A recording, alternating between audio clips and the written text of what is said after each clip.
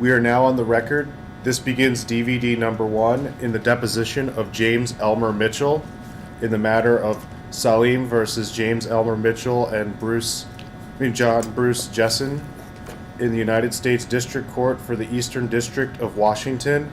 Today is January 16th, 2017, and the time is 10:19 a.m. This deposition is being taken at 130 North 18th Street, Philadelphia, Pennsylvania, at the request of Gibbons PC.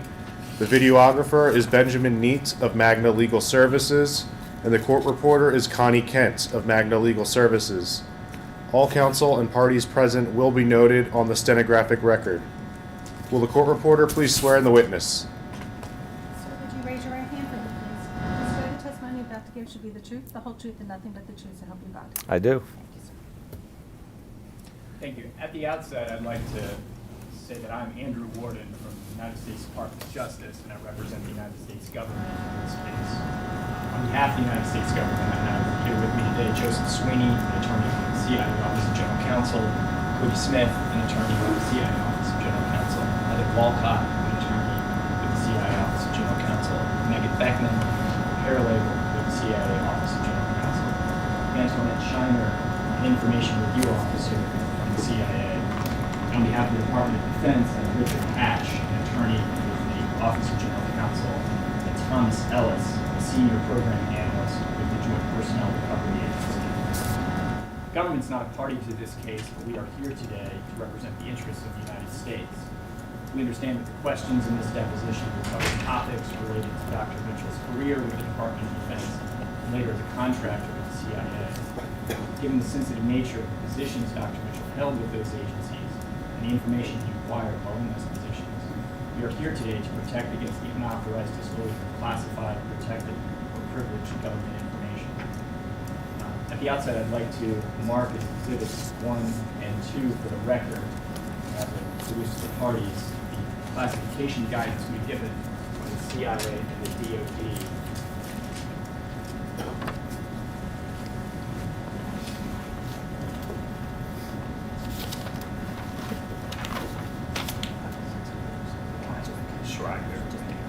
Just one, yeah. Take one.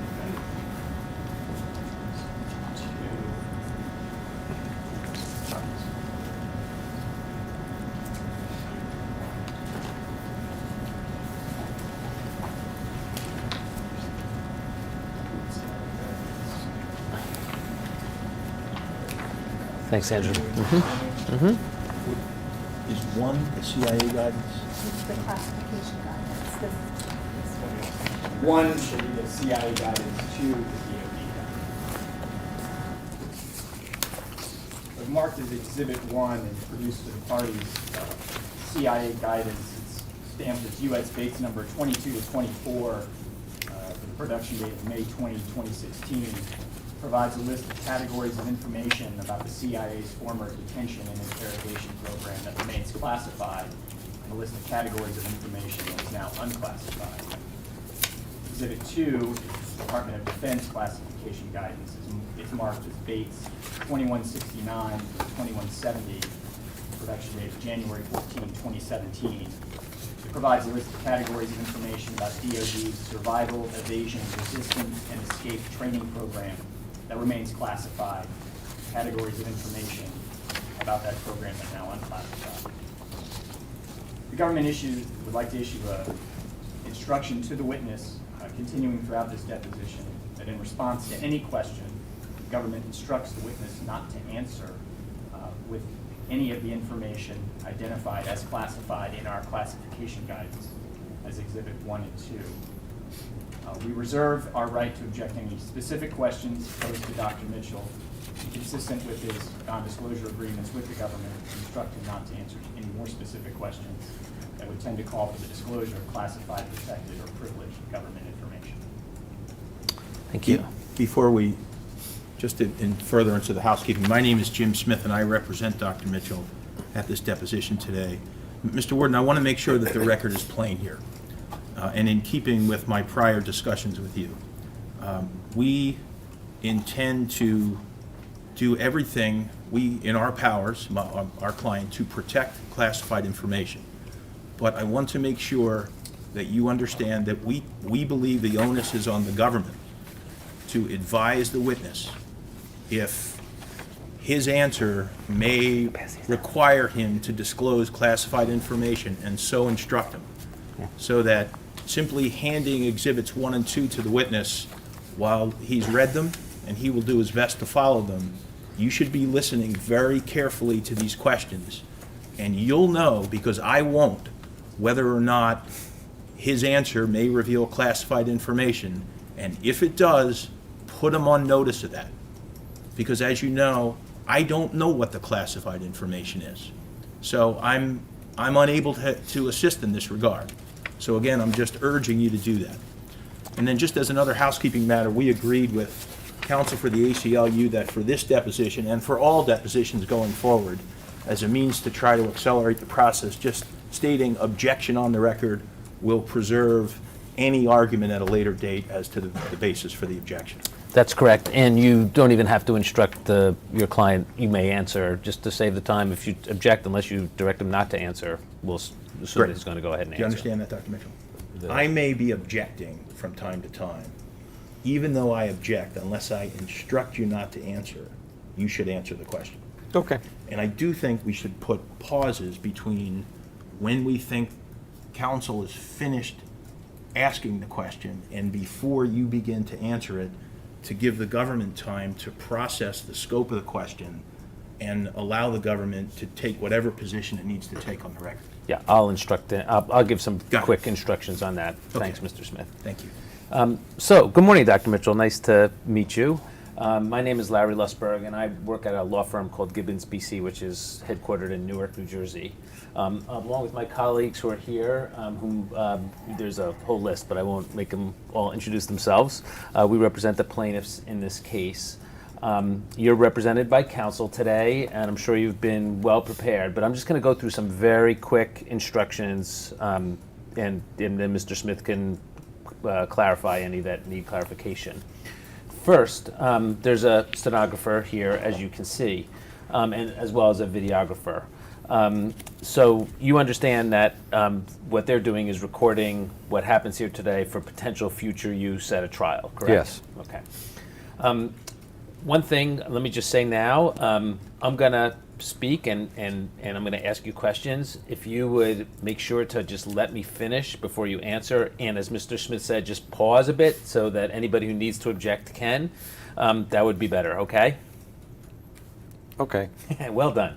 And I'll do the same. I mean, I'll let you finish your answers before I jump in with the next question. You've been sworn, so that oath is just the same as if you were at trial to tell the truth. Mr. Smith will be defending you, and he will, as he just said, object at times. Unless he directs you not to answer, you should answer the question. Do you understand that? Yes. Okay. One thing that's important at depositions, have you ever been deposed before, sir? Yes. Okay. More than once? Yes. Okay. So a lot of this is stuff I'm telling you that you know already, and so I apologize for that, but just to make it clear, if you don't understand a question, let me know. If you answer the question, we'll assume that you did understand it or at least had an understanding of it. Does that make sense to you? Yes. Okay. It's important, as you know, to verbalize your answers, because even though the videographer will be able to pick up, nods or shaking of the head, the court reporter can't. So if it's a yes, say yes. If it's a no, say no, and try to avoid just nodding or shaking your head. Okay. Yes. Are you on any drugs or medication or anything like that that would cause you to have any difficulty understanding or answering questions today? No. Okay. You should feel free to take a break we discussed as we were both getting coffee, a restroom or whatever, anytime you want. We're here for the day, so take your time and take whatever breaks you need.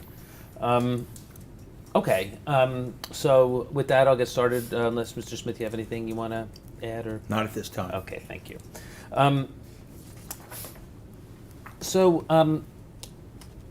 Dr. Mitchell, what did you do to prepare for this deposition? I read through your complaint. I read through some of the documents the government had released. Obviously, I spoke with my attorneys. Did you speak to anyone else?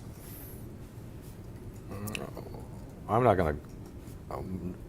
I did within the umbrella of attorney-client privilege, but I didn't otherwise. Okay, so you didn't speak to anybody other than counsel, and other than your counsel? And obviously, my co-defendant, because that's part of the process. Okay, so you spoke to your co-defendant as well? Okay. But you're And- talking about specifically in preparation for this. Yes. Yeah.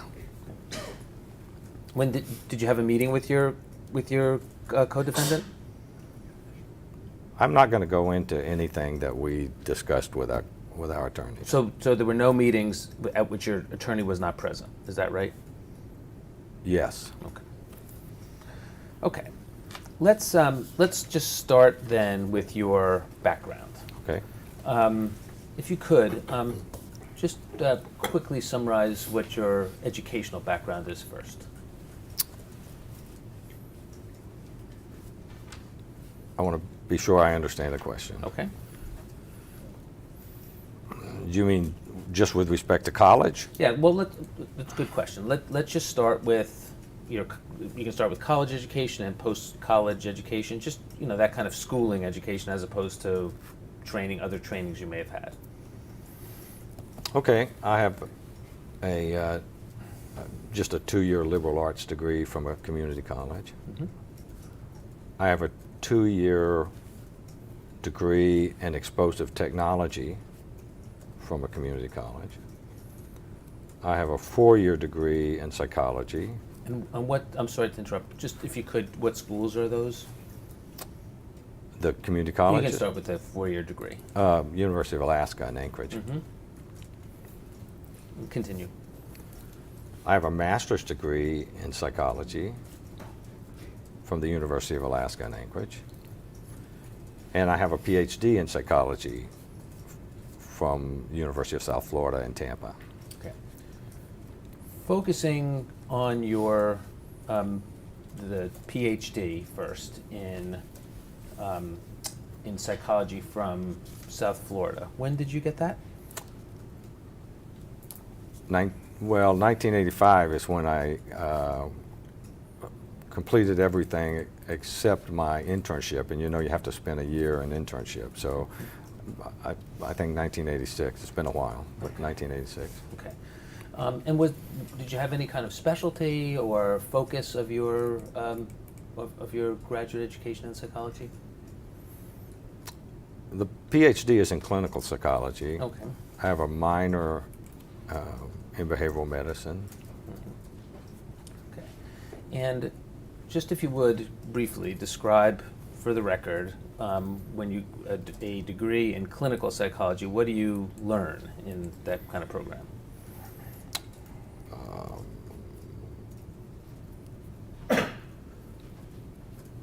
I want to be comprehensive, and organized. So you learn about personality issues. You learn about issues related to clinical diagnoses.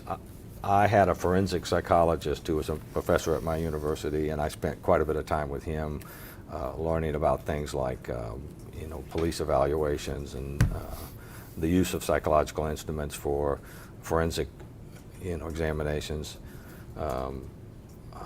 You learn about psychological testing, therapy, how to ask questions, how to establish rapport, it was a scientist practitioner model under the APA example. So you learn both the clinical piece of the thing as well as the other skills, but you also learn things like statistics and how to educate yourself about other topics. And that's just a general list of what comes to mind right now, recognizing that there would undoubtedly be other things that I'll remember. Okay. You mentioned that you learned about things like police evaluations and the use of psychological instruments for forensic examinations. Could you just elaborate on each of those? Sure. One of them was the use of psychological instruments in interviewing for evaluations where you look at a person who has committed a crime and you question them about their motives and beliefs around that crime that they've committed to determine whether or not they meet the McNaughton rules for admission, McNaughton rules for an insanity plea, basically. Mm-hmm. That's one piece of it. The other piece of it had to do with assessment and selections for police officers, who were going to be new hires for police officers, and the kinds of psychological characteristics that were likely to do well as a police officer and likely to do poorly as a police officer. That was more of a, because I knew the guy and he needed help, than part of the actual core curriculum. In fact, not that you will necessarily care, but you know how when you get a PhD you have to take comprehensive exams at the end of the thing? The comprehensive exam from his section of the school was all related to forensic psychology, and I was the first person to pass it in 7 years. So I think 7, could have been 5. Congratulations. Let me make sure I understand. One of the things you said was that you, well, let me just back up a second. You said that the comprehensive exam had to do with forensic psychology. Mm-hmm. When you say forensic psychology, what do you mean? I mean, he provided you with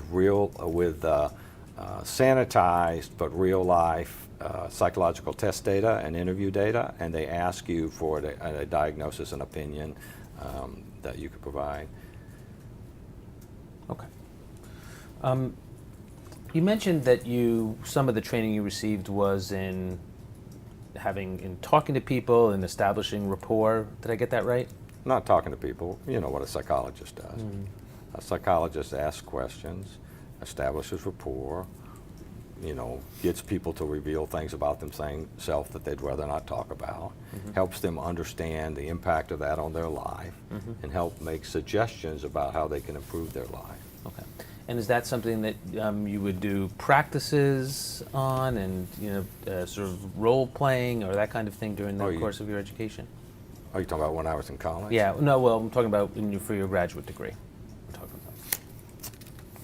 about. I worked at a private psychiatric hospital almost the entire time I was getting, because I came in with a master's, so to receive grant funding, the school hooked me up with a private psychiatric hospital, and so I worked at that private psychiatric hospital doing some police selection stuff, in addition to making various rotations in and around the various wards.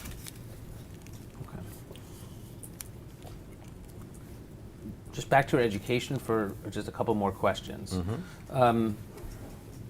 Did you have any study in general about how to talk to people or ask questions to people from different cultures? I don't remember that specifically being covered. Okay. Did you take courses in psychological experimentation? Well, I took courses in statistics and research. Yeah. Okay. Have you engaged in psychological experimentation during your career? I've done research on HIV. I was one of the first people to look at the impact of AIDS on the performance of pilots. Mm-hmm. I was one of many people who did that study, but Mm-hmm. So yes. Other than the study that you just mentioned on the effect of AIDS on pilots, any other psychological research that you've done? Are you talking about experimentation? Experimentation, research? Well, see, experiment to me means something different than Okay. it does to many people. What is Experiment it? to me has has a group that is the experimental group, and it has other groups that are control groups. Mm-hmm. When I did my dissertation, it had to be an experimental study in the sense that I'm using the term. Right? So I looked at the effects of diet and exercise on essential hypertension primarily because that's the only way that I could get a behavioral medicine degree, because you had to do it through the medical school. And so you had to get a professor that was at the medical school, and so I had to do some of his research. You mentioned that in your mind, experimentation requires having a testing group and a control group. In the absence of that, you would not, there's no other type of experimentation in your mind? No. I mean, not as I understand it now.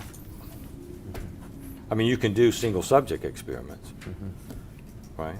But they end up having to be their own controls. So, like the study that you did on pilots and HIV, was there a control group in that? What you did in that particular study was you followed them over the years, and you looked at the metabolites of AIDS as it occurred in their cerebral spinal fluid, and you correlated the results of that with their cognitive functioning. Okay, but so that would not have been a study where there was actually literally a control group the way you were describing it before, right? It would not have been, you're right about that. Okay. How about ethics? Did you study psychological ethics during the course of your either in your PhD program or your master's program, any of like the ethics for psychologists? Yes. Okay. And what were the nature of those courses? I don't remember a specific course on, called ethics. I remember in terms of like personality testing, the ethics of the client-patient relationship, and what you could do with the testing and who you could reveal the test results to, that sort of stuff. Okay. Do you anything else that you recall about? So you're saying, strike that. So you're saying that you did not specifically recall taking a course in ethics during your PhD program? Not during the PhD program. I don't specifically recall. I'd have to look at my transcript. I haven't looked at that transcript since the 80s, so I don't specifically recall it because it just doesn't stand out. And the ethics issues that you just described had to do with the ethics of a client-patient relationship. Can you elaborate on that at all? Yeah, one of the things that you have to be sure to do is understand who the client is. In some cases, the client is the person who comes to you, and in other cases, your client is the government or someone else, and you have to be clear, who's the client, who's the patient, or even if it is a patient, because it might not be a patient, right? So if you're doing a police assessment, for example, assessment selection, the person's really not a patient, Right. and your client is the police department. And so, what are the ethical issues with regard to that? Who owns the information? Okay, so for purposes of like a privilege and that kind of thing. Well, there's debate, as you know, about what's privileged and what's not privileged. That's been going on for quite some time with psychologists. So, in general, most, at least the state that I was in, recognized it as a privilege as long as you didn't believe that the person was going to harm himself or harm someone else, in which case you were responsible for contacting, and alerting. You didn't necessarily have to reveal a lot of details, but you had to alert. During the course of your education, and we'll come back to this again in your practice, did you study the long-term psychological impact of trauma, for example, post-traumatic stress disorder, or anything along those lines?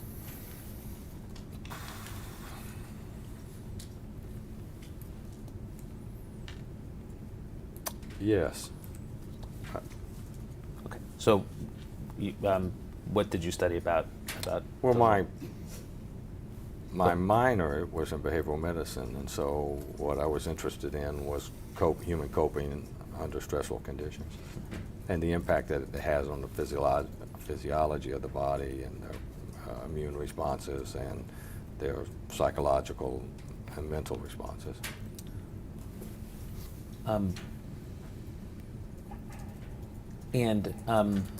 and in particular with regard to coping with trauma? I don't know. Well, it's, in psychology, trauma is one of those words that gets tossed around a lot. So without knowing what kind of trauma a person's talking about, I mean, some people, people report being traumatized by all sorts of stuff. So if the person came in and reported that they were being traumatized, by something, you would do some kind of an assessment to determine what the vocational and personality impact of that was. Okay. So let me just focus more specifically. Do you remember taking courses during the course of your education with regard to the effects of trauma? I don't remember a specific course that had that as like a course catalog feature of it, but it was spread throughout. It's a clinical program, so it was spread throughout the program. Okay. So you know what PTSD or post-traumatic stress disorder is? Yes. And do you agree that it's been recognized by mental health professionals for quite a long time, since at least 1980? I don't know whether it's since 1980 or not, but in my military career, I've actually done assessments of people for PTSD. So. Okay, so you recognize that there is such a thing as PTSD, right? Well, I know that the Diagnostic and Statistical Manual for Psychiatric Disorders includes a diagnosis of PTSD, so yes. And do you know how long it's been that PTSD has been listed in the Diagnostic and Statistical Manual? Has it been throughout your entire career? I think, the diagnosis has changed over the years, but I think in mid-'80s is when I first ran into that. Okay. So, thank you for spending a little time on your educational background. Let's talk now about the various jobs that you've had, because Okay. you mentioned you started to talk about that before. After you graduated from, I think you said the graduate degree was from South Florida, right? Right? What was the first job that you had? Okay, so my first job was not when I graduated from South Florida. No, I'm okay. So go So back you want to exclude some? You can go back as far as you want, but I'm interested in your career as a psychologist. Oh. Okay. So, what was the first job that you had as a psychologist, sir? I did my internship, which the Air Force calls a residency, at Wilford Hall Medical Center. And I stayed on staff there. Where's that? Lackland Air Force Base in Texas, San Antonio. Okay. And what was the nature of your work there? Well, during the internship, it covered the whole spectrum of things. I mean, it covered everything from, I tested out of the clinical piece of it because I'd had so much clinical experience. I doubled up on neuropsychology. There's a whole lot of focus on the particular kinds of examinations and investigations you do inside of the military.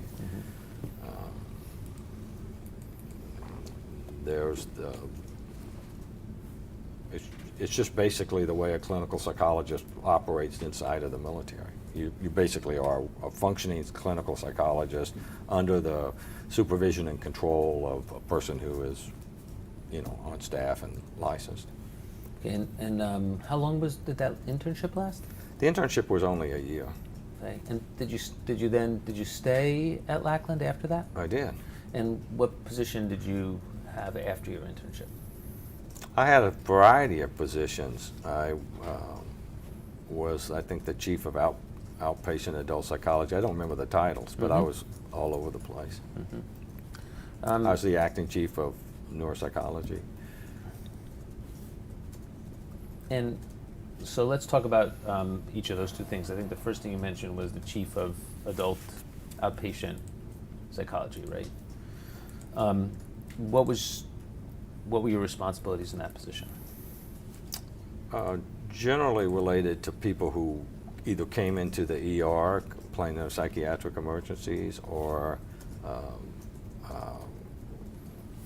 walked into the clinic in the morning. I was also the hostage negotiator for the law enforcement agency that was there. Okay, let's just put that on hold for 1 second. But Okay. when I hear chief, it sounds like you had a supervisory role. Is that correct? I was on staff. There were 10 psychology residents and 10 psychiatry residents who I helped with psychological issues around the sorts of intakes they were doing for the military. Okay. And so, how much of what you did was supervising, and how much of what you did was actually treating patients yourself?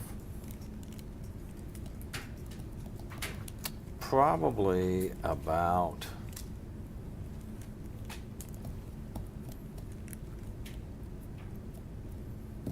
and this is a guess, 65, 35.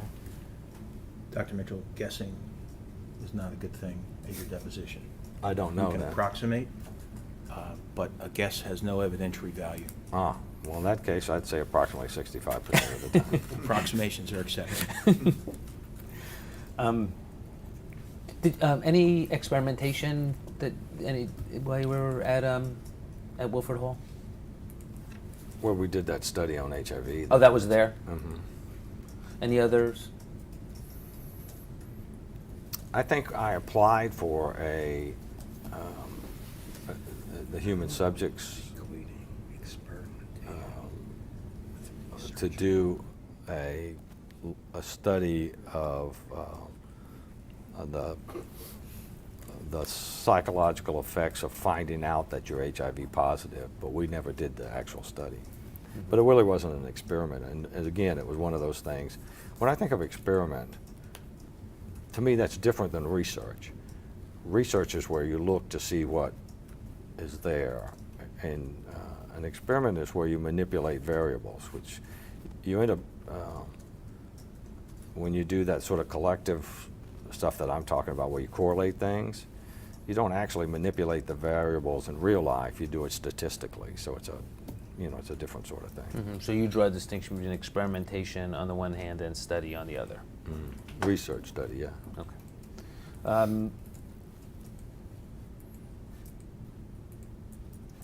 Okay. How long did you stay at Wilford Hall?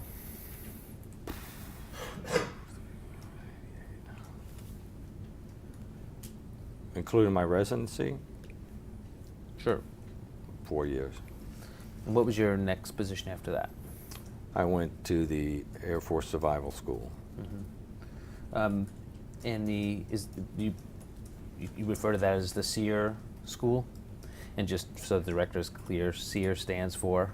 Survival, evasion, resistance, and escape. Okay. What were your responsibilities at the SEER school? They were very varied.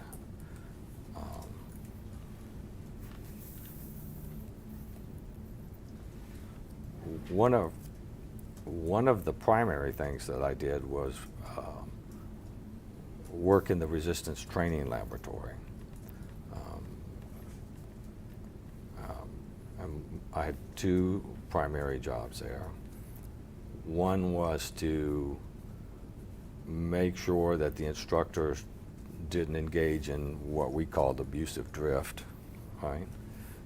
And the other one was to work with the students to be sure that as many of them got through the training as possible. But I had other duties there as well. Sometimes for JPRA, I would help them when they wanted to debrief returning POWs. Sometimes I would work with their advanced training unit to help them provide advanced SEER training to groups who are at higher risk of capture than ordinary military people.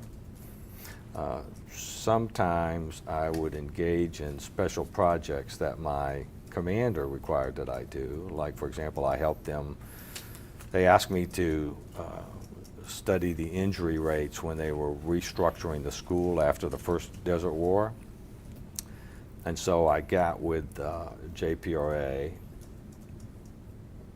I don't know if it was called that then, and contacted the other schools and asked about the individual techniques in terms of their injury rates and what they expected.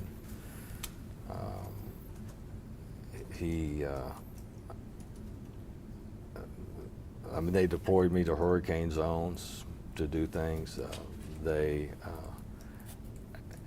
asked me to do a variety of different things. Like, for example, I was there when that B-52 crashed. It crashed about 100 yards from my office. We responded to the crash and did the critical incident debriefing stuff for all the families that were there. Because I responded immediately after the shooting that was there, because that shooter killed the psychiatrist and psychologist and a bunch of other people, and that person's, all of their psychiatric patients were in turmoil, and we had to manage that. So I'm trying to think of other stuff that I did. They loaned me out to our counterterrorist unit about 3 months of the year, starting in I want to say 93, until a position was made for me at that unit.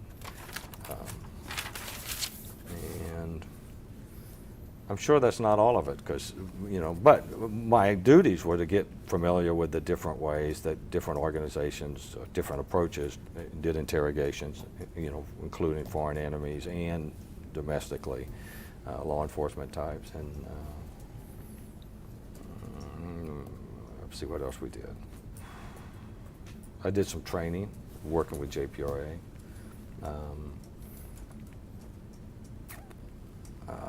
I did another thing that wasn't training, called with B-52 pilots that flew nukes, they would call it, they would capture them, and then they would actually interrogate them in a much more realistic setting than you did training, because they didn't actually train them. It was some sort of a readiness test. I think that's what it was called. I did some interrogations for the group wing commander in those settings. I did throughout my Air Force career, and continued to do it at the survival school. Friend of the court, evaluations, investigations into whether or not a person who had committed a crime, who was attempting to withhold information, actually met the McNaughton rules or not. And in the course of doing that, I questioned rapists, kidnappers, child molesters, petty thieves, people who had stolen hundreds of thousands of dollars worth of gear, that sort of stuff. The list goes on. It was 22 years. I'm not sure that I can recall them all right now. Fair enough. But if you have a document you'd like me to look at, I'd be happy to look at something. Sure, we'll have plenty of documents. Let me just go back to a couple of things that you said. Did you say that you did interrogations, including foreign enemies? No, did I Okay. say that? Oh, I just want to make sure, because it looks like you said that. No, I said my job was to get familiar with how foreign enemies interrogated people. Okay. It's a very different thing than what you just said. Okay, so you didn't actually do interrogations of... Of foreign enemies? Yeah. No. Okay. I want to just go back to a couple of other things that you said you did. One thing you talked about was, when you talked about your two primary responsibilities at the Sears School, one of them was to avoid abusive drift, and the other was to get the students, I take it, through the program. Is that right? Right. The students are not, they're high risk of capture warfighters. Right. When you say you would help to get them through, what do you mean by that? Sometimes people who have experienced trauma in the past, like, for example, a person who had been raped or robbed or beaten, in the course of the what they would call hard rounds at the school, would we experience some of the, with the emotional distress. And my job was to help them get through the training so that that did not ruin their career. Because for many people, in spite of the fact that it's voluntary, meaning that you can withdraw, it's a career ender. It's over. You go do something else. So the Air Force is, and the other organizations I work for are highly committed to, they don't want to spend $10 million on a person and then have them wash out because 18 years earlier they were in some sort of a, an altercation where they got hurt. Mm-hmm. Okay. So what would you do to assist them to get through so that there wasn't that waste of resources by the Air Force? Would you like me to give you a specific example? You can, if that would be helpful. It might be helpful. Mostly it's social influence stuff, right? So in the one case that I'm thinking about, we had a female who, I don't remember what kind of pilot she was, but she was something. She might have been a steward on a general's airplane, or she could have been a pilot, I just don't remember. And she had been raped. And when during the hard rounds, when they were yelling at her, she began to re-experience her rape. And she wanted to quit. And if she quit, then her career would be over. So I met with her, I listened to her story, and then I reframed what she was experiencing for her, because as you know, strong experiences can sometimes impact how things are remembered and then how they're stored again. So in her case, I said, isn't it interesting that SOB raped you 20 years ago, he's in jail, but he can reach into your future and take your future away from him. In which she said, I'm not going to let him do that. And then I was able to work with her because she was committed to viewing the emotional distress she was experiencing more as a crucible for getting better than an indication that she was broken. So it's, in a lot of cases, it's a matter of taking, emotions are accompanied by an urge to act. And in a lot of cases, what you have to do is figure out what that urge to act is and what they believe it means, and reframe it in a way that they can act on that urge to act, but it strengthens them. Because you sometimes can't make that go away, right? Okay, so one of the types of, I don't know whether you would call them patients or, the SEER trainees. I don't think they think of them as patients. Yeah, let's call, is that a SEER trainee, one of the types of SEER trainee that you would assist would be people who had something in their background that made you, that you were aware of, that you would help them through, right? No. That you would become aware of. I'd become aware of when they acted out. Okay. How about just normal people going through the SEER program? They understood, right, that you were available in the event that you were needed, right?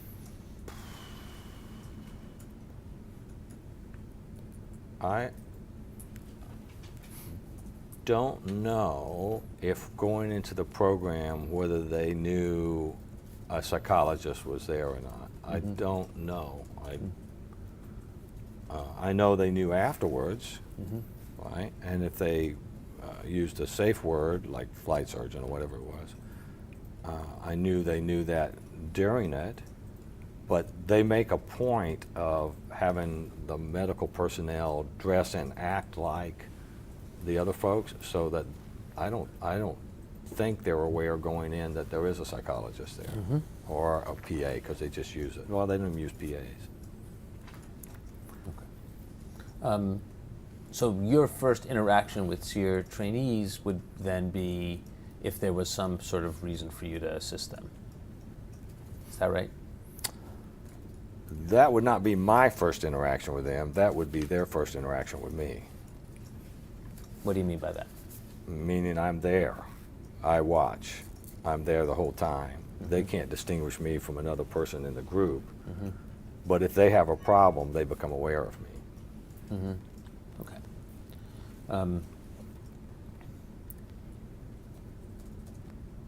You talked about abusive drift, and I've seen some other writings that you've done on that.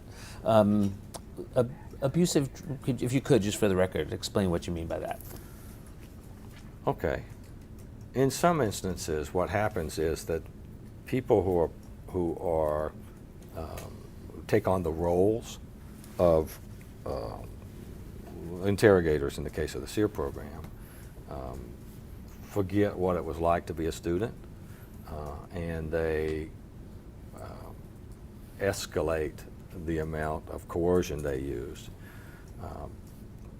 And that happens over time, and the thing that the psychologist that's present there is supposed to do, along with the supervisors, is monitor that and intervene in real time, and to do annual assessments, and to do special assessments if that person's boss or the wing commander or someone else wanted you to do that. And also to do some training with them so that they understood what the mechanisms were that were likely to impact them. And I think that was probably it. I mean, there's more, but I can't remember it offhand. There's more. With respect to what you do to prevent abusive drift. One thing that you also mentioned was that you would brief returning POWs. I didn't say brief. Okay, what did I you said debrief? I would help JPRA debrief some returning Debrief POWs. was what I meant to say. Okay, and what was that? Explain what that means. Well, the time that came to mind when you mentioned that was right after the first Desert War. There was a brouhaha that occurred among the POWs, and they were unhappy with each other because of some of the stuff that had occurred inside of their holding cells. And they got me and Dr. Jessen and the SEER psychologists from the Tier 1 units to meet with those folks and to discuss, to take their story and to discuss what was going on and try to get rid of some of the tension that was among them, that sort of stuff. Okay. Did you assist them to overcome the trauma that being a POW must have had?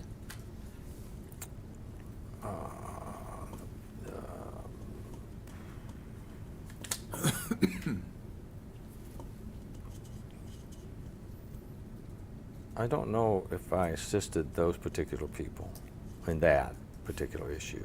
Some of them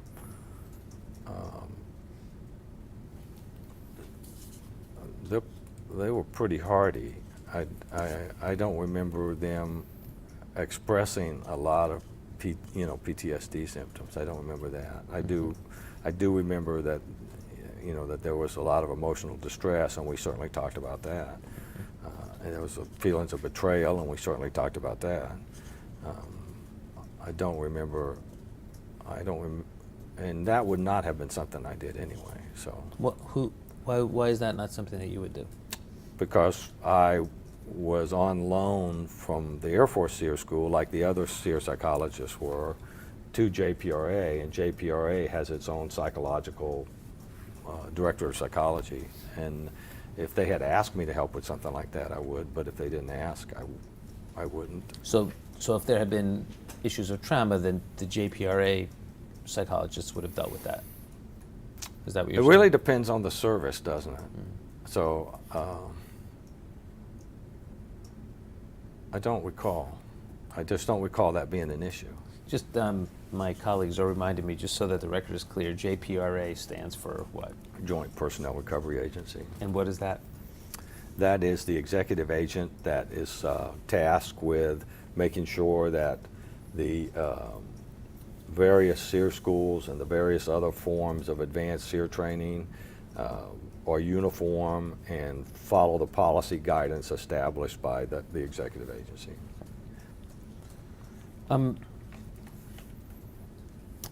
Okay. With regard to, so you were at the Sears School then for how long did you do that? 89 to sometime in 96. Okay. And after that? I went to a counterterrorist unit. And what was that? Explain what that position was. Just what your job was there. From the government's angle, we would instruct students not to answer for the provide a brief description of the counterterrorism unit, any details beyond that. Okay. Job functionalities. Fair enough. Objectives, classified, Got it. So I guess you can provide a brief discussion of what it was. I did a variety of tasks for them. The primary focus really was on things like war criminals and terrorists. I don't know how much more I can say than that. I really don't.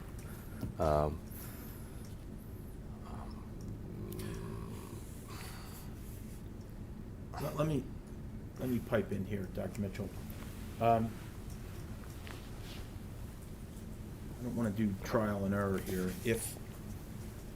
I don't know what your answer is, but if you need to confer with the government to find out what you're permitted to say, I think that would probably be the better way to handle a situation like this. I have no objection to that. Okay, so why don't we go off the record? We'll give you the opportunity to confer with the appropriate government official over there, and then we'll go back on the record and you can continue your answer. All right? Okay. Thank you. The time is 11:10 a.m. We are now off the video record. The time is 11:20 a.m. We are now back on the video record. How do you want to handle this, Jim? Well, we are in the process of getting a resume We can- copied. And if you have it, Yes. the So- government has allowed the witness to amplify a little bit more in response to the question. Let's mark it. So let's mark it and Okay, so let's mark this as, how about I think we're up to JEM1? 3. Oh, we're up to 3, okay. Well, we marked 1 and 2. Okay, so we'll just go 3, okay, fine.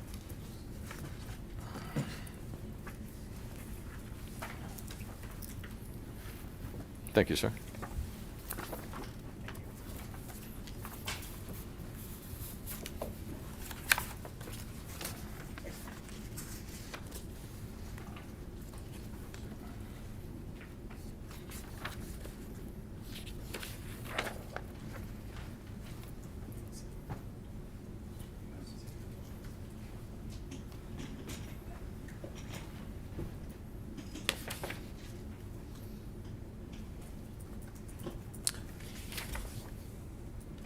Dr. Mitchell, let me know when you've had a chance to take a look at that and, Yeah, I'm just trying to sort out where it came from. yep.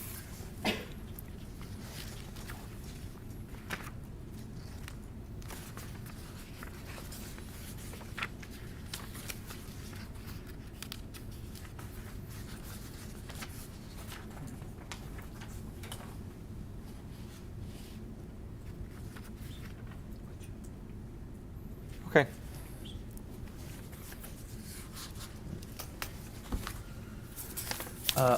Okay, the specific job experience that we were talking about was, if you look at the second page of Exhibit 3, it was it looks like it's the period 1996 to 2001. Says 24th Special Tactics Squadron, USAF, Pope Air Force Base, North Carolina. Do you see that? I do. And it lists there a number of job responsibilities or functions that you performed. Is that Yeah, right? These are the ones that were unclassified that I could put on here because, as you know, when it comes to classification, there's a need to know issue. So there were things that I did for them that went beyond what's here. Okay. So, if we could though, if you could just talk about the ones that are here. Okay. And we understand that this is an incomplete list of your functions because of what's classified, so we all understand that. Okay. I appreciate that. So, let me just ask a couple of questions about these specific areas, and we'll try to stay within them so as not to go into any classified information. One of the things it talks about is performed critical incident debriefings. You see that? What does that mean?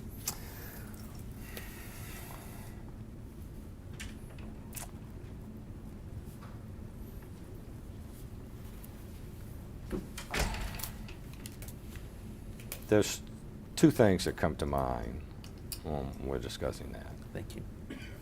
The first thing is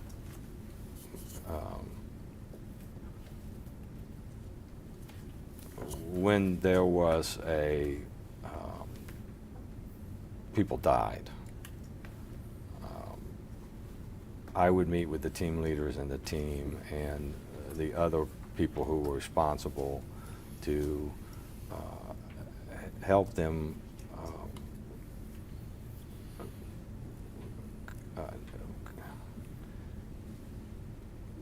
to help them walk through the issue, do a critical incident timeline, walk through the issue, figure out what each person had done at each section, how it impacted the other people, what the beliefs and expectations were about what they were supposed to do, and then try to diffuse, as you might imagine in one of those units, the kind of high-spirited guys that you're dealing with, and gals in some cases, that you're dealing with, any kind of conflicts that are around who's blaming who for what happened when people died. Also, there were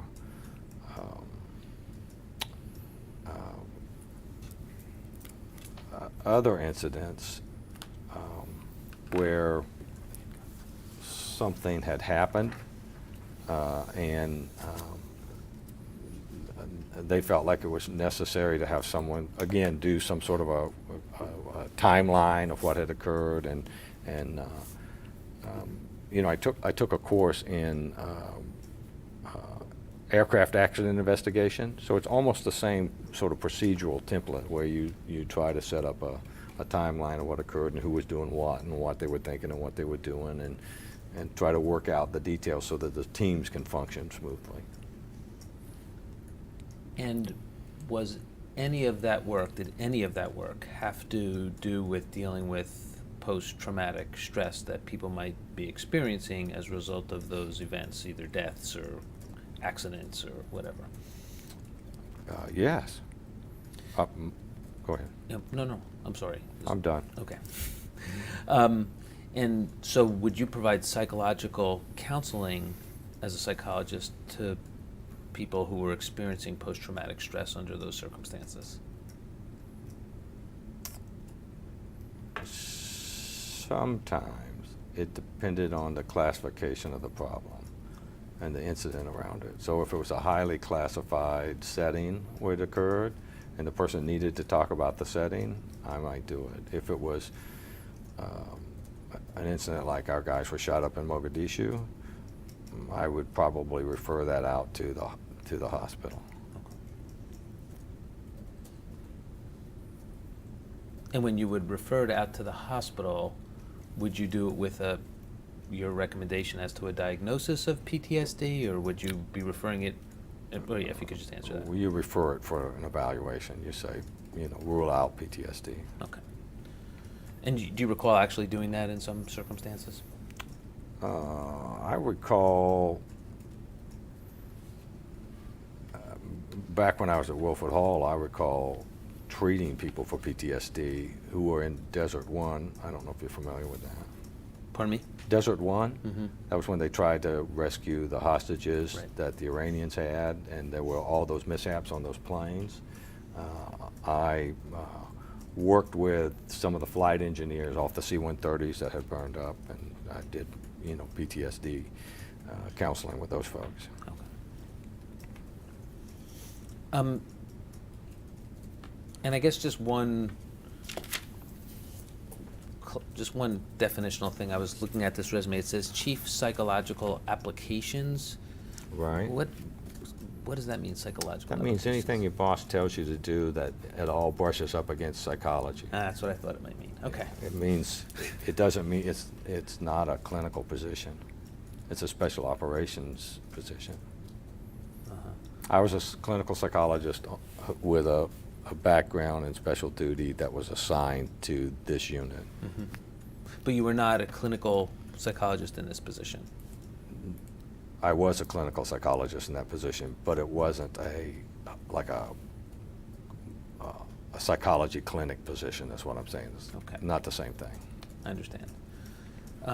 Okay, let's move on from that. And the next, and this will help us to go through this.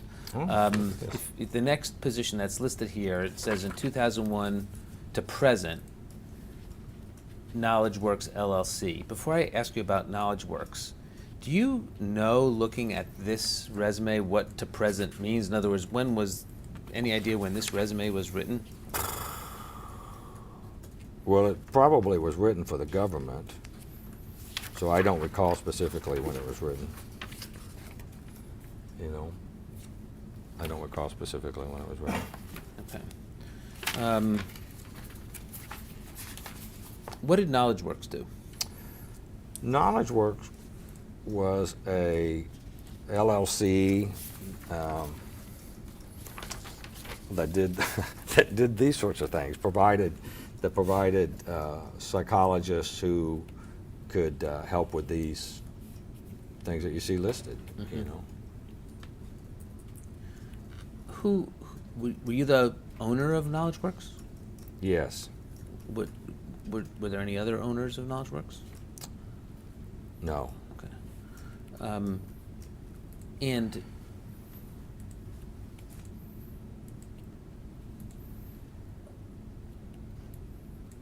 Yeah, this was just my functioning LLC. mm-hmm. And so, leaving aside these general descriptions, who were your clients at Knowledge Works? Would have been the government. Okay. Any private enterprise? If it was a private enterprise, it would have been somebody with a classified contract for the government. Okay. How many people worked at Knowledge Works? Me? One.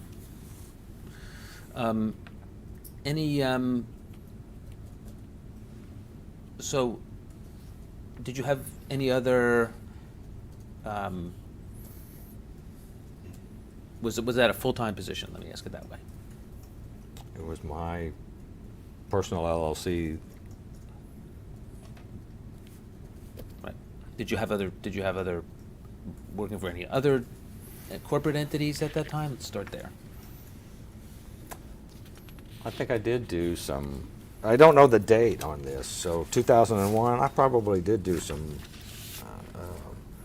work for some corporations there who would, probably. Mm-hmm.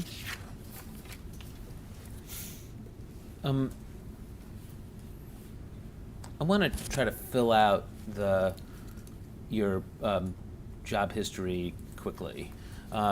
Beyond Knowledge Works, which this says 2001 to present, and as you pointed out, you don't know exactly when that was. But obviously, we know that there was Mitchell, Jessen, and Associates, and I just want to make sure we have all of the other corporate entities that you may have been involved with since this time. Were there others, first of all? You mean my personal ones? Yes. Yes. And I'm trying to remember what they were called. I think one of them was, yes. Do you remember the names of any of them? I do. What were they? What If and Mind Science. And Dr. Mitchell, when did those exist?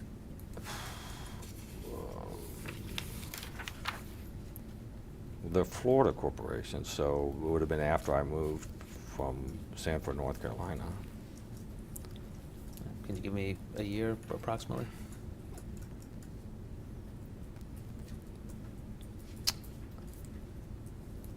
It's an approximation, circa 2004. If you've got something that could refresh my memory, I would welcome it, because I don't recall when I moved from. Yeah.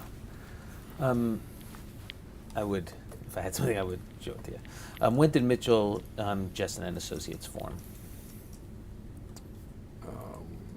I think the original company formed sometime in 2005, maybe late 2004. I don't recall exactly, but to the best of my recollection, it was sometime in 2005. And What If and Mind Science, those two entities that you mentioned before, did they predated Mitchell, Jessen and Associates? No, What If became Mind Science. I Okay. just changed the name. Okay. And Mind Science was my personal LLC that I billed Mitchell, Jessen and Associates with. Okay. That you build. I'm sorry. What does that mean? That means we subcontracted with my LLC. I see. So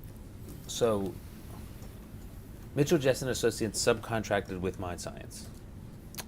Mind Science was a subcontractor of Mitchell, Jessen and Associates. Got it. And At least that's my recollection. And what kind of work did Mind Science and What If before it do? It did the work for the CIA. So was there any distinction between the work that it did and the work that Mitchell, Jessen and Associates did? Yes, because if I had some downtime, which wasn't a lot, I did some stuff for the Department of Defense. And so I would have used Mind Science to build the company that I did some subcontracting for the Department of Defense with as well. Okay. Whereas, I'm sorry. Just finish your sentence. I did. Okay. And was there, no, strike that, move on. Let's just, since we're on this resume, I just want to ask you about a couple of the presentations. There's several pages here of presentations and Yeah, publications. I wish I'd have seen this earlier. I think I could have saved you some time. Well, unfortunately, it's just the way we do it. I'm not gonna ask you about all of them, I promise. You did a lot of presentations. But I want to ask about a couple of them.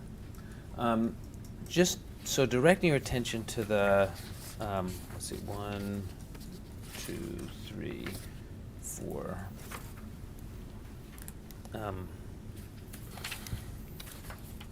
To the fourth page, I want to ask you, at the bottom of the fourth page, there's a presentation that says, Mitchell James E., that's you, captivity, familiarization, and learned helplessness. Do you remember what that was about? Yeah, I do remember what that was about. Great. What was it? Essentially, when you use the word learned helplessness, it gets used by psychologists in at least two different ways. One way is the outcome of the experimental group in Martin Seligman's learned helplessness research, right? That's not how I'm referring to it here. What I'm referring to is that sometimes when people get in situations where they can't, they feel like they don't have a way out of it, they begin to experience a sense of that they can no longer organize and execute the courses of action necessary to, get out of the thing. And the kind of acquired helplessness, because learns means acquired, that I'm talking about, exists on a continuum from just being able to perceive it all the way to the debilitating end of this thing. And what this focused on was the two things, as I recall. It was the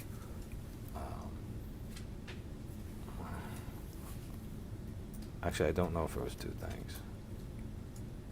If you have the paper, I'd be happy to answer any questions you have about it. But my belief right now, without having the paper to look at to refresh my memory, is that the focus really was on two things. Was to ensure that the training didn't produce the catastrophic kind of learned helplessness over here, because for the training to be effective, you have to get a little bit of helplessness going, because what happens then is the person begins to search for a way out of it, and you want that search for a way out of it piece of it, but you don't want the profound helplessness that leads to depression and passivity and withdrawal and an inability to sort of seek a solution, right? The Seligman type. Yeah, the Seligman outcome of the experimental Right. thing. It's more consistent with the control group and the escape group in Seligman's research, where what happens is you have the exact same initial paradigm, but when the person begins to experience helplessness, one group is allowed to escape and the other group isn't. What happens in the escape group is that they become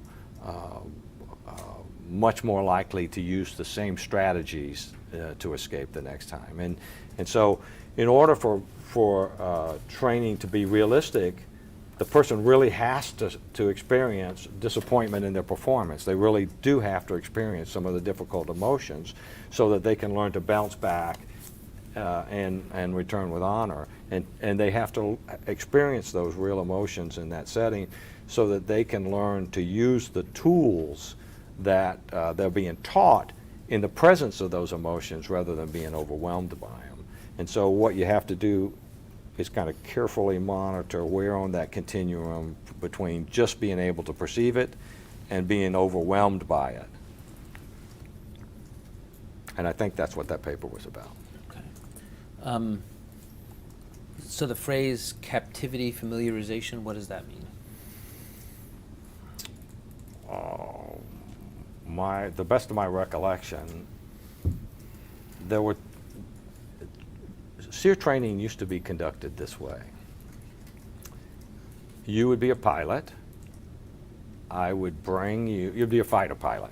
Mm-hmm. You would come to the Air Force Survival School. We would give you all the classes in resisting interrogation, and then we would put you in the interrogation lab, and we would see how you did. Mm-hmm.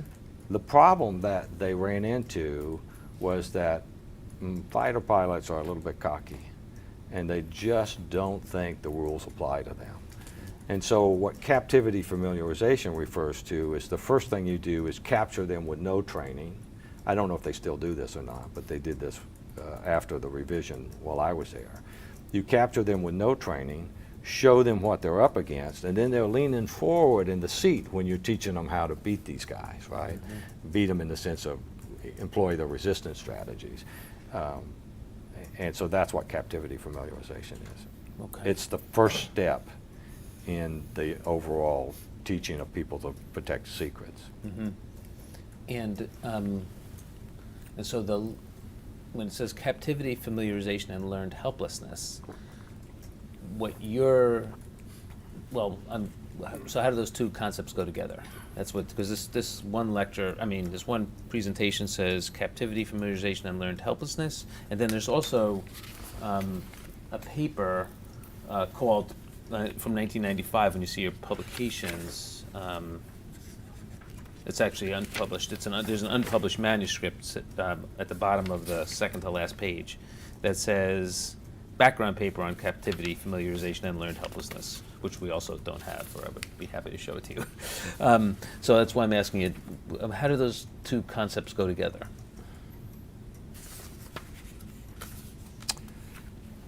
There was some resistance in the school to capture pilots before you did the training and expose them to what captivity was really going to be like, mm-hmm. because the belief was, among some, as I recall, why are we wasting the money? Why don't we just train them and then put them in? Well, the problem with that was that our experience after Desert Storm was that they were not as confident in their ability to resist. So the point of captivity familiarization was to show them what they were up against and then give them the tools to deal with it, and then put them back into a laboratory where they could have a more successful experience. So that's how they relate.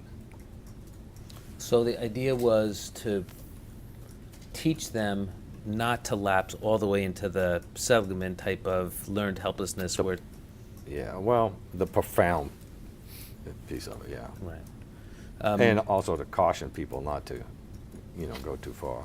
Right. At the time that you were making this presentation, writing this paper, did you focus at all or discuss with anyone the idea of inducing a state of learned helplessness as an interrogation technique? No. Okay. And is there any relationship in your view between learned helplessness and post-traumatic stress disorder? Yes. What is that relationship?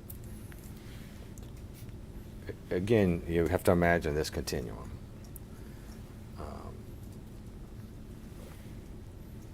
On this end of it, successfully dealing with acquired helplessness, not Seligman's outcome, right? But the acquired helplessness would help alleviate post-traumatic stress disorder, in my opinion. On that end of it, it could actually induce it. So, Did you study that at all? in what way? Did you study the relationship between post-traumatic stress disorder and learned helplessness? I reviewed I don't recall. So, what you just told us, which is that along the spectrum there may be varying degrees of and correct me if I don't mean to mischaracterize it. Correct me if I do. That as you reach the far extremes of learned helplessness, that would correlate, in your view, with post-traumatic stress disorder. Did I get that right? It would likely correlate, Mm-hmm. right? If by that you meant some people would develop it and some people wouldn't. More people would develop it at the extreme than for the people who experience less learned helplessness, right? I would think that was true. Okay. Well, when you say you would think that's true, I think that's what you testified, and I'm just wondering what the scientific basis of that was. I believe, and again, I don't have it. I mean, you're talking about 1995. So, Yes. I believe one of the theories of PTSD was learned helplessness, and I believe that I reviewed the writings on that. That's what I believe, but We'll come back a little bit to learned helplessness later, but what relationship is there, in your view, between torture and learned helplessness? I would guess it would depend on the frequency, intensity, duration, and ambiguity of the coercive pressure that was used and the psychological resilience of the person. And would your answer be the same if I asked you what the relationship is between torture and post-traumatic stress disorder? It would be the same. Okay. Let me ask you about another paper. That this one is one that's published, although I don't have it either. This is on the second to last page of that resume. And it's a 1995 paper that says, written by you and by Dr. Jessen, called The Circle Concept, Its Use in Resistance Training. Do you see that one? I don't. Where is it? It's the second to last page. It's the third document down under publications. I see it. Okay. I'm going to need to talk to the lawyers. Well, maybe not. Go ahead and ask your question. So I just was, well, why don't I ask it in a very general way and, Okay. and see if you can answer it in a way that will be appropriate. Mhm. What was the paper about? mean, it's a published document. It's published in a classified journal. Oh, that's a classified journal. The Senior Instructor Bulletin is classified? Okay. The paper's about what the title says. Well, I don't know what the circle concept means, so that's why I need. I think at this point, we instruct the witness not to answer Okay. any questions on the circle concept. Okay. Given that you retracted all of it from that paper where we discussed it,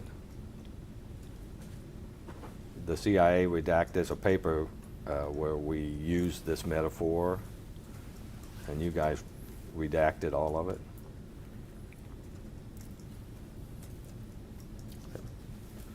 I'm going to read you a quotation from a book.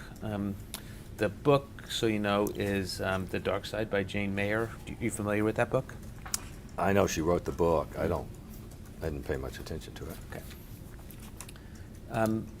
So I'm going to read you a quote and ask you your reaction to it. The quote is, according to Steve Kleiman, a reserve Air Force colonel and an experienced interrogator who has known Mitchell personally for years, learned helplessness was his whole paradigm.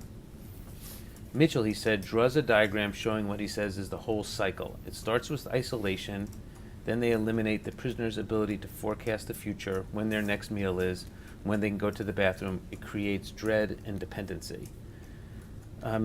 Is that an accurate description of your, quote, whole paradigm? No, What's wrong with it? it's just not my paradigm. In what sense? In the sense that it's not my paradigm. Okay, what's different between your paradigm and what's described in that book? Objection. You can answer. Oh.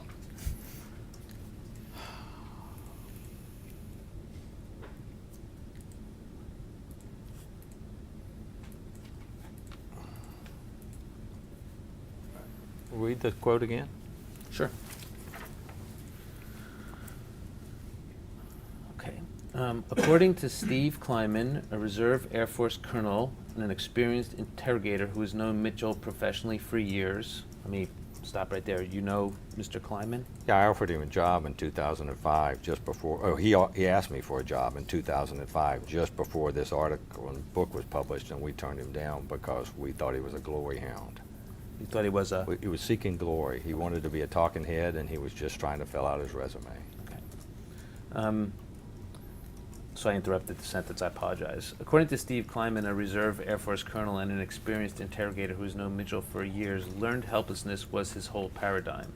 Mitchell, he said, draws a diagram showing what he says is the whole cycle. It starts with isolation, then they eliminate the prisoner's ability to forecast the future, when their next meal is, when they can go to the bathroom. It creates dread and dependency. And the question I had asked was, you had said that is not your paradigm, and so my question had been, what's different about that from your paradigm? Well, that's And there was an objection. There was an Yeah. objection. Well, that's a description of a paradigm that some people in foreign countries have used, and it's a description of a paradigm that produces increased dependence, but it doesn't necessarily lead to learned helplessness. Okay. When you say it doesn't necessarily lead to learned helplessness, it could lead to learned helplessness. Is that right? I don't know. I don't know because I don't know that that condition is inescapable or that the person has difficulty coping with it. So I don't know. You'd have to look at the situation and you'd have to look at the person.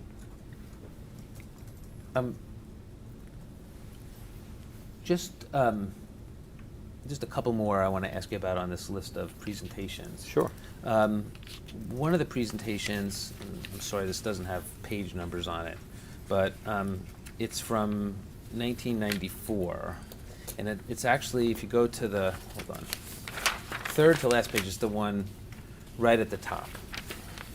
And I know I see that it's it's an annual meeting of the Department of Defense Senior Psychologists. Is that mean that this one's called Reducing Resistance Training Related Injury Rates. Right? You see that? Yes, sir.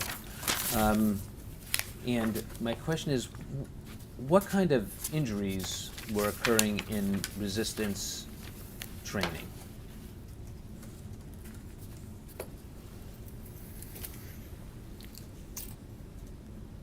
I'm going to describe the SEER-related techniques that have not been discussed yet and have not been cleared by the government. So my understanding is the individual SEER techniques they use are not classified. There was a process that they used called manhandling, where you essentially swing the person in a figure eight. If you guys are going to object, this is the time. All right? And what that did is it could, if done improperly or done by a person who is very strong, it could result in whiplash injuries to the neck, especially if they didn't use the special improvised collar properly. The other kinds of injuries had to do with orthopedic injuries to the knee, I think, the knees, because they, some folks use cramp confinement, but the boxes at the SEER school are really small, and they have special slots where they can make them super small. The other thing they do at the SEER school that they did to me is they'll put you in a 55-gallon drum and fill it up with water and cover the lid so that the water's just under your nose, or at least they would do that when I was there. So sometimes there were injuries related to that. There were some injuries, but and these were rare injuries, right? I mean, I only found one instance of a person who had a herniated disc from a manhandle, right? But lower back strain was a little bit more common. But it was still in very low numbers.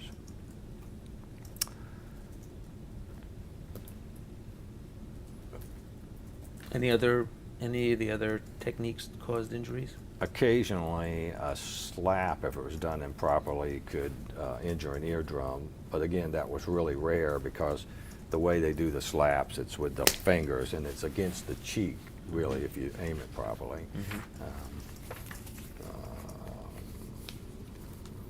Walling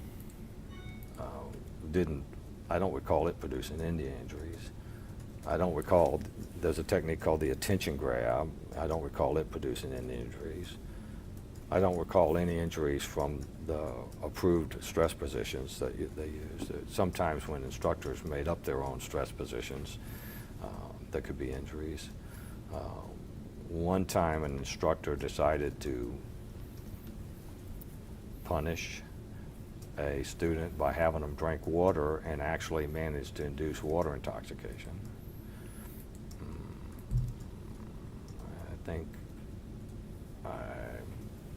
I don't recall that paper focusing on psychological problems because we just didn't see a lot of that coming out of training. So I just want to make sure I understand what you said. The paper didn't focus on psychological problems because you weren't seeing psychological problems as a result of SEER training? What I said is I don't recall the paper doing that. Okay. If we had the paper, I'd be happy to look at it and explain any paragraphs or any comments or any terms. Sure. But I don't have the paper. Yeah. But I don't recall that.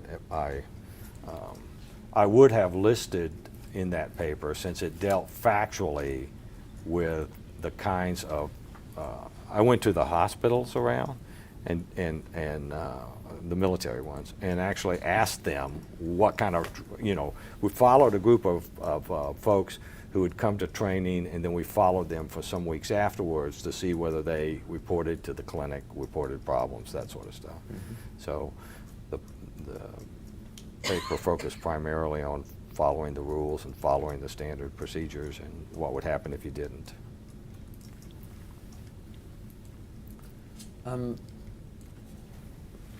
Did you, sorry, I have to pull that off. Did you give any presentations or do any writing with regard to interrogation? I did, at this particular point, as in-service training for the psychological technicians that work for me, we did quite a bit of self-study in various kinds of but I didn't give conference. I didn't give conference stuff. So the answer is yes. Okay. And how about on, did you give any presentations or do any, or write anything that you recall on issues of trauma or post-traumatic stress disorder? Well, when I was at the survival school, I actually did a series of evaluations of pilots that reported having post-traumatic stress disorder. And I had to brief my commander about the symptomatology they experienced and what the probability was of being able to keep them in flying and that sort of stuff, which is the primary goal.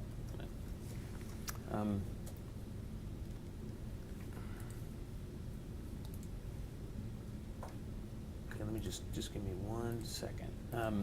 We just one more thing on the just back to learned helplessness for a second. You mentioned Dr. Seligman. Yes, sir. If I recall correctly from your book, you met with Dr. Seligman, correct? Before I was involved in the interrogation program at all, yes. And what was the nature of your discussions with Dr. Seligman? Okay. Dr. Seligman held a special meeting at his house for the FBI. The FBI invited me, along with one other. Well, actually, I guess the FBI invited the CIA officer, and the officer cleared it with the FBI and brought me as well. Okay. Right? And so I attended that conference at his house. Right here in Philadelphia. And what was the subject of the conference? He had a variety of, I don't know what you'd call them, experts on various things who talked about how they thought their approaches could affect the war on terror. Okay. So this was post 9/11, right? It was post 9/11. Yeah, it was, and in fact, it was in April of 2002. Okay. Late March, actually, I think, probably. Okay. For some reason, I thought it was in December '01, but I could be wrong. No. Okay. And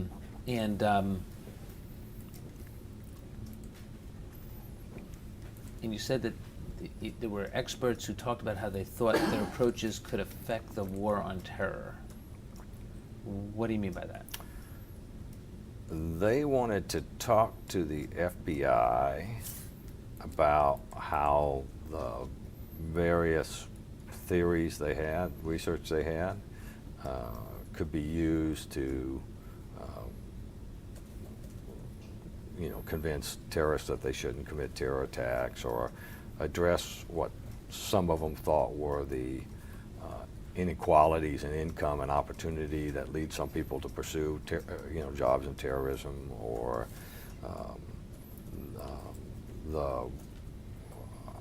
how to make. I'm trying to remember all the topics, and I'm having a little trouble remembering them, but I can tell you one topic that wasn't discussed. Well, I was about to ask you, I'm sure. Go ahead. Go ahead and ask me. Interrogation. No interrogation, nor learned helplessness. So there was a meeting with Dr. Seligman, who's the father of this learned helplessness theory, and there's no discussion with him about learned helplessness? No, because it wasn't that kind of discussion. It was more of a policy, things they wanted to get to the brass kind of thing. And there was no discussion of, in terms of responses to terrorism, about interrogation of terrorists? Or? I don't remember, to be candid. Certainly none that involved learned helplessness. There might have been, It was primarily focused on the law enforcement efforts of the FBI, is what the conference was primarily focused on. And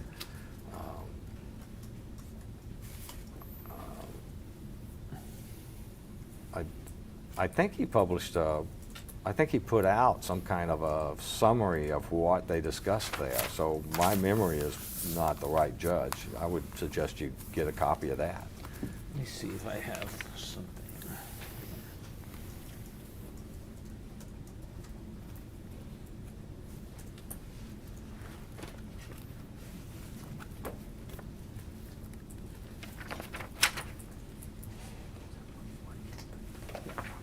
I got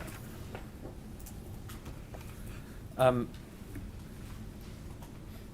Following that meeting,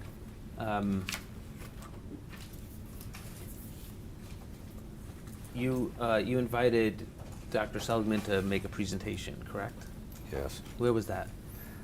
It was in San Diego. Who was it for? It was for the SEER Psychology Conference for that year. And what did he speak about? I asked him to do a presentation on learned optimism, which is the opposite of learned helplessness. It's what I was describing, how when you put a person in a situation where they first begin to experience some sensations of helplessness and then you give them an opportunity to successfully cope with it, it kind of burns in the optimism and increases the tendency of the person to continue to try to resolve the problem. And I thought that what he would do, and I think he actually did do, is, and I say I think he actually did do it, because I wasn't there, I was deployed, was talk about how that relates to POWs coming back. Okay. So Dr. Seligman is quoted as saying that he was invited to speak about how American personnel could use what is known about learned helplessness to resist torture and evade successful interrogation by their captors. This is what I spoke about. Is that consistent with, I'm just not sure whether that's consistent with what you just said. Objection. You can answer. I don't know what he said. I don't know what was in his mind. All I know is what I asked him to talk about. And what I asked him to talk about was the other end of that, which is his studies on learned optimism. Did you ever speak to him about learned helplessness?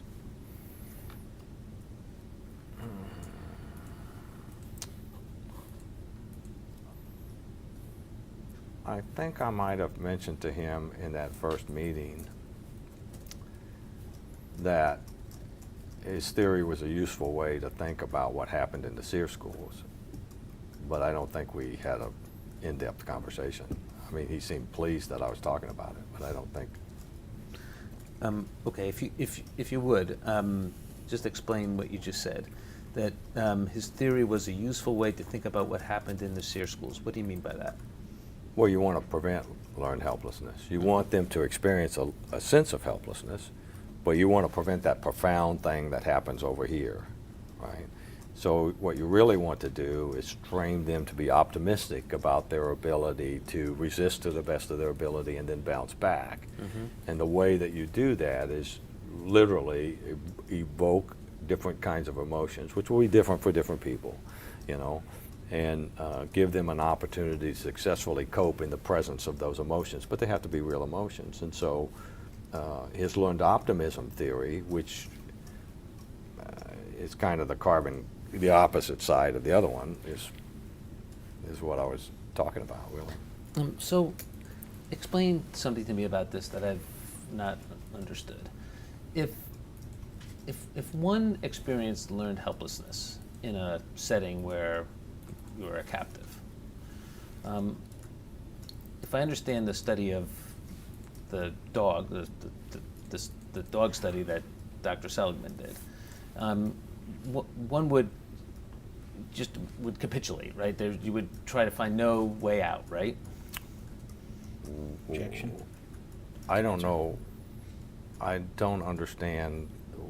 Are you asking me to describe his dog studies? No, I'm trying to understand the application of that to a human being in captivity and what it would mean. So if yeah, just, is that something that you can explain, or you want me to be more specific with my question? I'm happy to try to be, it wasn't a particularly good question.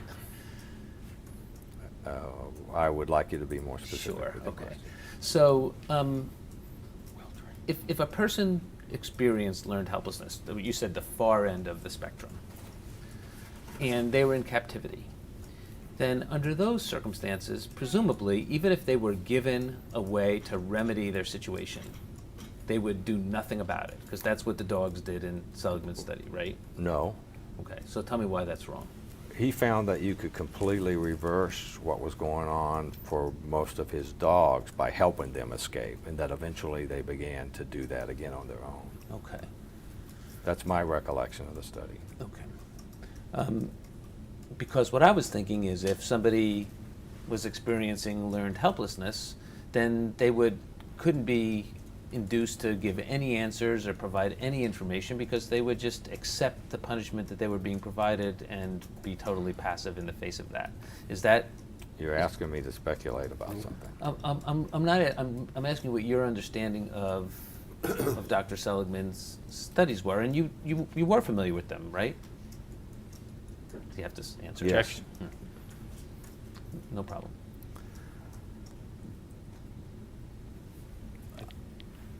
Is the question, were you familiar with them? Is that? That was the there were last multiple one, and questions. then That question's been answered.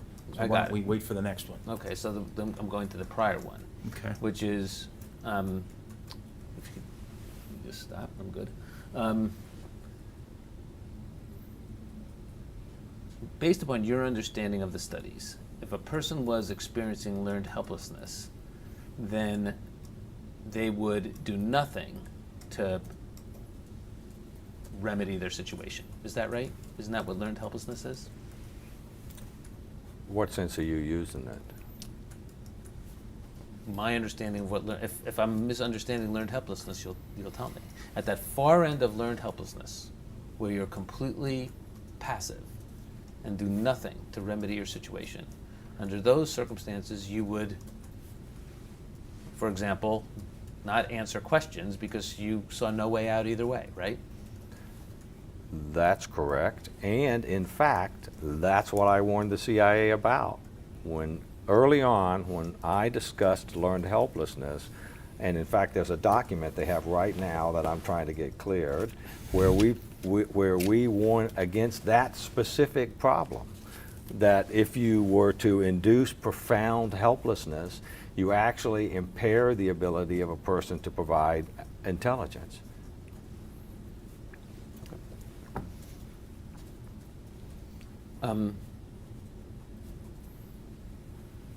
All right, we'll probably come back to learned helplessness.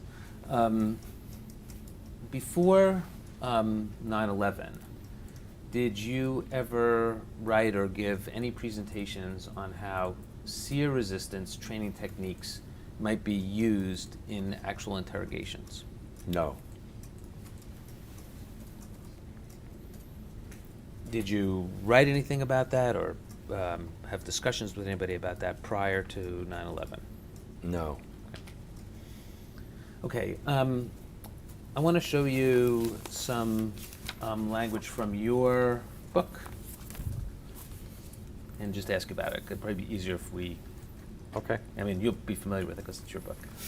I might not remember every word. I get it. Some words may not be yours. That's true. Yeah. So we'll mark this as, Tell me what he does. what were we on 4, right? You hungry? Okay, 10 minutes? Okay, we'll take a break in 10 minutes. Thank you. Well, he's got 10 minutes left on the disc. Let's do that 10 minutes. Yeah, why don't we and do then that when 10 he's minutes? Is that all finished right? with the disc, Yeah, we can do sure. it, 'cause I think you want to mark this as whatever this is. Yeah, this is 4. Thank you. Is this the book as it went It's the to original. press, or It's the book as No. we got it. no? This is not the book that went to press. This is an early draft that was submitted to the CIA in August of 15. Well, let me point you to some language, and you can tell me whether, to your Okay. knowledge, it's still accurate or got changed. Sure. Actually, just so you know, we're still on talking about your background, and you talk about your background in the book. Okay. And let me direct your attention in that regard to page 59. Okay.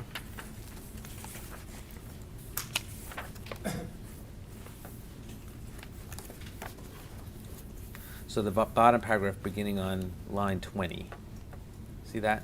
Yes. So just to make this a little bit easier, why don't you just read that paragraph, and then I'll ask you about it. So the paragraph To beginning himself with... or into the record?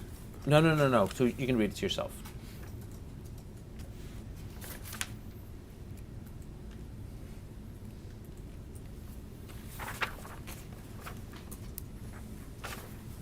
Okay.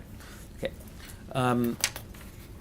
So I just want to ask you a couple questions about this. It says, as a doctoral level psychologist for 16 years, I had extensive experience questioning hostile, deceptive subjects for suitability for continued duty assessments. What experience had you had in questioning hostile, deceptive subjects for suitability for continued duty assessments? Just so the record's clear, that's only part of the sentence. I'm but you can answer. gonna, what I'll do is go through each of those That's fine. areas.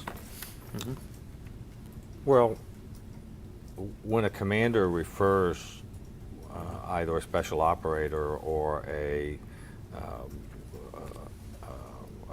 survival instructor or something like that and asks for my opinion about whether the person could continue duty, very often it occurs in the context of some crime that they've committed, that they're either considering judicial punishment or some sort of, I guess if they wouldn't consider it a crime, it was non-judicial, but they're trying to make a decision about that. And they're also trying to decide whether or not the person should continue in whatever duties they're in. So I had that experience several times. I don't know. You say extensive experience. Well, the extensive part applies to the entire sentence. Got it. Do you want me to parse each piece? Yes, so, I mean, just briefly, you can do that, sure, but I mean, so, I'm trying to understand what your doctoral level psychologist experience had been on each of these things: questioning hostile, deceptive subjects for suitability for continued duty assessments, security evaluations, psychological profiling, sanity evaluations, and forensic assessments for people who had committed a number of crimes. Yep. So, since you say you had extensive experience questioning those people, I'm just trying to understand what that Well, experience it's was. a cumulative. I wasn't trying to imply that I had extensive experience with each one. I got it. but- Okay, that's helpful. But we're Okay. talking. For each of those things. We're talking. It's the same basic set of skills, right? Basically, what you do is you try to put together a timeline, and you try to determine the truth, because although they may call it an evaluation, in many cases it's really an investigation for the government. The person is not coming to me seeking clinical care. They're being referred because of some kind of issue. I'd be happy to give you an example if That'd be you like. great. Okay, so let's talk about the forensic assessments of individuals who committed a variety of criminal offenses. When I was at Wilford Hall, I got a referral for a man who had stalked his wife. He had kidnapped her from a parking garage, taken her to a hotel, duct taped her to the bed, beat her, raped her, and then cut her eyelids and her clitoris off. That person was saying that he did that because the devil was inside of her and he needed to let it out. That was his thing. The request I got was to determine whether or not he understood the wrongfulness of his behavior at the time and whether he could participate in his own defense. And in the course of doing that, what I did was spend several days putting together his timeline and asking him questions while he continued to pretend that it had something to do with the devil. But I did his timeline out of order, so it was more difficult for him to follow. And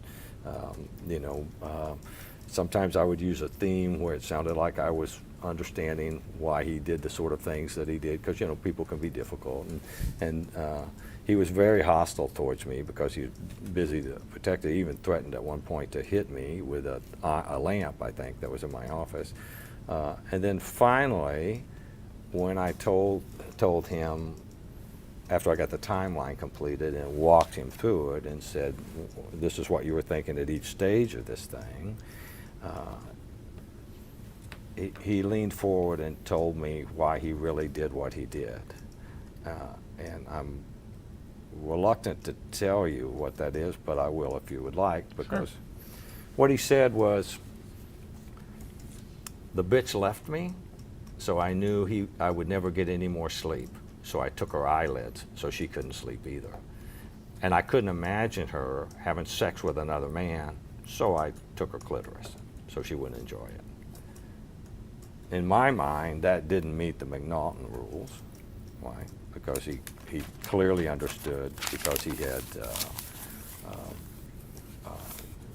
put off kidnapping her in the presence of law enforcement officers when, like if there was a security guard or another person around. And there were several other instances where it was clear that he had planned that out. So, were you retained by a prosecutor or something to do this type of forensic? I was retained by the court to do it. Mm-hmm. Okay. And it was for a court-martial. it was for a court-martial. And the meeting you had with him was in your Days. office? Yes, several days. Mm-hmm.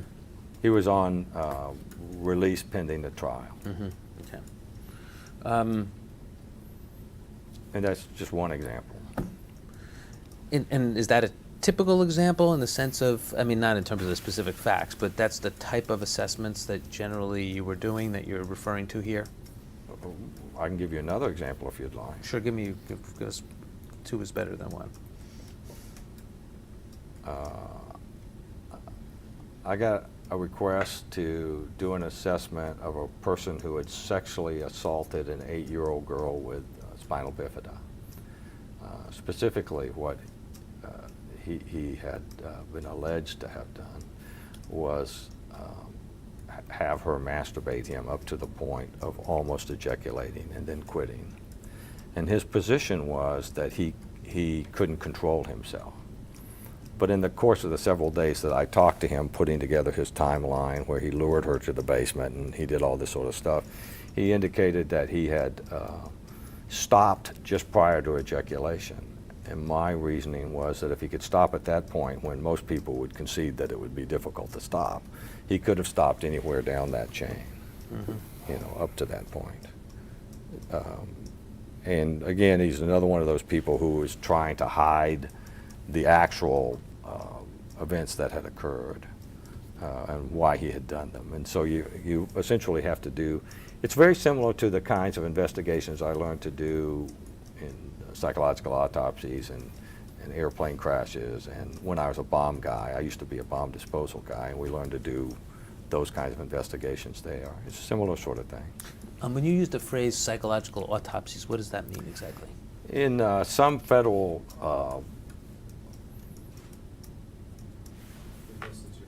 All right, we'll get through the psychological autopsies question. I was hoping to get through this whole line, but that's okay. Good. in some federal cases, when a person kills themselves, you try to recreate the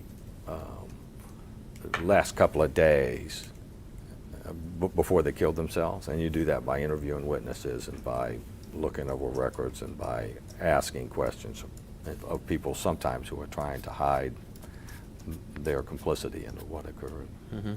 Just one last question before the break, which is, you said that you did these analyses for purposes of determining whether there might be insanity defense. That's your reference to McNaughton, right? Right, that's just that one end of the thing. But you mentioned earlier as well that you did McNaughton, and sometimes to determine whether they were competent to Stand proceed trial. at their own trial, right? And sometimes to determine if they should continue duty, sometimes to determine whether they should be allowed special access to something like nuclear weapons. I mean, it varied. With regard to the McNaughton type analysis that you did you ever find that somebody was in fact insane under McNaughton? Me personally, Yeah, on any of these that you did, the extensive examinations that you did? first off, insanity is a decision that the judge makes, not me. Well, no, but you're Right. you're being asked to Oh, yeah. render an opinion on that, right? I don't specifically recall. I have a vague recollection of this one woman who was kidnapped and did a bunch of coke, and then kind of stayed away for a long period of time and got involved in some other stuff. And I thought that she had some sort of diminished capacity because of the things that had happened to her, but I don't recall that specifically. The details of it. That was a long time ago. Okay, well, I'm almost done with this, but why don't, it sounds like we're done with our tape right now. The time is 12:24 p.m. We are now off the video record. This ends disc number 1. The time is 1:11 p.m. We are now back on the video record. You may proceed. Just Okay. as a point of clarification, it is not 1:11. You Yeah, got to fix your clock there. I think it's 1:04. 105. I've been going, for purposes of keeping time, Yeah. I've been just going with his times as he says them. So, All right. I mean, it doesn't matter as long as, All right. you know, however you Not a want to do it. problem. Yeah. Okay. Thanks, Dr. Mitchell. And I didn't thank you initially for coming here today. I do appreciate that. You have many years of experience in the military, right? Yes. Yeah. Sorry. Thank you. Yes. And during the time that you've been in the military, have you been trained on the Geneva Conventions? Yes. Okay. What was the nature of that training? I was a military member of the, and so they train you in the Geneva Conventions, and they also train you in the Geneva Conventions at the SEER School. Okay. And what's your understanding of the Geneva Conventions? That if you're a signatory and you're a legal combatant that has signed the Geneva Conventions, then they apply to you. Although I think in 2006, I can't remember never mind. I'm sorry. You were going to say something happened No, in I'll 2006? retract that. Well, okay, so I'm going to ask you about it. What's your understanding? Is your understanding that something changed Wasn't in there a 2006? Hamdan ruling where they required that they decided that the Geneva Conventions would apply to some of the folks? I don't have a clear recollection of that, but that's what I was thinking of. Now, Dr. Mitchell, I know that. One second. Sorry. I know that you're aware that your name has come up in a number of inquiries and so forth, and so when I ask you questions, I'm going to ask you some questions about things that other people have said in various reports and so forth, and I do that most respectfully. Did you before Abu Zubaydah, did you ever conduct any interrogations? Law enforcement interrogations? Yes. No. Okay. And so when the Senate Select Intelligence Committee and others talk about how you had no experience as an interrogator, would that have been true? Objection. The sentence that you quote is out of context and not complete. What the sentence actually says is no relevant experience, to which the CIA pushes back, and they said, we would have been negligent in our duty, we would have been derelict in our duty had we not sought him out. So I think your quote is incorrect. Okay, well, let me give you the exact quote, and then you can respond. In the Senate Select Intelligence Committee report. Do you have a copy of this so that I can look at it? Sure, we can do that.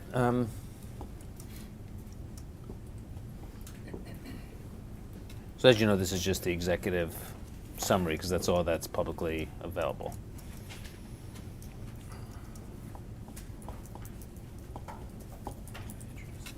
Sure. So we'll mark. Slide them over if you want. Yeah, Dan will do it. Because if we slide them over, we'll scratch your nice table. We'll put it on the bill. Yeah.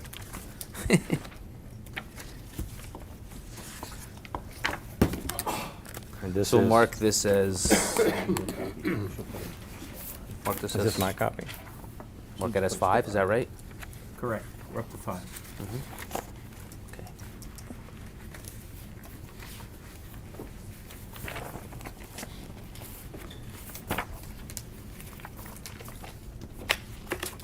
Yeah, is it 4 or 5? It's 5. Thank you.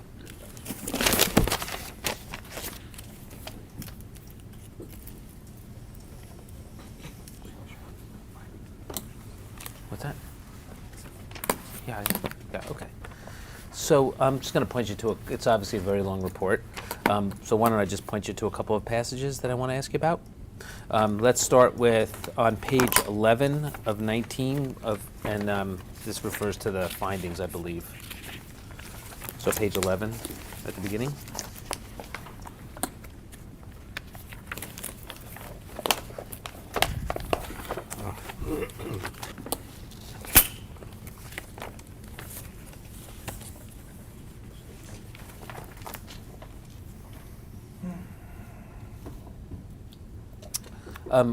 Under number 13, the first paragraph says, the CAA contracted with 2 psychologists to develop, operate, and assess its interrogation operations.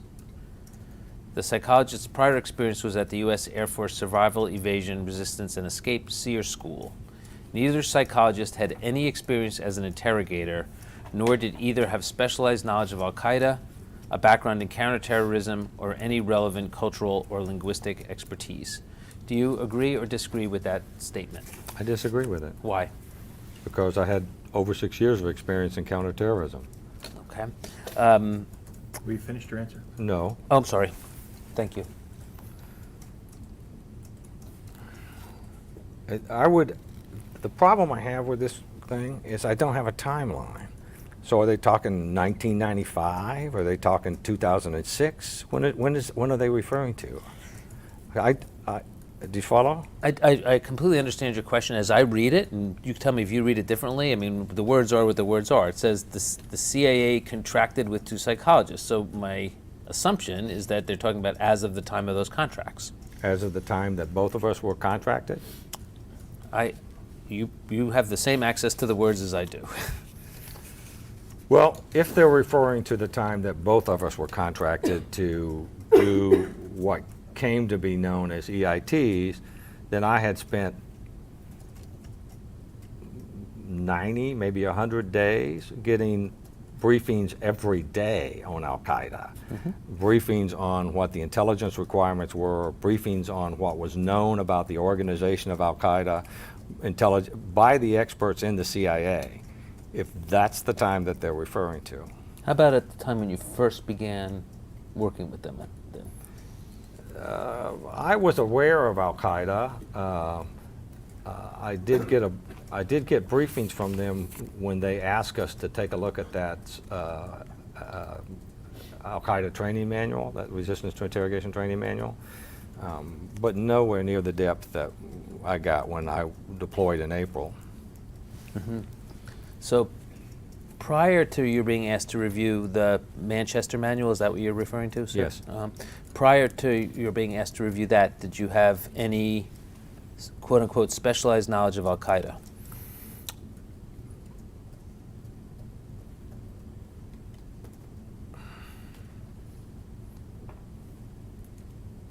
Not Al-Qaeda specifically. What generally? A friend of mine by the name of Don Hutchings was kidnapped in 1995 and killed by the same group, well, not the same group, but by a group that was under the same spiritual leader that kidnapped Daniel Pearl. And once he was kidnapped by the Kashmiri separatists, I became interested in that whole issue around Islamic terrorism and why they're wanting to kill Westerners and capture Westerners. And so I had a probably better than average familiarity with the tenets of Islam that lead to that sort of thing. But I wouldn't compare myself. I wouldn't say that I was an expert on Al-Qaeda, because even the CIA in their documents, when they explain this, say that very little was known about Al-Qaeda. I knew they had done the attack.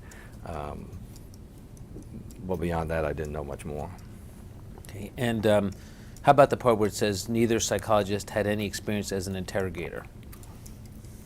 Can you explain what you mean by interrogator? I'm reading the words on this page. So, do you disagree with that statement?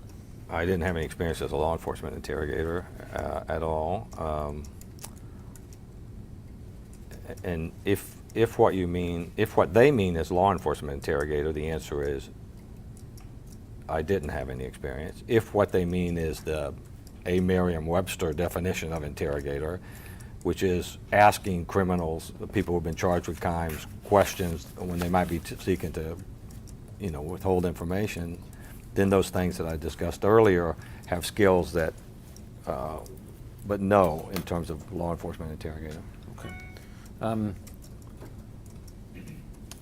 Had you had any law enforcement interrogation training by that time? I had studied the various methods that were used. Are we still talking about when I wrote that paper? I'm talking about when you began your work for the. I don't know what that timeline is. Okay. You got to tell me again. So let's say late 2001, early 2002. Well, I'd been law enforcement trained as a hostage negotiator, right, with the San Antonio Police Department. I think they might call it crisis negotiating now, but that's what it was at the time. I had, in the course of getting familiar with the various interrogation techniques that were used, I had studied law enforcement interrogation, including sort of the standard lists of things that folks use, like establishing rapport, good cop, bad, that kind of stuff. In addition, I had through video studied the Reed technique, so I was familiar with those. And what is that? The Reed technique is this 9-step process that's used primarily to elicit confessions. Also, I had attended 2 interrogation courses. And I know you have 2 copies of that document, one of which includes the country that provided the training and one of which doesn't. But I had 2 interrogation courses on interrogation for intelligence gathering. When did you get those? 90s, maybe early 90s.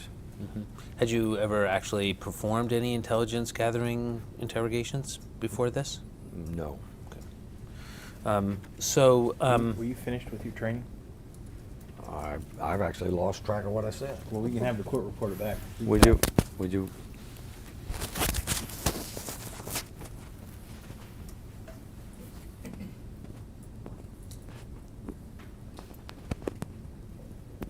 don't know how far back, the last we were. The Reed technique is a 9-step process that's used primarily to elicit confessions. Also, I had attended 2 interrogation courses, and I know you have 2 copies of the document. One is a country that provided the training, one of which doesn't. I had 2 interrogation courses on interrogation for intelligence gathering. And when did you get those? Answer: 90s, maybe early 90s. Can you ask your original question? I think you answered it. I don't know if I answered it completely. So with the reservation that I don't know if I answered it completely, we can move on. Okay. Take a look at page 424 of exhibit. Was this 5? 424? Yeah, 420. In the executive summary part.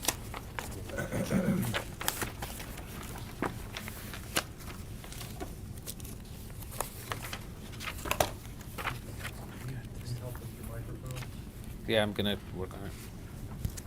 Okay now? Thank you.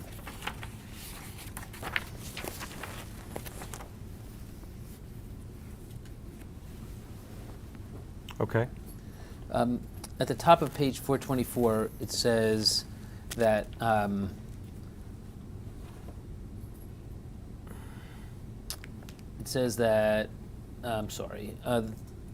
that CIA records indicate that CIA officers and contractors who conducted CIA interrogations in 2002 did not undergo any interrogation training. The first interrogator training course did not begin until November 12, 2002, by which time at least 25 detainees had been taken into CIA custody. Is that, to your knowledge, correct? I think if you want to know what the CIA did, you should ask the CIA. I'm asking whether you, to your knowledge, it's correct. If you don't know, you don't know. I have no idea how many they trained or who they trained. Mhm. I don't have any idea how many people they took into custody. I do know that the first interrogator training course began sometime in November of 2002. And did you attend that course? I know the documents say I did, but I did not. Before that, had you attended any CIA course, interrogation course? No. Although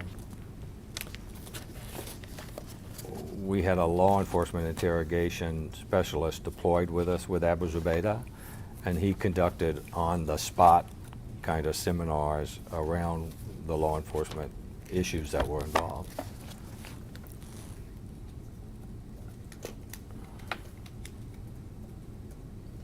He conducted on-the-spot seminars? He was deployed with us at the black site, Mm-hmm.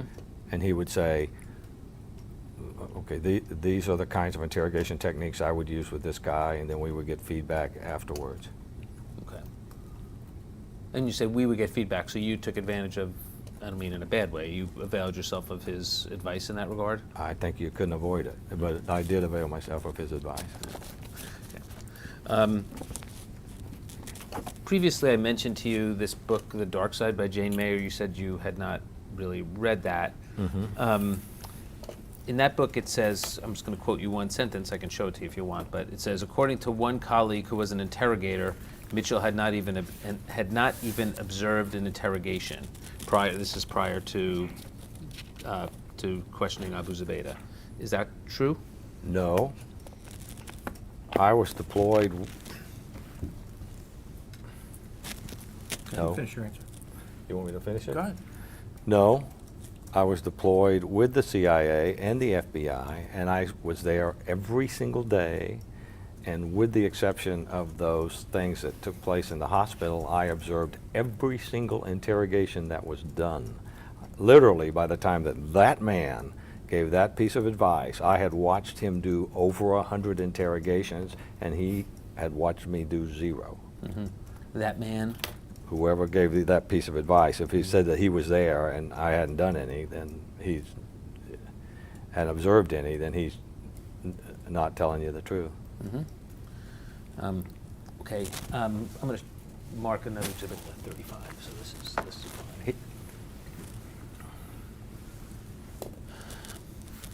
I'm going to show you exhibit 6.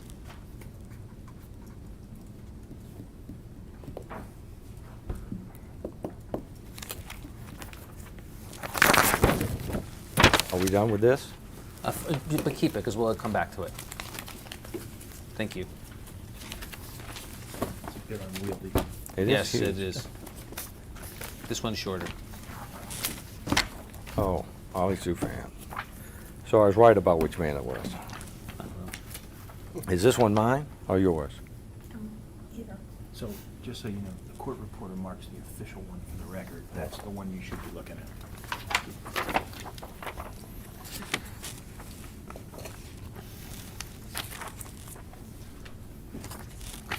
I'm showing what's been marked as Exhibit 6. Have you seen this before? No. Okay. Directing your attention to page 3. Okay. The very last paragraph on the third page. It says, "It is also important to realize that those behind this technique," if you want to, that's a little out of context, so if you want to take a quick look at it. Well, Dr. Mitchell, in fairness, you have the right to review the whole document. 100%. Take as much time as you need. Mr. Smith's 100% right.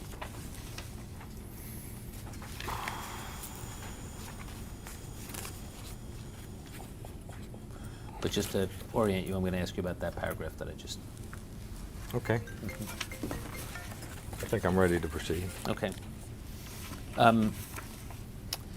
It says it's also important to realize that those behind this technique are outside contractors with no expertise in intelligence operations, investigations, terrorism, or Al-Qaeda. Nor did the contractors have any experience in the art of interview and interrogation. One of the contractors told me this at the time, and this lack of experience has also now been recently reported on by sources familiar with their backgrounds. Do you, for purposes of this discussion, assume that the contractors are you and Dr. Jessen? If that's true, what's your reaction to that paragraph? Objection. You can answer. That is incorrect. In what ways? Well, the idea that I had no expertise in intelligence operation by the time we took over those interrogations is incorrect. That I had no experience in investigations, completely incorrect. That I had no experience in terrorism, completely incorrect. That I knew nothing about Al-Qaeda by the time that we took over those interrogations, completely incorrect. He and I sat in the same briefings over and over and over and over for 6 months. The briefings varied, the briefer varied, but the fact is I received the same briefings and the same intelligence reports that he received, right? Any expertise in the art of interview? My God, I'm a clinical psychologist. Interviews are what we do, and my entire career has been focused on interviewing, so obviously that's incorrect. When he uses the word interrogation here, he must mean law enforcement interrogation, which it is true I don't have a law enforcement interrogation. It is completely untrue that I told him about any kind of lack of experience. I know this couldn't have been Dr. Jessen because he was still working for the DOD at the time, so he has to be referring to me, right?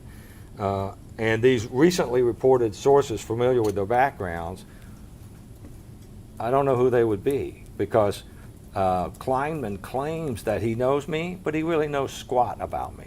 He knows virtually nothing other than I refuse to give him a job. So I would say that paragraph in and of itself is completely wrong.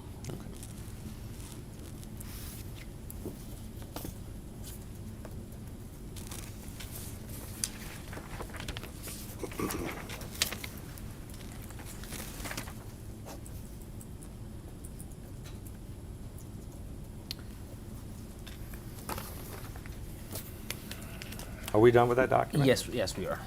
We may come back to it, but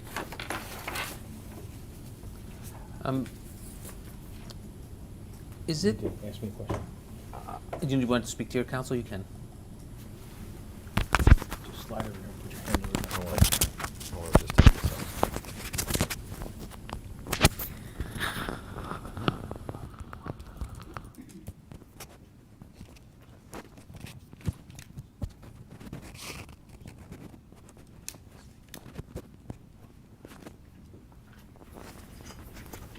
You good? Yes. Now let me put the mic back on.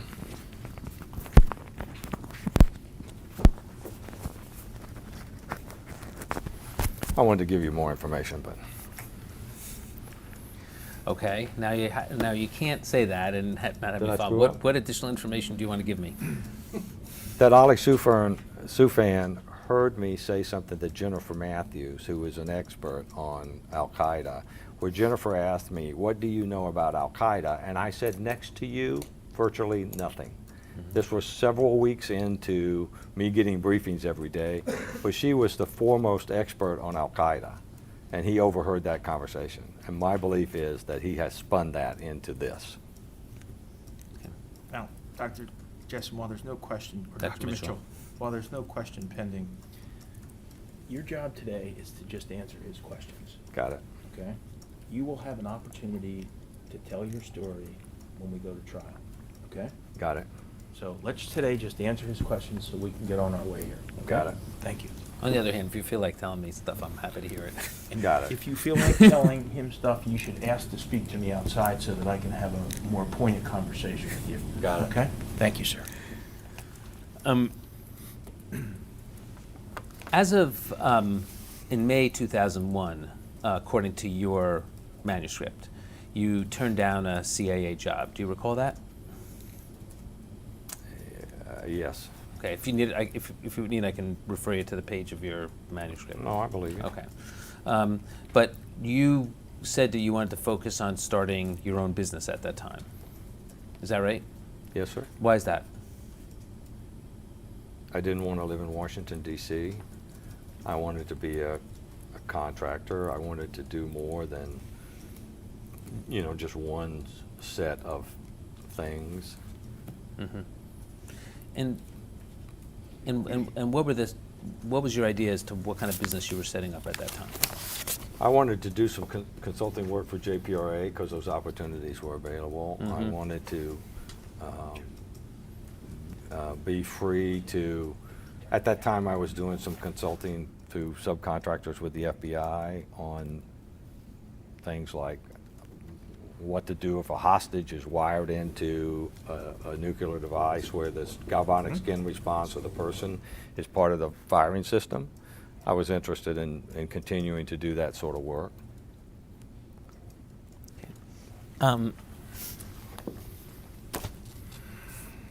Did you view, when 9/11 occurred, and I've heard you speak about 9/11, did you view that at all as a business, as creating a set of business opportunities for you?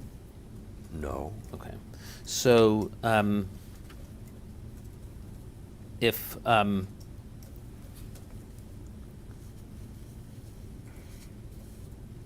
going to read you a quote from a New York Times article and just ask you for your reaction. Could we see a place copy of Of the course. article for the witness, please? Absolutely. 4.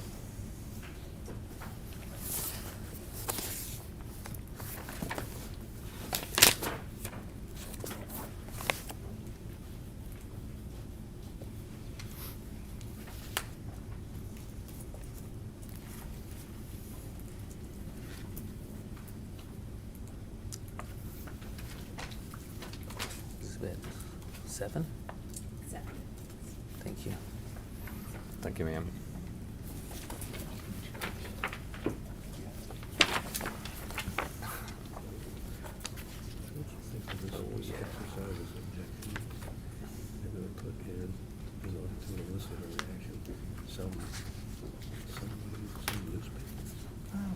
Unattributable account.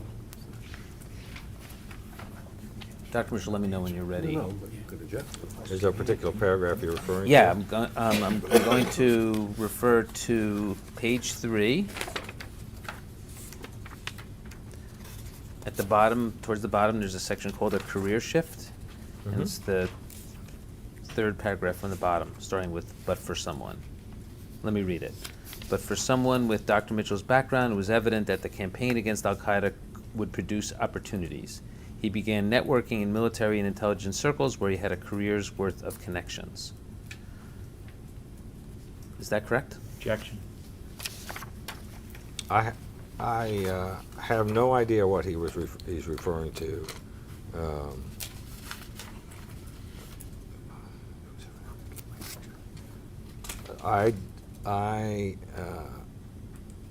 I didn't view the campaign against al-Qaeda as a business opportunity. I viewed it as a patriotic duty.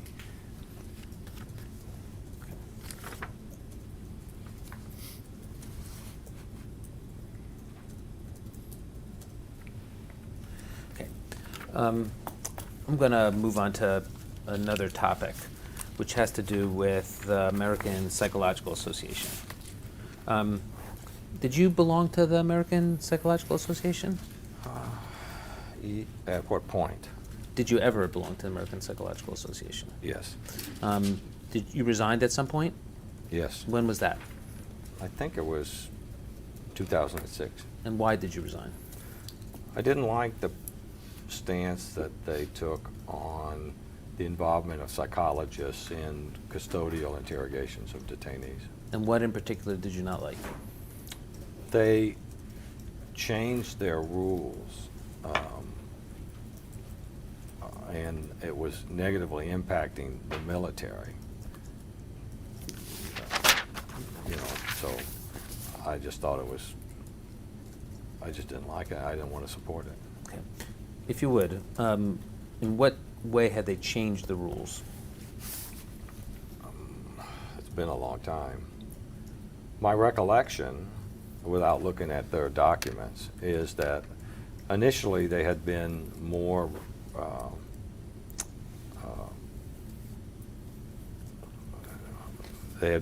receptive to psychologists participating in roles of psychological oversight for the, that's the wrong word, psychological monitoring for things that happened in interrogations at Guantanamo and other places where the DOD was doing their interrogations. And then it got to the point where people were saying they shouldn't be involved at all, and there were other issues, and so I resigned. Okay. Let me show you, it's still 6. I'm going to mark Exhibit 8.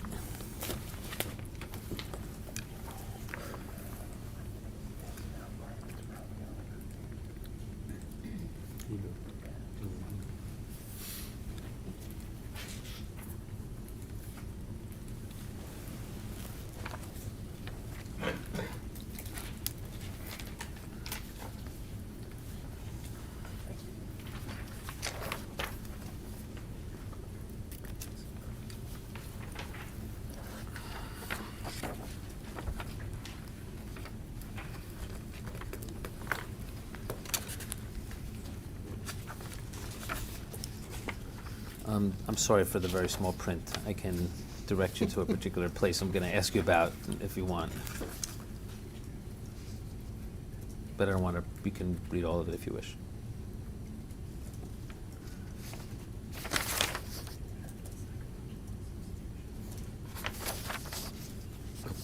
Go ahead and ask me what you want to ask me. Okay, sure. I just want to ask about 2 provisions of this. The first is, in the middle of that first page, there's under the 1, 2, 3, the 4th be it resolved. Actually, the 3rd says, be it resolved that the American Psychological Association unequivocally condemns torture and cruel, inhuman, or degrading treatment or punishment under any and all conditions, including detention and interrogations of both lawful and unlawful enemy combatants, as defined by the U.S. Military Commissions Act of 2006. What's that? See that? Did you see You that? say under the 3rd whereas? I'm sorry. So no, No, the the 3rd third be it resolved. Oh, okay. And then the one after that says, be it resolved that the unequivocal condemnation includes an absolute prohibition against psychologists knowingly planning, designing, and assisting in the use of torture and any form of cruel, inhuman, or degrading treatment or punishment. And then the last one that I want to address there is it says, be it resolved that this unequivocal condemnation includes all techniques considered torture or cruel, inhuman, or degrading treatment or punishment under the United Nations Convention Against Torture and other cruel, inhuman, or degrading treatment or punishment, the Geneva Conventions, the principles of medical ethics relevant to the role of health personnel, particularly physicians, in the protection of prisoners and detainees against torture and other cruel, inhuman, or degrading treatment or punishment, the basic principles for the treatment of prisoners in the World Medical Association Declaration of Tokyo. An absolute provision against the following techniques therefore arises from, is understood in the context of, and is interpreted according to these texts: mock executions, waterboarding, or any form of simulated drowning or suffocation, sexual humiliation, rape, cultural or religious humiliation, and it goes on. And you can read for yourself, and please do. And my question is this the change in policy that you're referring to that caused you to resign from the American Psychological Association? This is in 2007. I resigned in 2006.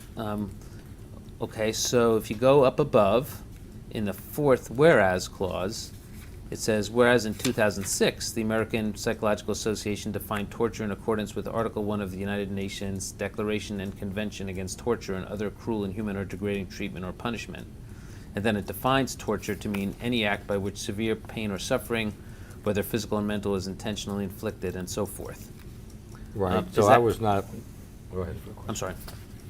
So is that the what occurred in 2006 that caused you to resign? Objection. No, Okay. What caused you to resign in 2006? I spoke with my friends who were civil psychologists in the military, and they were complaining about the APA, and you know, I didn't like what they were telling me about how they were being constrained. Is it your view that what I've just read, was a change in the way the APA regarded the obligations of psychologists? Objection. I don't know. I don't know. This is the first time I'm actually reading this, so it's, Okay, so you've never seen this before. I haven't seen this. Okay. For the record, we're referring to exhibit number 7. 8. Oh, 8 rather. Thank you. And do you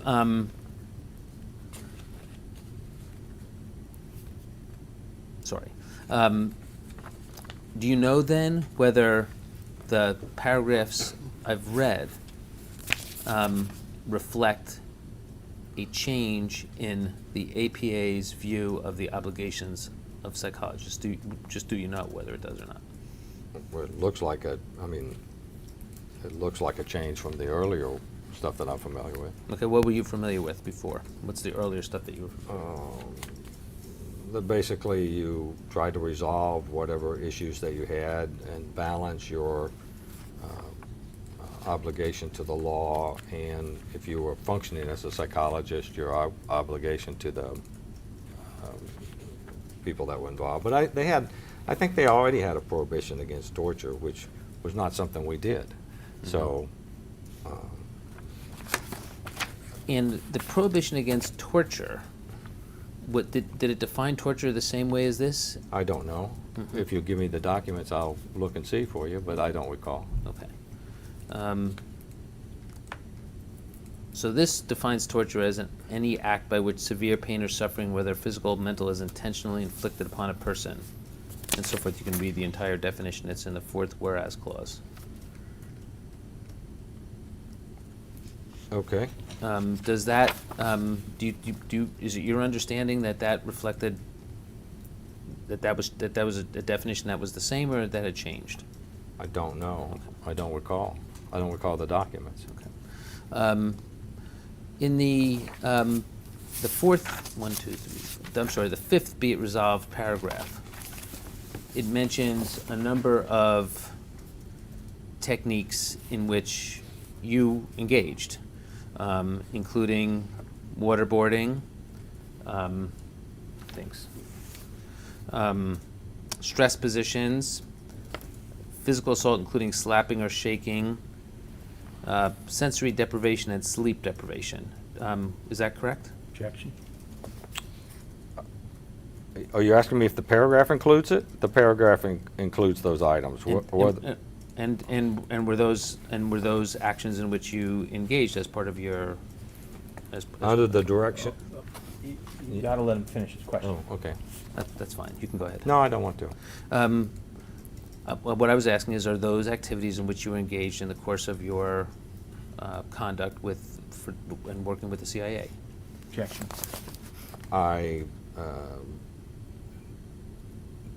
Yes. And is it the fact that the APA was essentially saying that sort of conduct was not appropriate that caused you to resign from the APA? Objection. I actually didn't see it in this level of detail, so no, it wasn't this. Okay. It was the conversation you had with somebody that you knew from the SEER school who told you that things were changing. not just that change were changing, but that the special mission unit that he had deployed, that they were routinely deploying people with, were no longer able to use psychologists, and they were pulling them out and depriving the military of the use of them. Mm-hmm.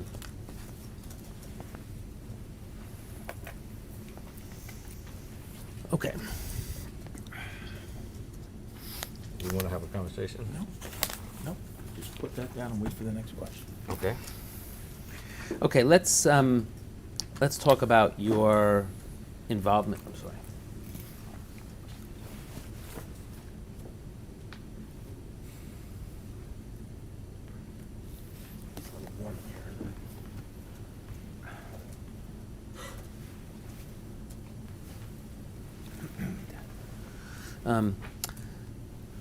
Okay, before I'm just to turn to the period before you begin your involvement in observing and then interrogating. Can you give me a date? Well, I don't think these dates will be particularly. We'll get to dates. First, starting in August 2001. Do you recall that you had a professional services arrangement to consult with the CIA? Yes. Okay. And what was the purpose of that arrangement? What did you do for them? And don't discuss any particular assets or anything, just, generally, what did you do? They were asking me to help them revise the strategies they were using for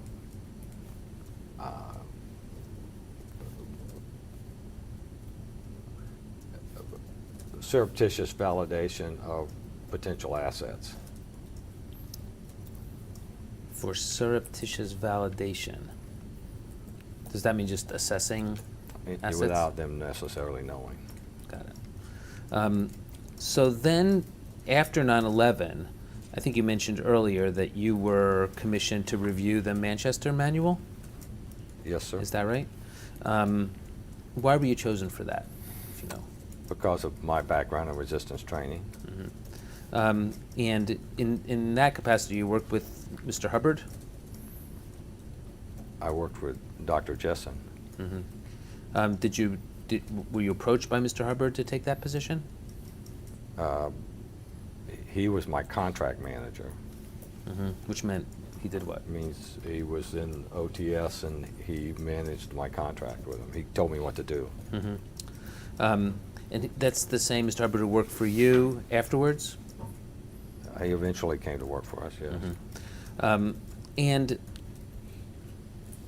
you produced in December 2001 a paper entitled Recognizing and Developing Countermeasures to Al-Qaeda Resistance to Interrogation Techniques, a Resistance Training Perspective, right? True. Do you remember that? Yes, sir.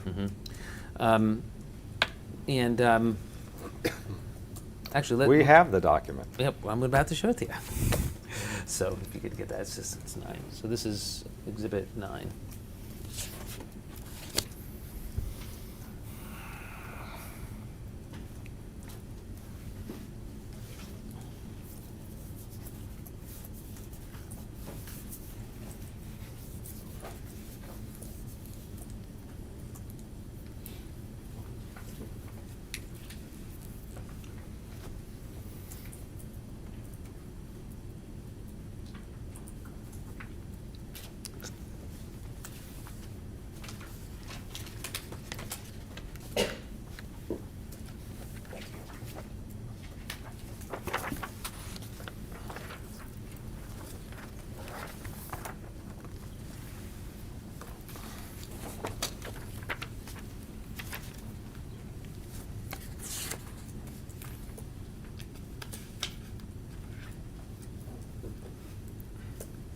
Let me know when you're ready. It's quite heavily redacted. Yes. You ready? Yes, sir. Okay, thank you. So was this the document that you produced after having reviewed the Manchester Manual? It wasn't just the Manchester Manual reviewed, but yes. Okay, what else did you review? Objection. It's described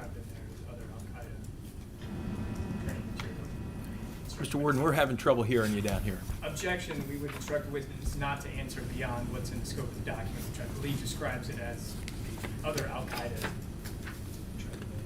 And where is it you're looking? Page 1.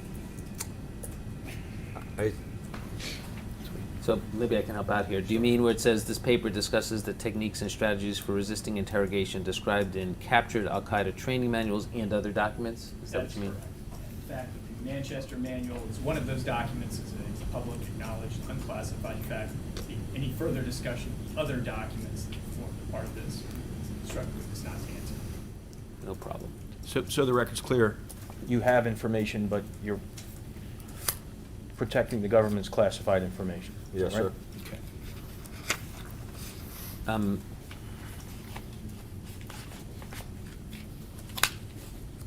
Okay. What you say is that your paper suggests methods for recognizing when sophisticated resistance to interrogation techniques. Where are you reading? Second page, the next sentence, the second sentence. I'm sorry, the second Okay, sentence? so we just read the first sentence, Okay. Dr. Mitchell. I'm sorry, I talk fast. It's just slow me down, whatever you want.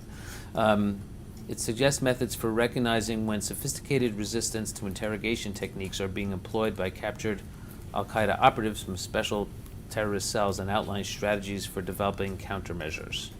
See that? Yes, sir. And then it says, it does so by placing Al-Qaeda resistance to interrogation techniques within a metaphor that illustrates their operational use. What did you mean by metaphor? I meant the circle concept. Okay. So it's the same circle concept that I take it, can't talk about.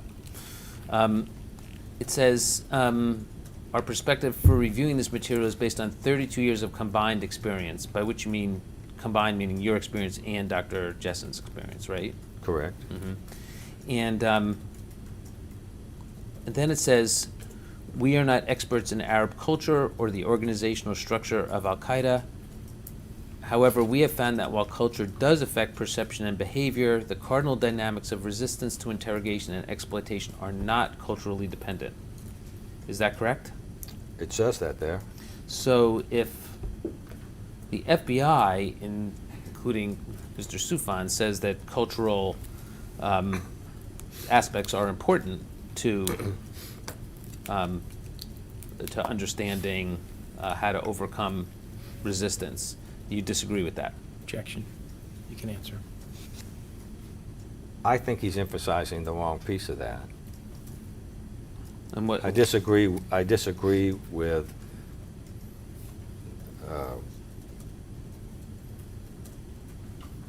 do disagree. Okay, why do you disagree? Because what I say here is that while we found that culture does affect perception and behavior, the central dynamics of resistance to interrogation and exploitation are not culturally dependent. What that means is it's going to look different, right? They're going to act slightly different, but the big picture presentation of whether you're trying to be deceptive or whether you're trying to use any of these other resistance techniques that have been redacted from this thing will be the same if you can step back into the higher order and look at the way that it's playing out. It doesn't say anything about. So what we're cautioning is that culture does play a role, and in fact it affects how they perceive the situation, and it affects what they're going to look like. But you can still parse those things out that have to do with resistance training. I mean, with resistance to interrogation. I'm sorry, I just need to go back over that again. So I thought what you just said was that culture matters, but it just doesn't matter that much, or? That's not what I said. Okay, so then explain again. I said what you have to do is take into account the culture of a person when you look at their behavior and look for those cardinal dynamics that apply in the context of that culture and what they're doing. So isn't that very important to understanding what we would have to do to overcome resistance training? That's what we say here. just exactly what you said. Okay. I thought what you said here was that we found that while culture does affect perception and behavior, the cardinal dynamics are not culturally dependent. The cardinal dynamics aren't, but culture and perception does change. I mean, perception and behavior does change across cultures. But let me talk about a technique he used that isn't classified. I was a beta.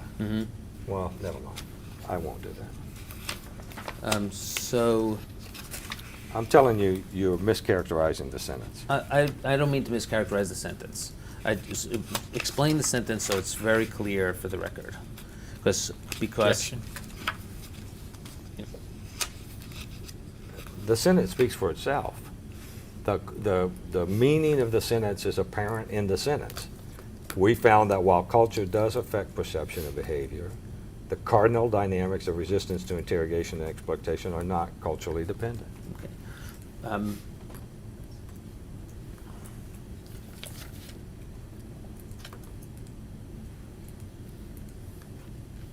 And does that sentence reflect, as you understood it, a disagreement with the way the FBI conducted?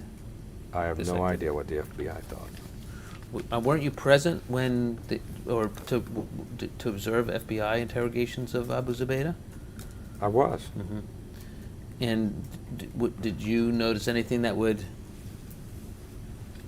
or did you speak to anybody that would indicate to you that they viewed culture as a more important factor in conducting these sorts of interrogations than you're expressing today? I don't know. Okay. You think that your view is that you and the FBI that the FBI would also agree with that sentence, based on what your If they read this document and they fully understood it in the context that I mean it, and they fully understood the words, I believe they would agree that otherwise no interrogation technique you employ ever would move from culture to culture. So their technique, like catching them in the big lie, wouldn't go from culture to culture. You see what I mean? So while culture does affect the perception and behavior, the cardinal dynamics of that resistance, the propensity to withhold information and want to be deceptive, that doesn't change, and you can observe that.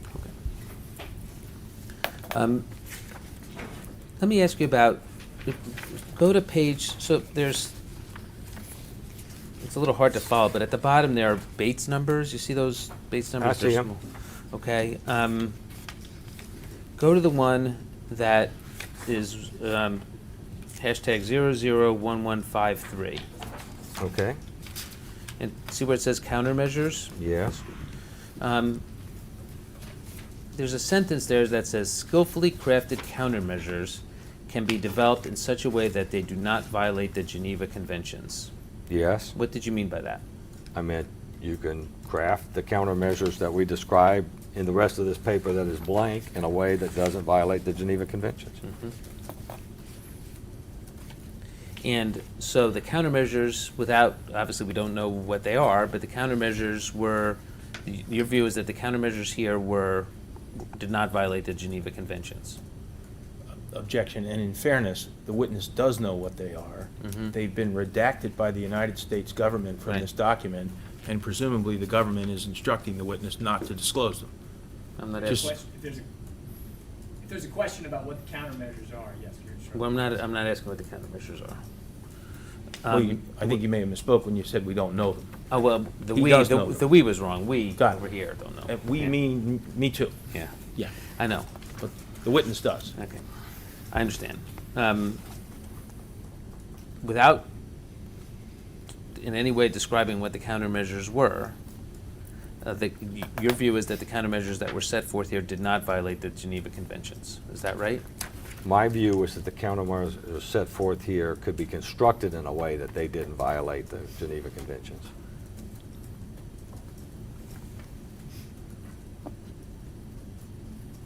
Why were you writing about the Geneva Conventions here? Because at this particular time, I'll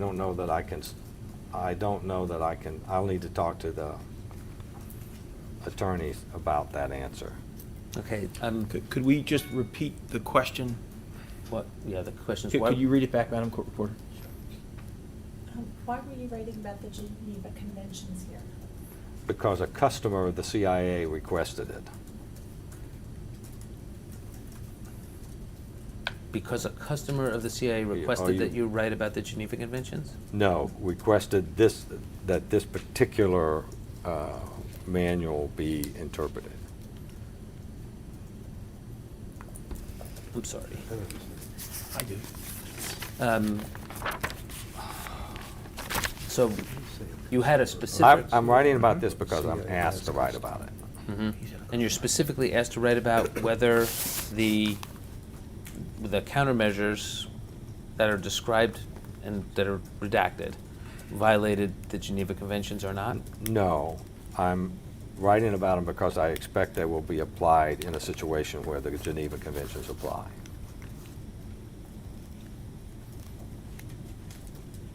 Okay. So you were concerned that the Geneva Conventions would apply, and you were reassuring the reader that the countermeasures that would follow did not in fact violate the Geneva Conventions. That's not how I would phrase that. Okay, well, how would you phrase it? I would phrase it to say that exactly what it says here. I'm not saying that they couldn't be constructed in a way that violated the Geneva Conventions, because obviously you can construct anything in a way that violates the Geneva Conventions. I'm saying that with care, you could remain within the Geneva Conventions, and I think I'm encouraging them to do so. Mhm.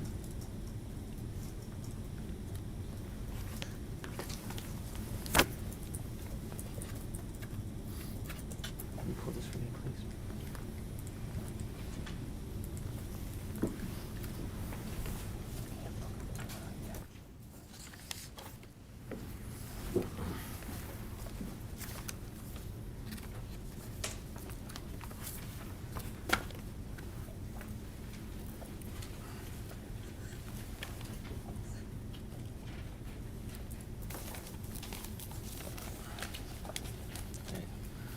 I'm sorry, what number is that?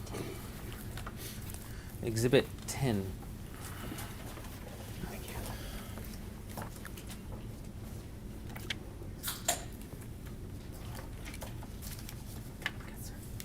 Thank you, ma'am.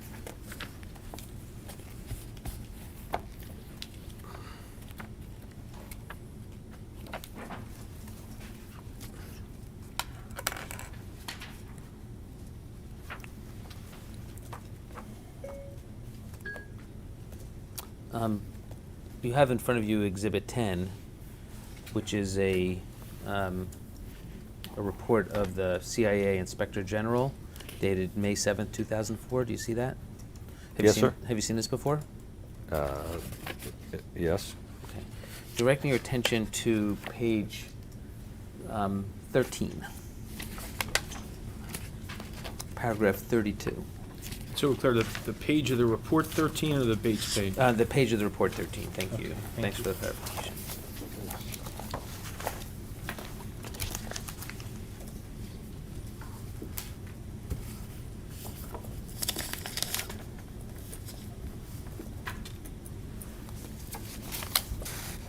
Did you have a chance to look at that paragraph? I did. Thank you.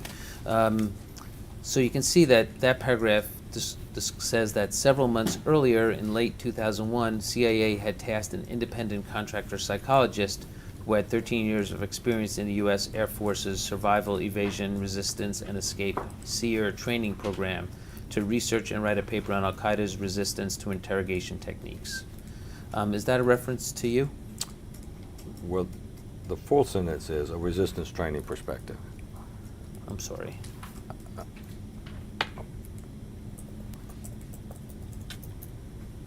Okay. You just left out part of the sentence. Oh, I'm sorry, I didn't mean to. Does that refer to you, though? I believe it does. Mhm. It says that this psychologist collaborated with a DOD psychologist, that would be Dr. Jessen. I believe it is. And when you add the 19 years of his experience and the 13 years of yours, that gets you to those 32 years of experience that are described in the report. I believe it does. Sorry, that's how we lawyers do it. It says here, subsequently, the two psychologists developed a list of new and more aggressive EITs that they recommended for use in interrogations. Do you agree with that sentence?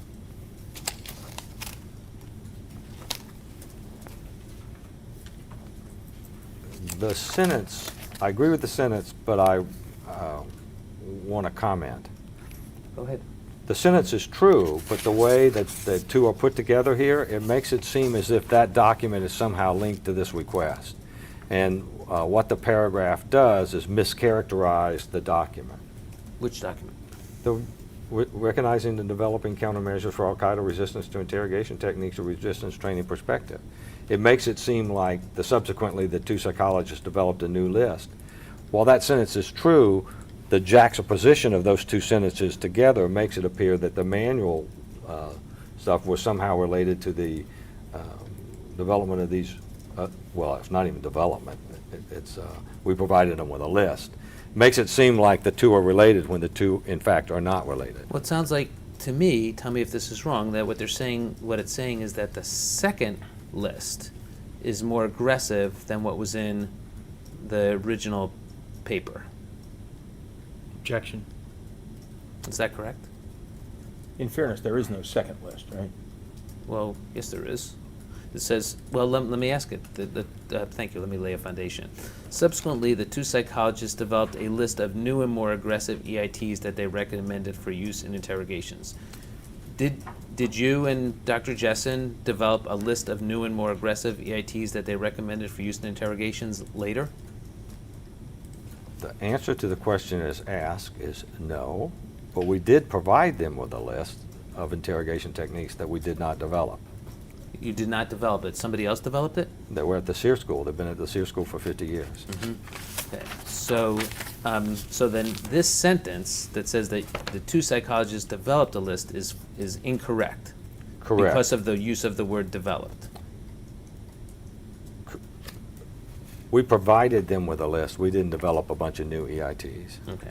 So what you did is you took existing EITs that were being used at the SEER school and you made a list of them. Yeah, we made a list of the sorts of things that were done at SEER school. Mm-hmm. Of the sorts of things that were done at SEER school. All of them or some of them? I don't have a comment on that. I don't think there was anything on that list that hadn't been done at the SEER school. Mm-hmm. Were there things done at the SEER school that were not on that list, though? Infinite number of Okay. things. So, the thing I'm focused on was that list. So you've said that the word developed you have trouble with.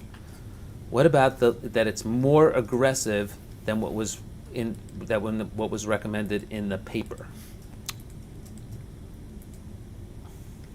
I don't know what he means by aggressive. They were certainly more coercive. Okay, so if the word was changed from aggressive to coercive, you would agree with it. Yes. So so for this sentence to be accurate, from your perspective, it would have to say subsequently the two psychologists listed more coercive EITs than they recommended for use in interrogations in the first paper. They weren't called EITs at the time. Okay. Right. So this sentence would have to be completely rewritten to be accurate. Okay, how would you rewrite it, sir? I would say subsequently the two psychologists provided a list of interrogation techniques that had been used at the SEER, a more coercive list of interrogation techniques that had been used at the SEER schools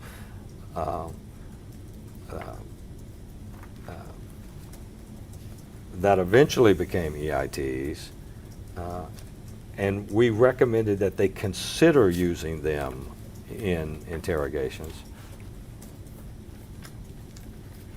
Okay. Because my recollection of that particular thing that you're talking about is we said, here's a list of the sorts of things they do at SEER school, and if you guys are going to be physically coercive with him, I suggest that what you do is use these techniques that have been shown over the last 50 years to not produce the kinds of things you would like to avoid, like severe pain and suffering and long-term So your testimony is that you were saying if they decided to use more coercive techniques, these are the ones that should be used. No, what I said, that's not what I said. Okay, tell me what you said. What I said was, you should consider using these. My expectation was that the choice to use them or not was theirs. They should think about it. Mhm. They should decide if they wanted to do it. Mhm. They should do due diligence on it, Mhm. right? And if they chose to do it, they should do it. Mhm. And was that what you said to them, that they should do due diligence on it? I told them that they would need to, that they should check with the SEER schools to make sure that, I don't know if I used the word due diligence, but I told them that they needed to check with those things. And I'm sorry. no, I'm done. So, While there's no question pending, may I just confer with my client for a minute, please? For sure.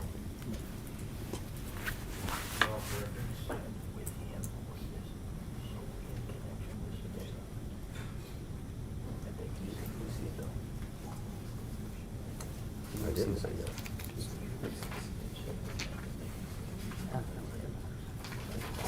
Yes, that was, yes.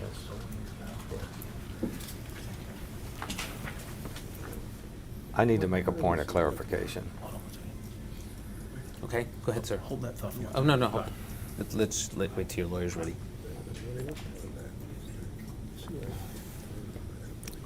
You need more water? I'm good, thanks. That's where I said, okay, we're gonna I'm good. do that. Right, Here's what it is, it's like tried and true, serious. right. Got it. Okay, go ahead. We're good?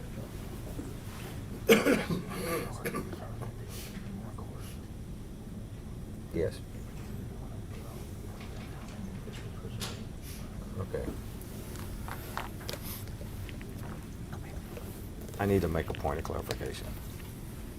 Sure, I'm sorry, go ahead. You can, Pardon me? I'm sorry, what's the, We're on the record. Yeah, we're We back didn't on go the off the record. record. oh, thank you. Thanks. You ahead. probably noticed in my sentence when I was talking to you that I said, recommended this list for potential use with him. Specifically, I'm referring to Abu Zubaydah. And these early conversations about the more coercive SEER-related techniques were solely focused on Abu Zubaydah. In my recollection, there was no discussion of a larger program. They were discussing only Abu Zubaydah. And secondarily, I had come to believe that because of the comments that were made to me by the CIA officers, both in the field and at headquarters when we had that meeting, that they had already decided to use some form of physical coercion on Abu Zubaydah. And so my recommendation was that if you're thinking about using physical coercion on Abu Zubaydah, then you should consider using these techniques.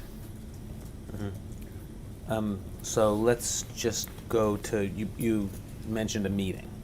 Several meetings, actually. But no, but just in what you said a minute ago, you said,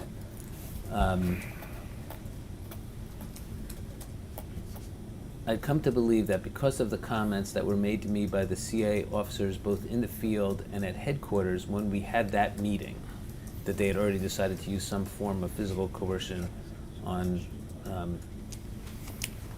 Zubaydah. Is that what you said? Yes. Okay. When you said that meeting, what meeting were you referring to? A meeting early in July, I don't remember the exact date, but it was early in July of 2002. Okay. So let's go back a little. But before we, because I want to go right to Zubaydah, which is, so, but before we do, just one last question. When we discussed what I've been calling the paper, the countermeasures paper, that was the one that talked about how that there were certain countermeasures that could be taken, and if they were skillfully drawn, they would not violate Geneva. right? For the record, that's Exhibit 9. Thank you. Yeah, what it actually says is skillfully crafted countermeasures can be developed in such a way that they do not violate the Geneva Convention. Mhm. And without discussing what the countermeasures were that followed, the ones that followed in the paper afterwards, to your mind, did not violate.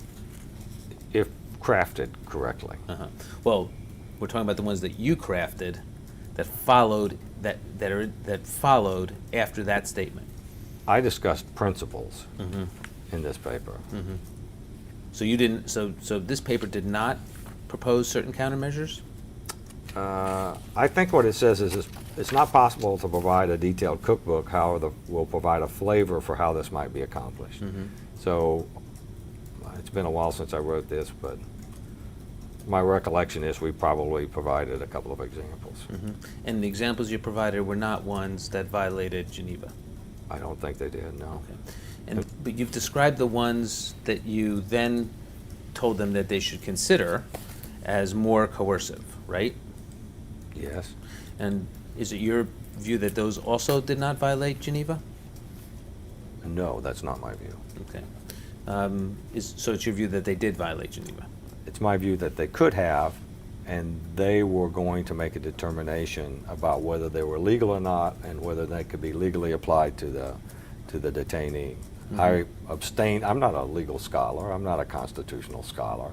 You know, I'm not a so I'm not making a call on whether something does or doesn't violate the Geneva Conventions. That's the bailiwick of the Office of General Counsel of the CIA. Mm-hmm. I'm relying on them completely in the Department of Justice when it comes to a decision about whether this is applicable to someone or not. Mm-hmm. Did you have concerns that they violated Geneva? I didn't. I don't know. I'm sorry. I just want to make sure that the question is clear. I apologize for interrupting, but when I said they, what I was referring to is that the countermeasures that you said that they should consider that were more coercive. And so my question was, did you have any concerns that those countermeasures might violate Geneva? And I'm sorry to interrupt. I just wanted to be. Well, I had already been told that the Geneva Conventions didn't apply to the captured detainees. Did not. Did not apply to the captured detainees by the attorneys at the CIA. Mm-hmm. And so I don't think I thought about Geneva Conventions. I was concerned that they were legal. Mm-hmm. When were you told that? We were told that in those first meetings that I think it might have been as early as March, April 2002 that Geneva Conventions didn't apply to enemy combatants, illegal enemy combatants that were detained by the CIA, but they did if they were detained by the Department of Defense. That's my recollection. Okay. And I know that was discussed again in those meetings in June, July. So let's go back before the meetings in June and July to your first involvement with Abu Zubaydah. Yeah. Let's take a 5-minute stretch No worries. break, and then we'll give the court reporter a couple minutes Yes, off. I see her flexing her hands. Yeah. So we're off the record. The time is Thanks. 2:18 p.m. The actual time on the camera is 2:24 p.m. We're now off the record.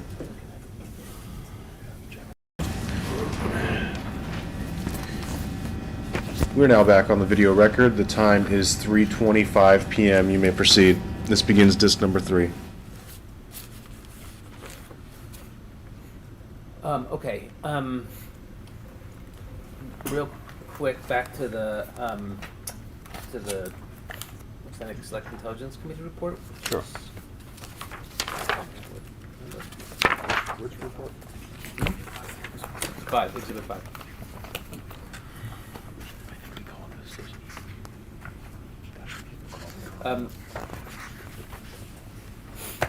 Okay, on page 30.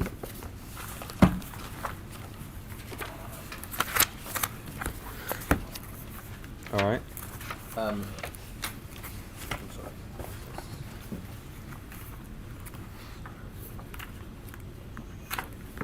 Okay. In the middle paragraph, Dr. Mitchell says, At the end of April 2002, the detention site green interrogation team provided CAA headquarters with 3 interrogation strategies. Whoa, where's Where are you that? reading from? Where are you? Page 30. Oh, page That's not 30. what my, that's It's not in the what- middle. Which paragraph? What? They don't have paragraph numbers. In the middle of page 30 of 499. In, The beginning of the No, paragraph? right in the middle. are you sure it's page Is it the 30? first full Yeah. paragraph in the middle? Starts with during the month of April 2002? Yeah. Okay. Okay. And then the second sentence begins at the end. That's what I was reading. Okay. Okay. Oh, sorry. I have it here. Was I getting with my pen? No, not yet. That's the password. Okay. I still don't see where it's in the Yeah, middle. here it is. Where's this in the At the middle end of of April 2002. By itself? At the end of April. Yes. You said it right in the middle of April. You see it? I do see it. Are you Okay, looking at, great. excuse me, are you looking at the sentences at the end of April? Yep. Oh, okay. At the end of April 2002, the detention site green interrogation team provided CIA headquarters with 3 interrogation strategies. CIA headquarters chose the most coercive interrogation option, which was proposed and supported by CIA contractor Swigert, which is you. Is that true? I don't know whether they chose the most coercive strategy or not. I mean, it is true that I'm Swaggart, but I don't know what I don't have a recollection of what the other strategies were, so I don't know.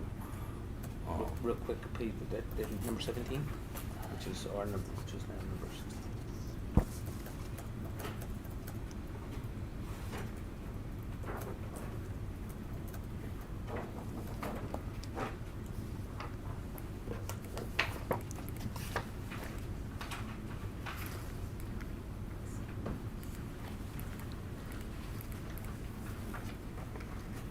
The next 2 sentences explain what it was, right?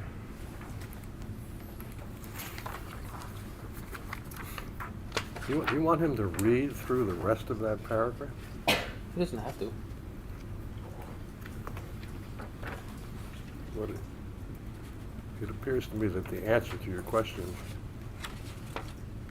is in the rest of that paragraph. It isn't.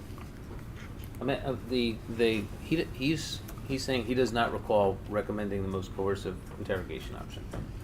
That's not That's not what he said. That's not what I said. Okay. Did you? Well, that question he did answer. Okay. He said that he didn't know what the other ones were, so how can we Okay, know? well, I'm going what- to show you what the other ones were. And that's what this message exhibit is. 16, okay. Mhm.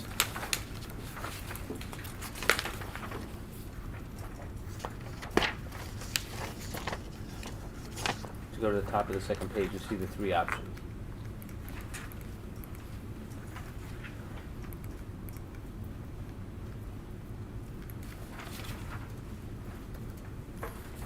Okay, so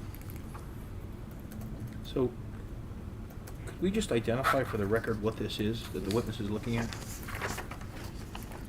This is a cable, Okay. Undated? it's May 2002. Okay, I see it now.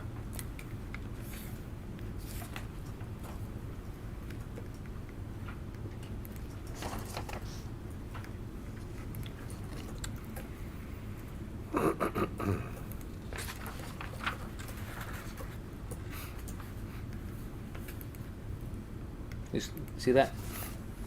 I see that paragraph, yes, sir. Mm-hmm. And option 2 was, you see the 3 options? I see the 3 options. Okay, and option 2 was press AZ for threat information only and employ immediate countermeasures when he resists. Do you see that? Yes, That was the option that was proposed? those 3 options were proposed. Right. The option 2 was the one that was adopted? Is there a document that says that? Take a look at this document.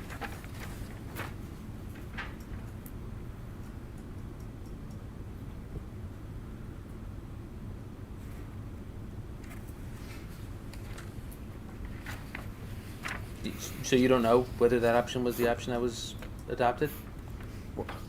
I've never seen this cable until the government produced it, and so I haven't spent any time I understand. parsing it. So I don't, I'm not, Right below the three options, it says HQ/Alec concurred for blank to follow option 2 and press AZ for threat-related information. Do you see that? okay, I see that. Was that your recommendation? I don't have a specific recollection of recommending that, but it's not inconsistent with something I could have recommended. I just don't have a specific recollection of. Okay. of- After this time, and beginning in June, Abu Zubaydah was held in complete isolation for a period of time, right? Not complete isolation. Okay, well, from June 18th through August 4th, 47 days, he was held in isolation? Would you agree with that? Yes. Okay. And during that time, the members of the team, including you, discussed what would occur next, right? There was discussion that occurred there, yes. Yes. And the, and you were part of the decision, you were involved in the decision to? I wasn't involved in the decision, I was involved in making recommendations. Okay, what was your recommendation? I don't recall the specific recommendation. You didn't recommend that he be kept in isolation for those 47 days while as a matter of keeping him off balance? I never recommended that he be kept in isolation for 47 days. Did you recommend that he be kept in isolation? I don't recall specifically, but it's not out of the possibility.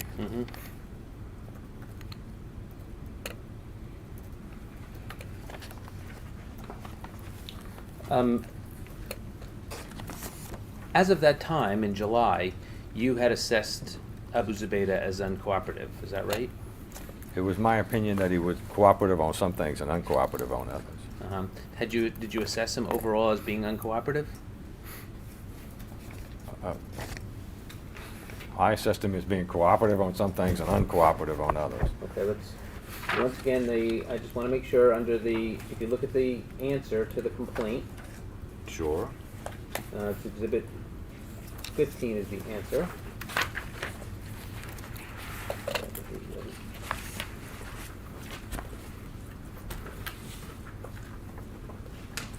One second, okay, the paragraph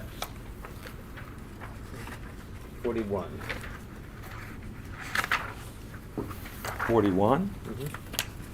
Page 20. Page 14 of the answer and page 20 of the complaint.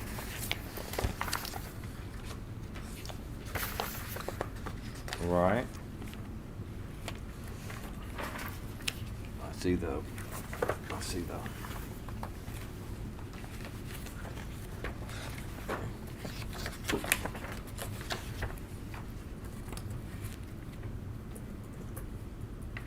Okay.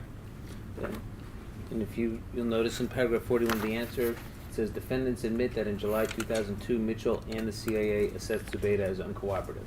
Okay. Is that correct? Yes, and I don't think that's inconsistent with what I said. I'm just asking whether you and the CIA assessed Zubaydah as uncooperative. Yes. Okay.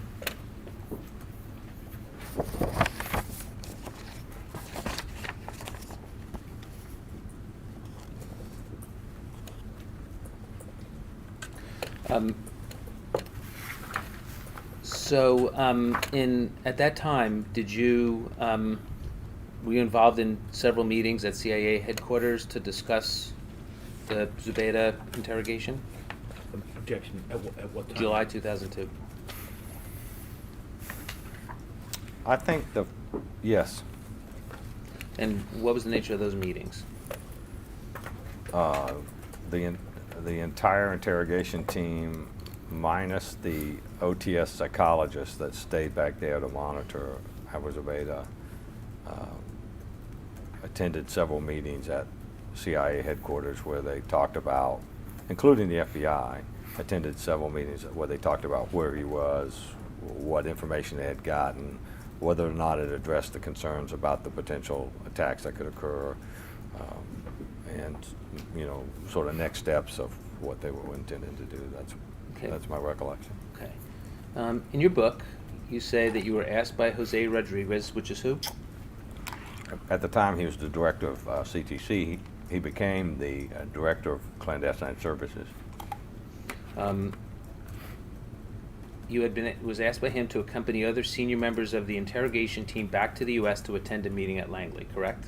Yes, sir. The agenda was to discuss Abu Zubaydah's interrogation thus far and what could be done to get him not only talking again, but providing more full and complete answers than he had provided before. Is that Yes. Jose asked you to discuss some of the resistance to interrogation ploys that you'd seen Abu Zubaydah use. Is that right? Yes. What were those ploys?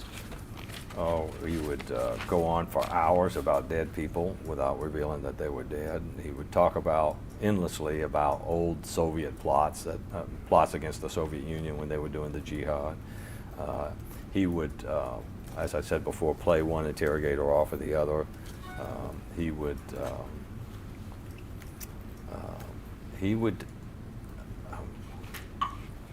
would answer in vague and misleading ways, so that he talked for a great deal of time, but he provided no real information. He would, I don't remember the whole list. I mean, there was a variety of things I mentioned. I tried to be accurate in the book.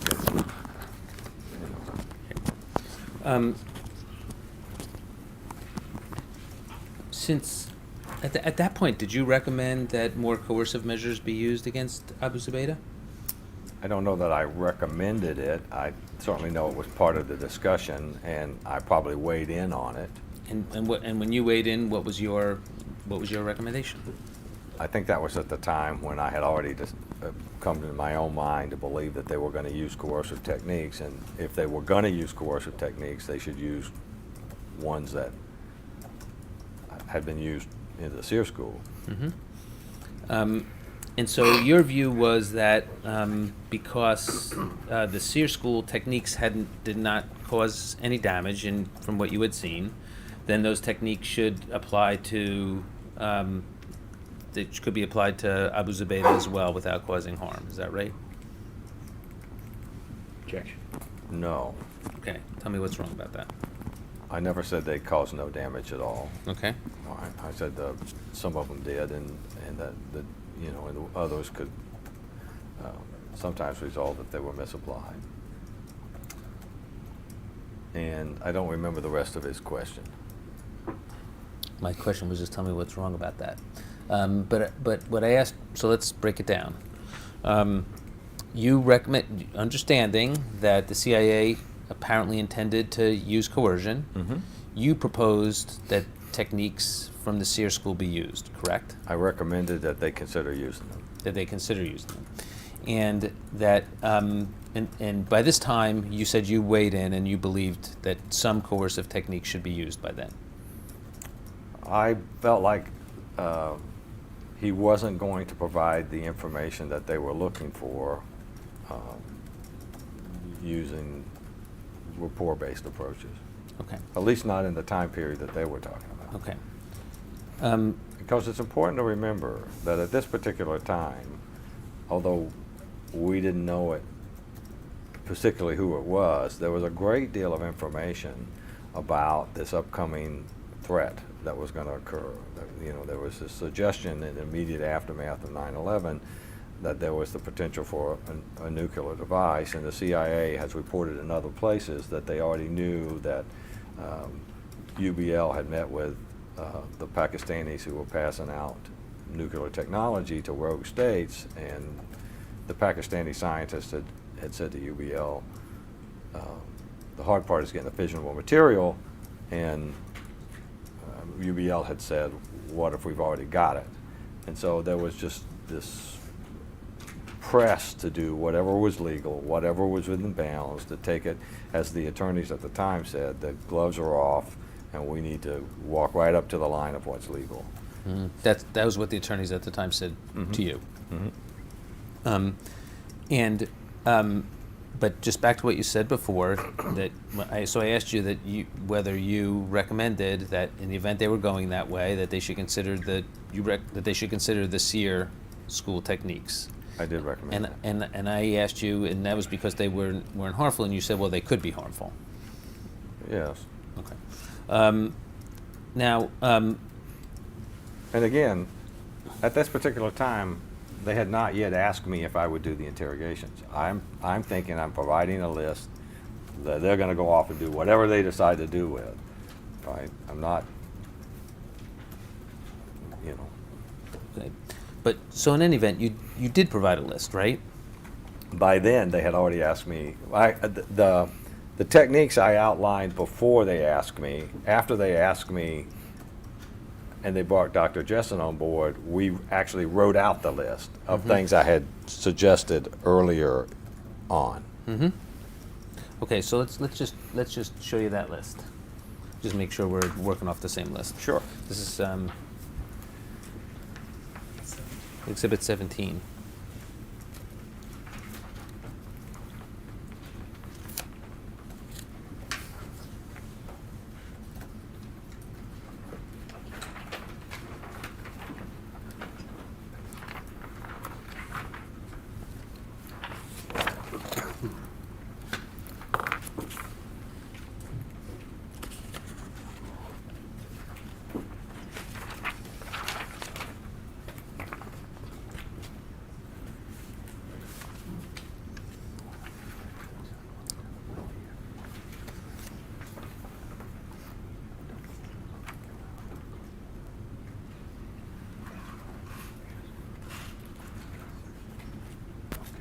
You ready? I need to ask for guidance from the government about something. Sorry. Okay, no worries. I need to ask you for some guidance. Yep, please. Time is 3:43 p.m. We're now going off the video record. Time is 3:44 p.m. We are now back on the video record. Looking at Exhibit 17, is that the list of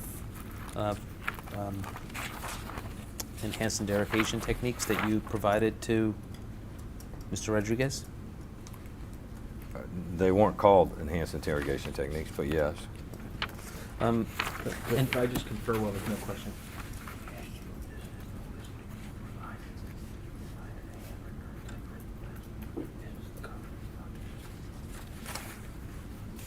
Well, no. It looks like what somebody did is cut and paste from the document that I provided them into a bigger document. But this stuff was not on my document. I understand. Right. Let's take a look at the second and third page. Okay. The third page ends, "Hope this helps Jim Mitchell." That's you, right? Right. Obviously, somebody cut and pasted it. Yeah. Somebody cut and what was cut and pasted? The whole. I didn't have access to their system. Okay. So I couldn't write a classified document on their system. I could write a classified document on a standalone system. Someone else had to take that document and cut and paste it into one of their documents, which is what all these headers are, On the the first original page. people who sent this out. Okay. So I provided this classified document that was on a standalone computer, right, as a file to a person, and that person cut and pasted it into this. Okay. Looking at pages 2, the second and third page, Yes, sir? and if you need to, read the whole thing from top to bottom on the second and third page. Are those your words, or have those been cut and pasted in some way other than attaching them to the first page? No, these are my words. So the answer is that these 12 techniques, which we'll come back to in a second what they are. These 12 techniques are described in your words. I wrote these words, yes. Okay, and they were according to the first paragraph, and by the way, the first paragraph also at the top of page 2 is your words. Yes. So these are the descriptions of potential physical and psychological pressures that were discussed in the July 8th, 2002 meeting. Is that right? Yes. Okay. At the July 8th, 2002 meeting, Mr. Rodriguez asked you to quote-unquote craft the program, right? No. Okay. If you could, let's just take a quick look at your book. And pages 54 and 55, if you have it. I believe that was Exhibit 4. And for the record, I think you refer to this as his book. Yeah. And I don't It's a think the word says- manuscript, you're right. Yes. Well, in fact, it's Exhibit a 4. working draft of a Draft, manuscript. right. Okay. So you say 55 and 56? 54 and 55. Okay.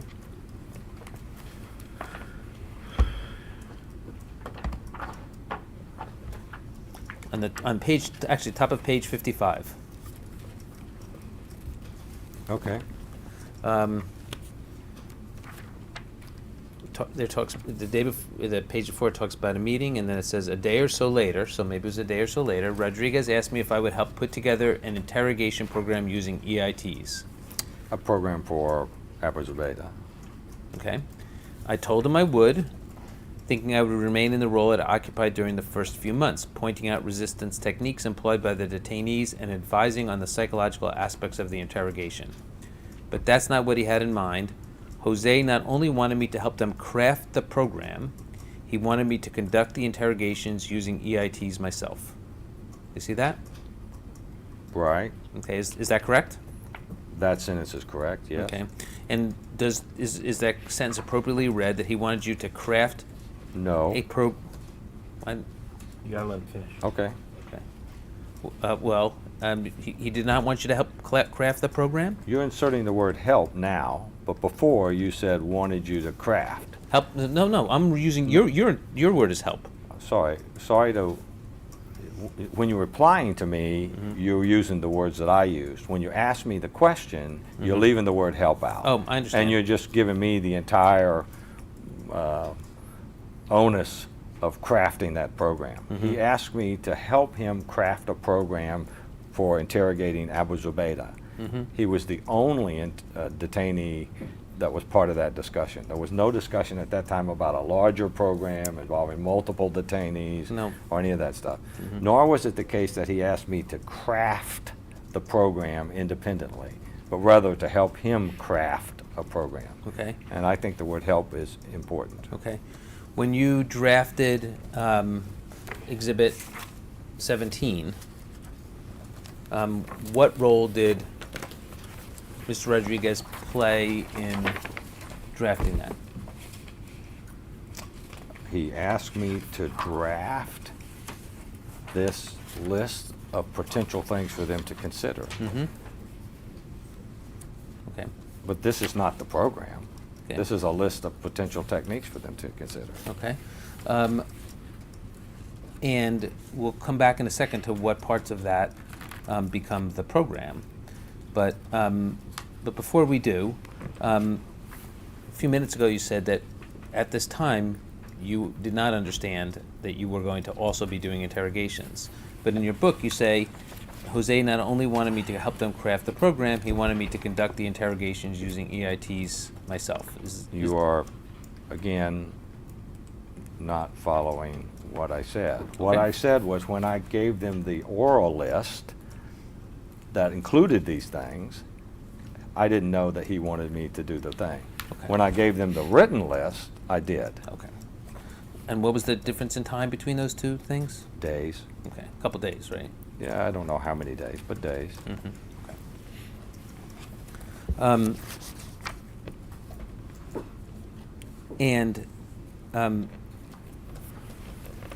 Other than, so what parts of this list became the program Objection? You know, it was for Abu Zubaydah? right, but this was not the whole program for Abu Zubaydah. So there were, it makes it sound like this is the program, but in fact, these techniques were really only to move him to a position where we could start using social influence techniques again. So it's incorrect to think that this is the whole program. Okay. How about the part of the program involving using enhanced interrogation techniques. This was your recommendation for the enhanced interrogation This techniques? is my recommendation for the ones they consider. Okay. And of these, my question was, which ones did they not adopt? It would be a shorter list than the ones that they did. I don't think they did. They didn't do mock burial. I think that's the only one.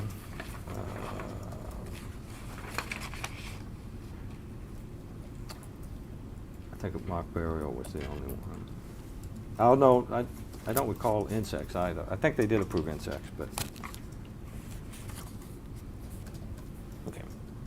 so I think it's just mock burial. Mhm. But Well, I could be, if there's another list, I could be happy to refresh my memory. I just. We'll get to it. One other question on this page of your manuscript. Sure. And if this doesn't appear in the book, or it's just part of the manuscript, you'll tell me. But it says, I was surprised and reluctant. I knew that if I agreed, my life as I knew it would be over. I would never again be able to work as a psychologist. Why is that? Well, I think it was because at the time I thought I just couldn't see myself going back to, treating mental health patients after being an interrogator. It just doesn't seem like something that I was going to do. And I also knew that there were people, psychologists in general are quite liberal, and they tend to be primarily focused on who they perceive as the patient rather than necessarily their client. And I knew that the bulk of psychologists would probably object, So what I thought was, it's highly probable that I'm not going to go back to, doing mental health work. Mm-hmm. It wasn't because you understood that the APA or any other organization barred what you were doing? To be honest with you, no. Well, I know it's easy and glib to say that if someone who is the expert on Al-Qaeda just told you they're getting ready to set off a nuclear bomb, that you can say, no, hands off, I don't want to participate. But that wasn't the way it was for me. The way it was for me was Jennifer Matthews and the rest of those folks briefed me that there were already intelligence suggesting that there were people inside of New York who were smuggling explosives in, and they were going to smuggle a nuclear bomb. And I was willing to help. So if what happened as a result of that was that I couldn't go back to doing marital therapy, I was okay with that.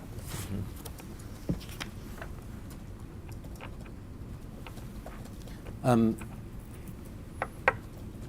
the next page, you're talking about whether you had the qualifications to put together a psychologically based interrogation program. What did you mean by psychologically based interrogation program?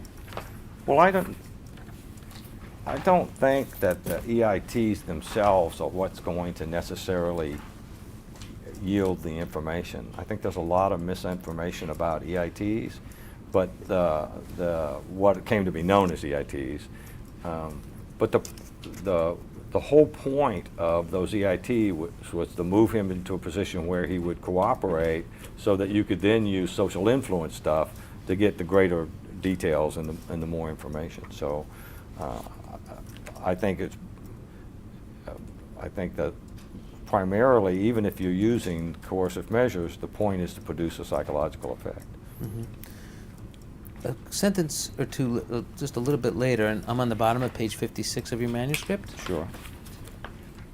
You said that you knew that it would need to be based on what is called Pavlovian classical conditioning.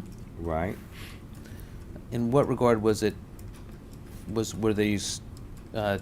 techniques based on Pavlovian classical conditioning? Well, the techniques themselves weren't, but the use of them were. Mm-hmm. Particularly what you wanted to do was to condition him so that when he began to resist, he experienced an adverse of consequence, right? And when he started to cooperate, that adverse of consequence went away, Mm-hmm. which is straight Pavlovian conditioning. Okay. at the top of of page 2 of Exhibit 17, you talk about the aim of using these techniques is to dislocate the subject's expectations concerning how he is apt to be treated and instill fear and despair. Right, that's the adverse consequence. Okay. The intent is to elicit compliance by motivating him to provide the required information while avoiding permanent physical harm or profound and pervasive personality change. Yes. So what you're trying to avoid is permanent physical harm. Is that right? Well, what I'm trying to do, that's what I said here, obviously, but you don't want to have permanent or profound, mental harm, mental or physical harm. Okay. What did you mean by profound and pervasive personality change?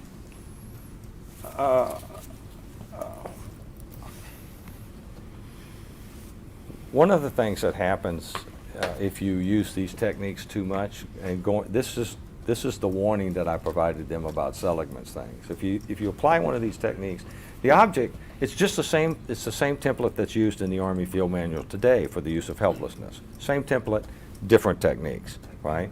You put the person in a situation that they perceive to be helpless, and then you give them a way out of that situation by answering questions. If you don't give them that way out, then you run the risk of doing the sorts of things where instead of just talking about acquired helplessness, now you're talking about the experimental outcomes that Seligman talks about, right? So what you have to be sure that you do is once the person begins to display a sense of whatever the emotion is that you're using, for example, anger. Anger would be another one that you could use, or affinity for the person would be one you could use, or fear would be one you could use. What you do is you evoke that feel, or that emotion, engender it, create it somehow. In the current Army Field Manual can only use psychological pressures, right? But you evoke that emotion, then you give them a way to act on the impulse that emotion creates by answering questions. So if what you're using is fear, you would give them a way to dissipate the fear by answering questions. If it's anger and you think they're angry at someone, you give them a way to get back at that person by answering questions. If it's that they sense that they can no longer, or they're having trouble organizing and executing the courses of actions that are required to if you want them to believe that it's futile to continue to resist, right? You engender a little helplessness, or a sense of helplessness, I think is the way that I've used the term in the past, and then you give them a way out of that situation by answering questions. So the thing that you're trying to do is get that seeking to get out of this situation, not the end product, not the profound helplessness, not the pervasive personality change. Like, for example, it's called in Pavlovian conditioned neurosis, where a person essentially begins to look as if they're psychotic, have trouble putting thoughts together, have difficulty remembering things, they become profoundly depressed, that sort of stuff. That's what you're trying to achieve. What you're trying to achieve is that setting where they're looking to get out of that situation, and you have to be sure that you don't let it go too far. Mm-hmm. So we'll come back a little bit to letting it go too far, but before we do that, let's move to, before you actually implement these techniques, you have a meeting with the director of the CAA, George Tenet, correct? Correct. And what was the purpose of that meeting? Well, if you want to know what the CIA thought the purpose of that meeting was for, you need to ask the CIA. Let me be clear then. What happened at that meeting? Jose Rodriguez asked me to accompany him to a meeting in the director of the CIA's office. Mm-hmm. In that meeting, he laid out to the director of the CIA that they felt that the CIA felt it was necessary to increase the pressure. He told him that I was going to help them put together some techniques. I think he might have even told him I don't remember whether he told him I was going to, I think he must have told him I was going to do it, so it would have been after that point where he asked me to. Because several days passed after he asked me to do it, and Bruce Jessen was allowed to come on board. So And then he described the techniques, or had me describe the techniques, and they were waiting for his approval to go ahead before they did anything else on determining the legality or doing the other things that they were going to do to check out whether or not they wanted to go forward with them. Okay. During that meeting, did you tell him that these techniques were based upon techniques that had been used in the SEER program? Yes. Okay. And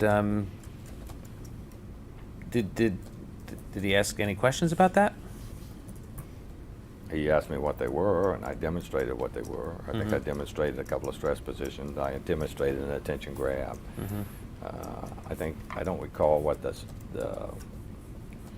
I don't recall what some of the other techniques were. Maybe it'll refresh my memory if I look at them. Yeah, I think I showed him what a facial hold was. Mhm.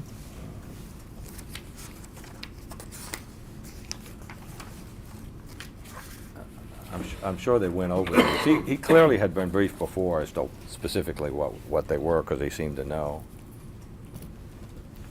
Okay.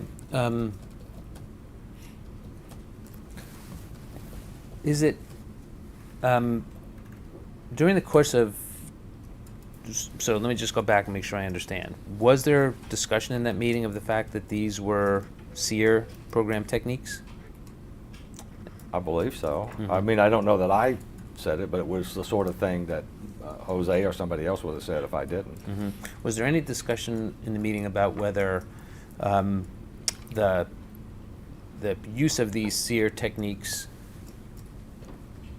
strike that, was there any discussion about whether they could be used safely? Whether the idea of this, I mean, why, in other words, what was the relevance of the fact that they were SEER techniques? Why was that important? Okay, that's two questions, right? Okay, what, either one, take either one. What was the significance of the fact that they were SEER techniques? Why is that, why is that an important fact?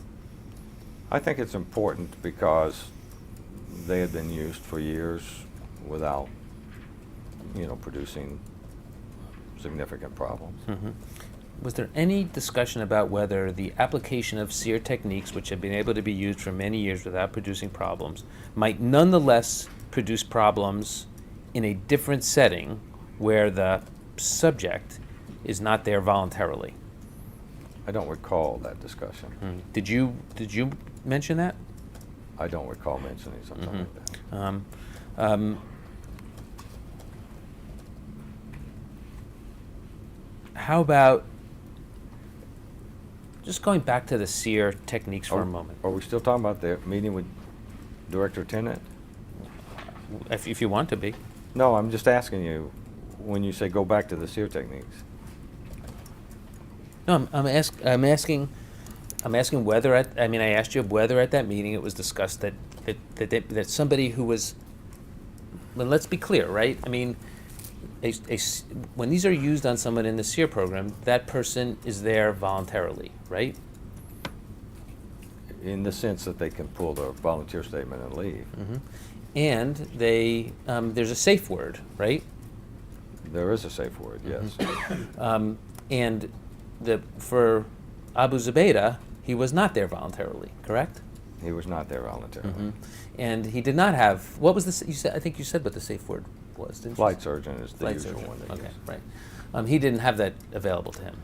He had the ability to say, I'll answer that question, Right. which would have had the same effect as flight surgeon. Okay, so the only, now, going to what occurred with respect to Abu Zubaydah, you went back and you applied these techniques, right? Yes, Mm-hmm. You did, right? yes, Mm-hmm. Was it successful? yes. Okay, when was it successful? It was successful when he began to provide information that the CIA analysts and targeters and subject matter experts judged as valuable. When was that? It was as we were tapering, as we would be, as we were tapering it off. I think what happened was he began to provide bits and pieces of information, and as he did, we dialed that stuff back. Okay. This phase, and by the way, let's talk about the phases of, sorry.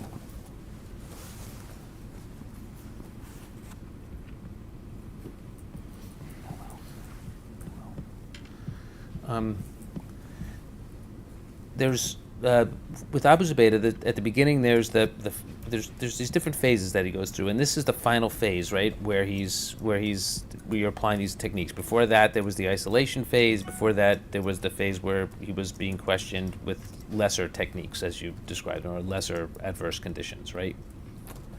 You know, this whole concept of phase, I know I've seen that in the cable traffic,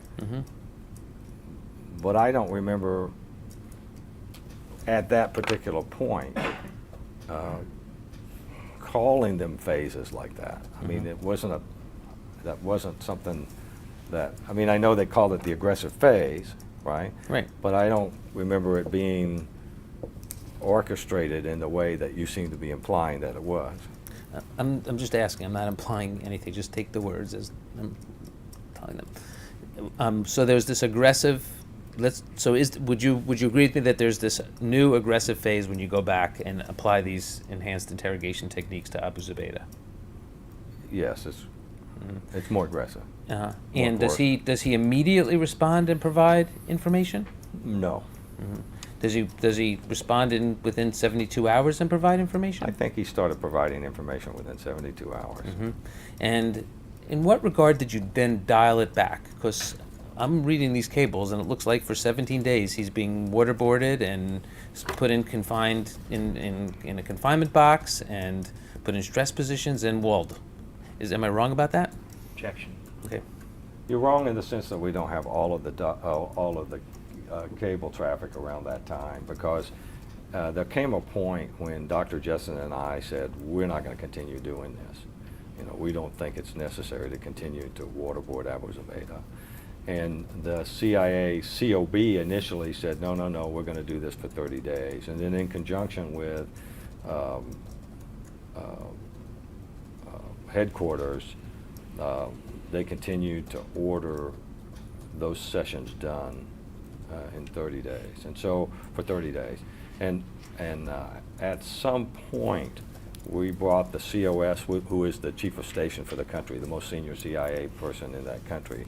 We asked him to visit the site, showed him the process, and asked him if he could intercede with headquarters to get them to discontinue the use of particularly of waterboarding, but of enhanced interrogations. And eventually, we ended up in a video conference with Jose Rodriguez and a bunch of folks. And prior to that, Bruce and I had said, we're not going to continue doing this. And what they said was, well, you guys have lost your spine. I think the word that was actually used is that you guys are pussies. There's going to be another attack in America, and the blood of dead civilians are going to be on your hands. If you won't follow through with this, then we're going to send somebody out there who will. And Bruce and I were concerned that they would send somebody out there who would do the sorts of things that we had recommended that they not do in terms of frequency, intensity, that sort of stuff. And so we administered the pores for an average of about 8 seconds, which resulted in more pores, but more opportunities to breathe. And whereas our concern was if they sent somebody out from headquarters, the DOJ guidance said you could do it for 20 to 40 seconds, and there would be multiple applications at 20 to 40 seconds. And we thought that was not necessary, you know, and could actually interfere with.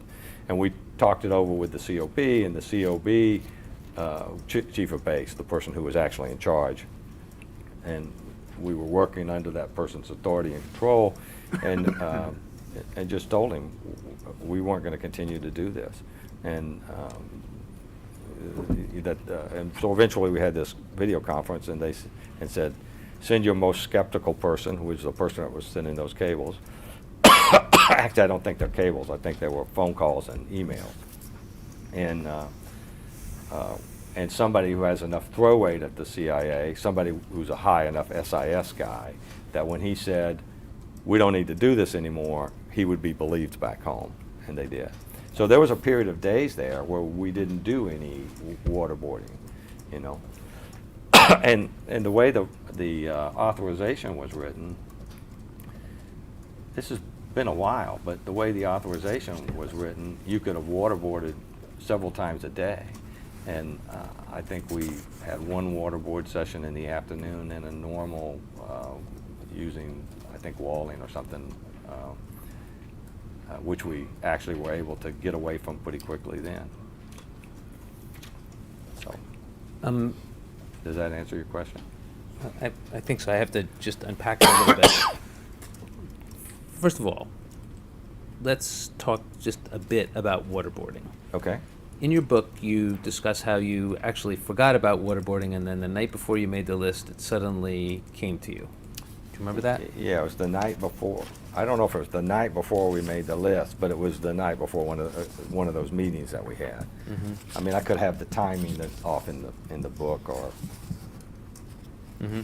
And But still, I was thinking that I wasn't going to be the guy doing it. mm-hmm. At that time, you didn't think you'd be the guy doing it. But why is that important? I mean, you're recommending waterboarding, and you thought that was. I mean, you thought waterboarding was a bad thing, was a painful thing, right? No, I thought it could be done safely. I thought he would be uncomfortable. It sucks, Mm-hmm. you know. It's I don't know that it's painful. Well, I saw an interview. But it's distressing. Mm-hmm. I saw an interview with you where you said it would, as between somebody breaking their leg and somebody being waterboarded, most people would choose to have their leg broken. Do you remember saying that in an interview? No. Okay, well, we can play that. It might have been hyperbole. I mean, if you got an interview of me saying it, I'm willing to concede that I could have said it, but it sounds like hyperbole to me. So you exaggerated when you said that? If that's what you mean was by it? hyperbole? I mean, Do you want to see the clip? okay, show me the clip. How do we do this? If you're gonna break somebody's legs and waterboard them, they probably would prefer you break their legs because it's less distressing, oddly enough. Okay. Now, you're using the word painful, I'm using the word distressing. Okay. Two things are not synonymous in my Okay. mind. So you say that it would be less distressing to break your leg than to be waterboarded. Well, I think I said most people. Now let's play it again.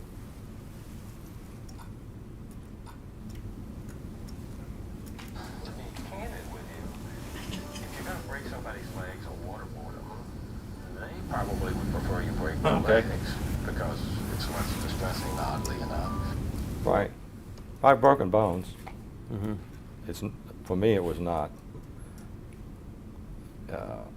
I didn't like being waterboarded. Mm-hmm. It wasn't particularly painful, but it was distressing. Mm-hmm. It's more distressing than breaking your leg, you're It saying? was hyperbole. Mm-hmm.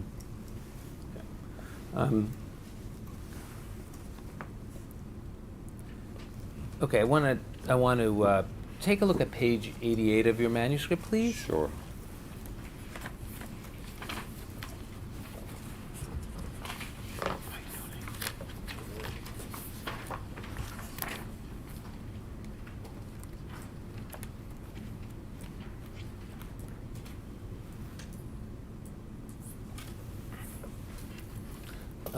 And the part I want to ask about is right at the top, where it says, on page 88. Okay. I'm sorry, did I not give the page? Page 88. After about 72 hours, this is when you come back and begin this more aggressive phase.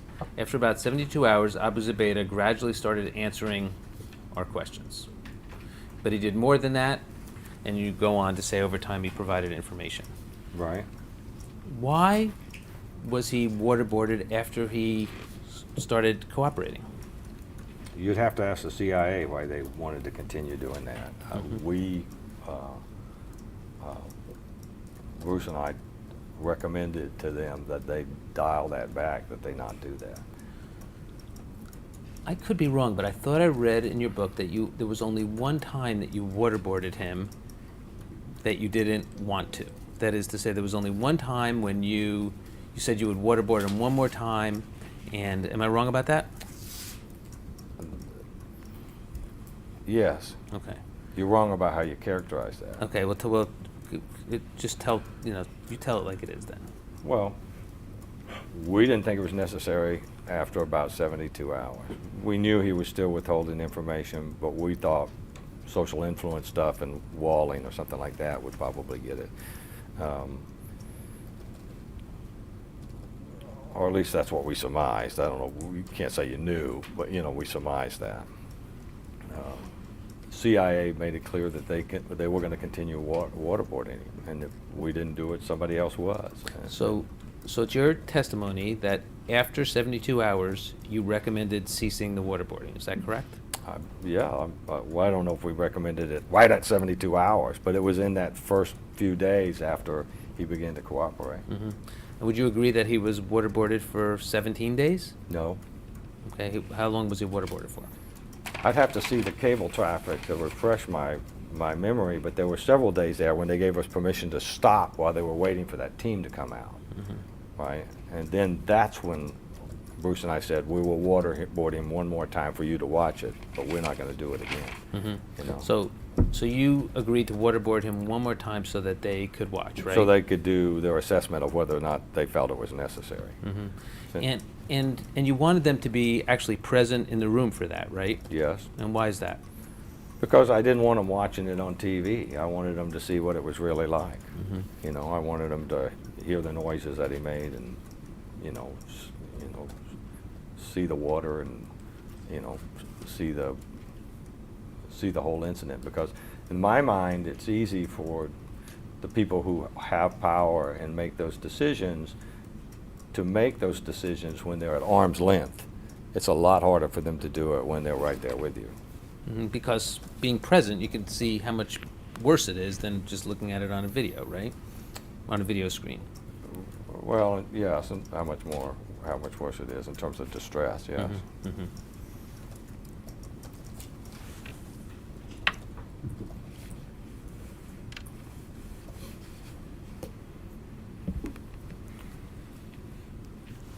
I don't think you're getting enough notes in you. Yeah, I'm with you 100%. Did you say that? Did you ever describe waterboarding as being "quote unquote" horrific? Probably. I don't specifically remember it, but I found it distressing.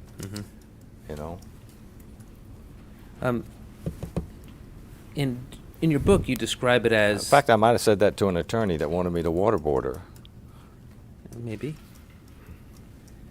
It seems like you've enjoyed waterboarding attorneys. Well, it's more of a prank than anything else. It's not that I enjoyed it. It's that they asked me to do it, and it seemed like it seemed. Yeah. I mean, I saw in your book where you said, waterboarding 2 attorneys in one day is a good start.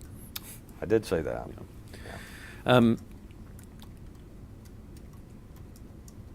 Here's, in your book, you say that waterboarding is, quote, scary and uncomfortable, but not painful. Do you agree with that?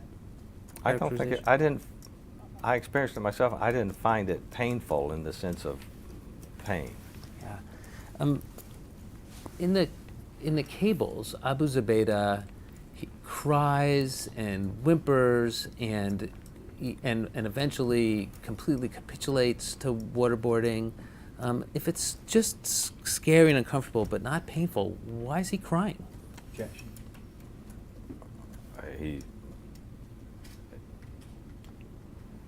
I know that he taught resistance training because he told me, and I know some of the resistance training strategies that he told me, and I know what I would do if I were in his situation, and I would be whining and crying and moping. Some of them I think were real, some of them were feigned. But you know what I hear when somebody's making a noise like that? I hear a clear airway, which is what we're supposed to really monitor, because what matters is whether or not he can breathe in the moment. You know what I mean? Long-term, there are some things that matter. But we've got a psychologist and a physician and other people out there monitoring these things to be sure that they don't go too far. And so it's clear to me that I really wanted those folks to, I wanted them to hear what was going on in the room. I mean, my question had to do with whether, so your testimony is that when he's whimpering and crying that way, that's a resistance technique, at least some of the time? Some of the time, yeah. Some of the time, not.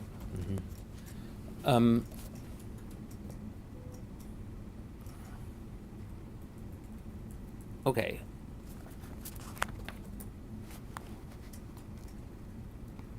And how about when he would vomit after waterboarding? Was that also feigned? He only vomited one time. Was it feigned? Oh, no. The physicians had said that you had to give him 12 hours between the time that he ate his beans and rice and when you waterboarded him. This was early in the process. And the COB waited 12 hours, and then we waterboarded him, and he threw up the beans and rice.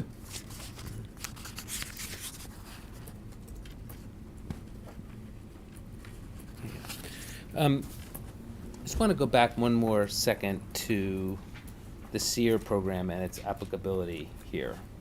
And let me show you an exhibit 26, number 26.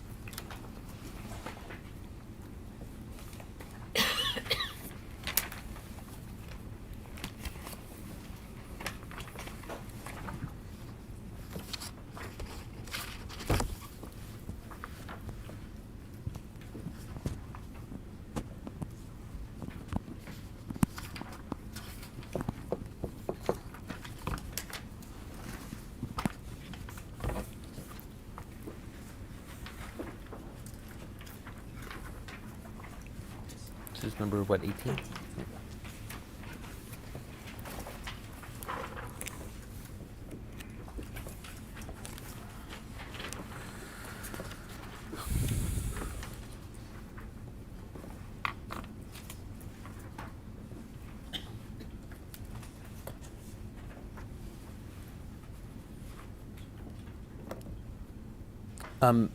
This is a cable from July 2002. As you can see that, right? I can see that it's a cable from July 2002, Right. yes. I want to direct your attention to the bottom of the page. For that page? Mm-hmm. Okay. And it says this: "We are a nation of laws, and we do not wish to parse words." By the way, have you ever seen this before? No. You've never seen it before this minute? No, I've seen it when the government provided it, but I didn't see it in real time when it was written. Okay. A bottom line in considering the new measures proposed for use at blank is that subject is being held in solitary confinement against his will without legal representation as an enemy of our country, our society, and our people. Therefore, while the techniques described in HQ's meetings and below are administered to student volunteers in the U.S. in a harmless way with no measurable impact on the psyche of the volunteer, we do not believe we can assure the same here for a man forced through these processes and who will be made to believe this is the future course of the remainder of his life. Station blank COB and blank personnel will make every effort possible to ensure that subject is not permanently, physically, or mentally harmed, but we should not say at the outset of this process that there is no risk. Do you agree with that? I don't agree or disagree with it. It's what the person wrote. I mean, that is what they wrote, and it speaks for itself. Okay. I agree. Were you? I'm Go sorry. ahead. No, I'm done. Okay. Was this thought ever communicated to you by anybody that the SEER program, the conditions of the SEER program are so different than the conditions that Abu Zubaydah was under that the fact that this was potentially harmless, or that this, I guess you said it could be harmful, that it was potentially harmless in the SEER, in the context of the SEER program, might not mean that it would be harmless in the context of somebody like Abu Zubaydah? I'm trying to recall, and I don't recall that conversation. So you don't recall anybody at any time ever distinguishing between the application of these techniques in the seer context in contrast to the application of these techniques to somebody who was there involuntarily and did not have a safe word, for example?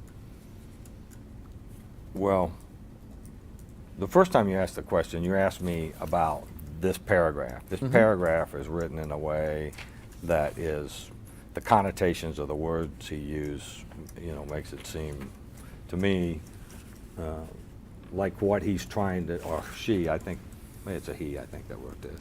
Do you know who wrote this? Yes. Okay,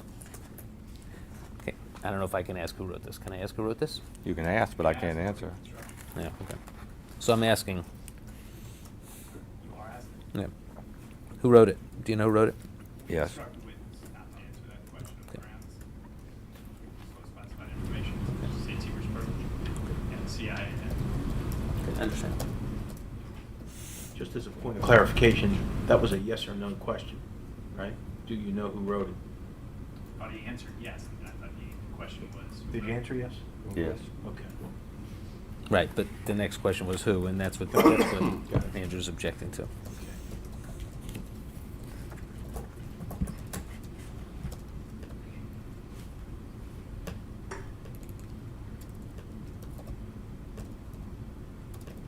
Take a look at paragraph 5 on the bottom of page 2 of this document. Okay.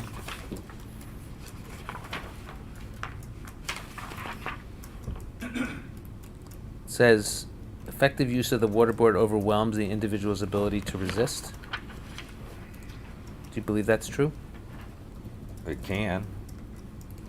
I mean, I think prior to KSM, I would have thought with near certainty. After KSM, I don't know.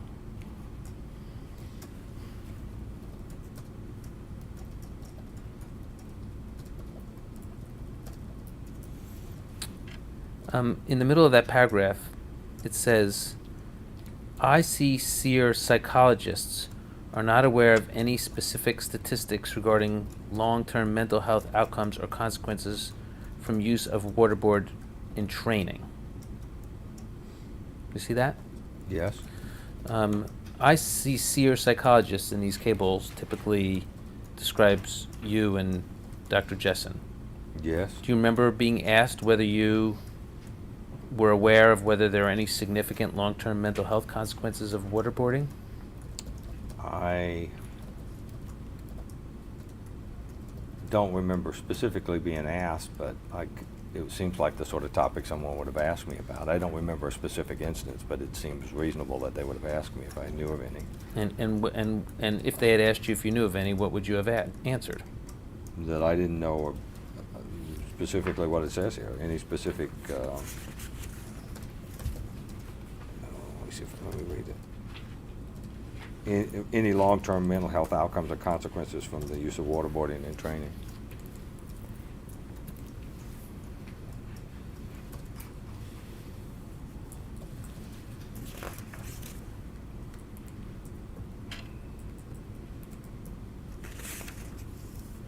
Waterboarding was one of those things I asked about when we were doing the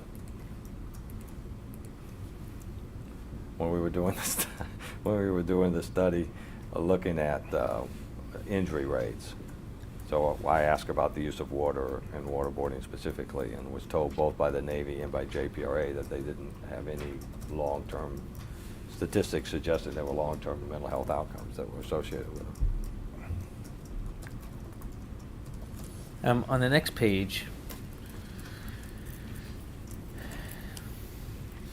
it says the JPRA SEER psychologist, I'm sorry,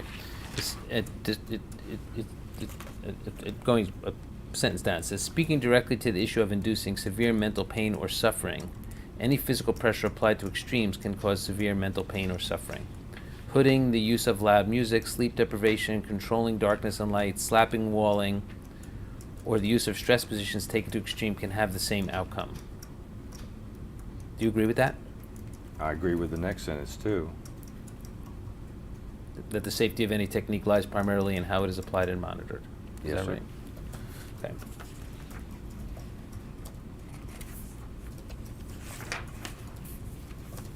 Bear with me for one moment.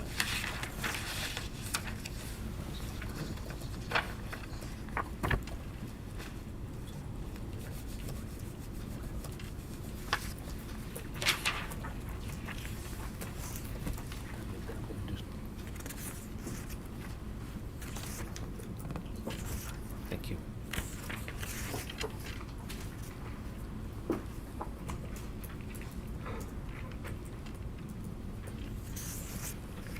Okay.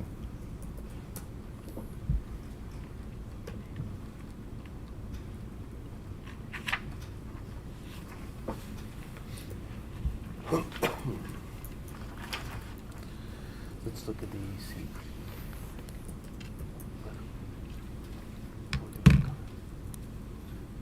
Can we just take a quick break? Sure. We are now off the video record. The time is 4:33 p.m. We are now back on the video record. The time is 5:42 p.m. This begins disc number 4. Disc number 4. Okay, so we talked a little bit about, just before the break, about the, to establish, I just wanted to get the exact quote, but we were talking about the fact that there was this discussion about studying potentially lesser techniques, right? Yeah, yes. And what that means is an adjustment so that it's less than the EITs that have been utilized before, right? Less physical coercion, less coercion, yeah. Right. So it's an adjustment in whatever the program was to something that included, for example, you thought that the most important techniques were walling and sleep deprivation. This didn't address that. This was no EITs at all. Oh, so okay. So this was a change in that program to go to no EITs. That's what the person who wrote this was interested in. And just to go back for a second, were there discussions about just reducing the EITs so that it was only those two what you viewed as the essential EITs of sleep deprivation and walling? I remember in, I think 2005, I think it was after the Hamdan decision. I can't remember exactly when. There was a discussion about reducing the EITs and changing to the same EITs, but a different selection of those EITs. And I remember they called all the interrogators back to the headquarters, and they had us set for 3 days or 2 days or whatever it was, and come up with a list of recommendations. And it was pretty unanimous that the only ones we thought we really needed was, walling and sleep deprivation. And why those? Because they were the easiest to use. By easy, that's the wrong word. In order to do the initial conditioning, you need a technique that starts and stops, and that you can control the start and stop, right? So if you're walling a person, you can take your hands completely off the person anytime they make any kind of movement toward cooperating. So it's easier to condition the operant side of this thing, where you want to reward them for talking to you, right? It's easier to condition that. Whereas if you're trying to use something like waterboarding, you can stop waterboarding the person, but the person is still on the waterboard. So, and it's much more difficult to logistically orchestrate and to adjust the timing, because it's always a timing issue. Okay. I believe I've seen where you have talked about the fact that the way these techniques were supposed to work, though, was that you were not supposed to be trying to get answers right then and there while you're going through the process. That the idea is to employ whatever the techniques were, provide a bridge question, and then try to come back later before you applied additional techniques to see if they were going to give you the answer to the bridge question. And did I get that right, more or less? I think you got that part of the discussion almost correct. Okay, so go ahead and correct me.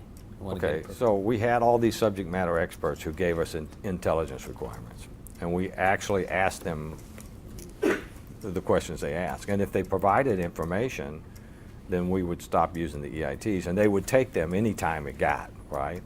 But my thinking on the subject was that much like with a dental phobia, the time that they're going to be most motivated to get out of it is before the next time, and that's when they're going to be most clear-headed as well. And so what we would do is alert them to be particularly cognizant during that period, because we think that's where the person is going to be most likely looking for a way to provide enough of an answer that we don't go on to the EITs. And again, why was walling considered one of the two that you thought was the most optimal when you, in terms of reducing the EITs? Because then what you could do is you could have that in you could compress the time scale so that you could ask them a question, and if they started to lie to you or started to answer in some vague way, you could ask them, is this thing that you're telling me going to answer this question? In which they would say no, right? And then you could wall them and start over. You bounce them off the wall 2, maybe 3 times, and then you can take your hands completely off of them and start over. And you've got like little mini sessions of the larger thing, because they're not going to want the next walling, but you can still work. It's a lot harder to do with some of the other techniques. Mm-hmm. And why was walling sufficiently uncomfortable, or? I've been walled hundreds, maybe thousands of times, because the only way that I could be sure that the people who we were training at the SEER schools, or the people that, the interrogators back after, I don't know, 2004 or whenever it was that we started doing the training for the CIA, knew when we're doing it correctly was to let them do the techniques on me, right? Because I'm a pretty good judge of what it's like to be walled. And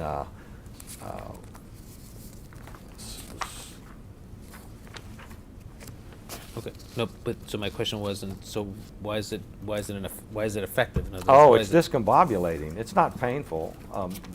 My guess would be some of the folks sitting here have been walled. It stirs up your inner ears, and it's like being on one of those whirly gigs or something. You know, you move around quite a bit, and it's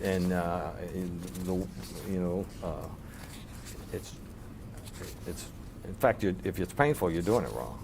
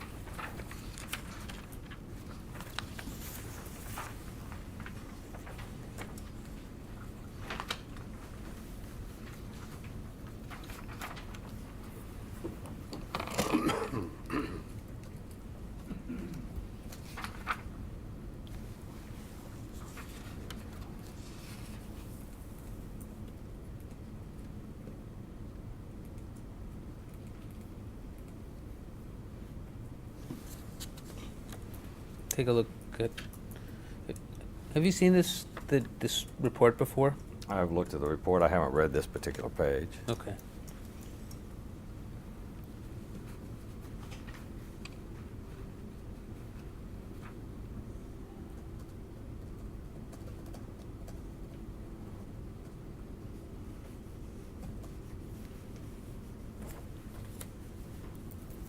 So the question, the sentence I want to focus on is sort of halfway, a little bit more down the first paragraph, Sure. where it says, Mitchell said that he and Jessen never intended to study the effectiveness of the techniques themselves, but rather that their role was, quote, to find and pay an independent researcher not involved with the program to do the work, unquote.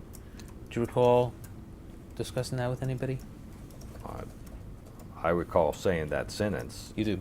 The way this paragraph is written, it conflates a lot of times and it conflates a lot of other things. So the paragraph itself is misleading. Okay, how's it misleading? Well, in July 2002, Mitchell joined Jessen, who had recently retired, and other former JPRA to form Mitchell Jessen Associates. Mitchell Jessen Associates wasn't formed in 2002. The date is just completely wrong. The CIA soon contracted the newly formed company to support CIA's fledgling program. Again, not true for 2002. Mitchell's roles under contract initially included conducting an interrogation, assessing the detainees' fitness for interrogations, and assessing the effectiveness of particular interrogation techniques. I know that they asked me for my opinions from 2002 to around 2004 or 5, whenever MJA came on board. And I know there's even some discussion in these things of doing that, Of doing what? assessing the effectiveness of the techniques. Mm-hmm.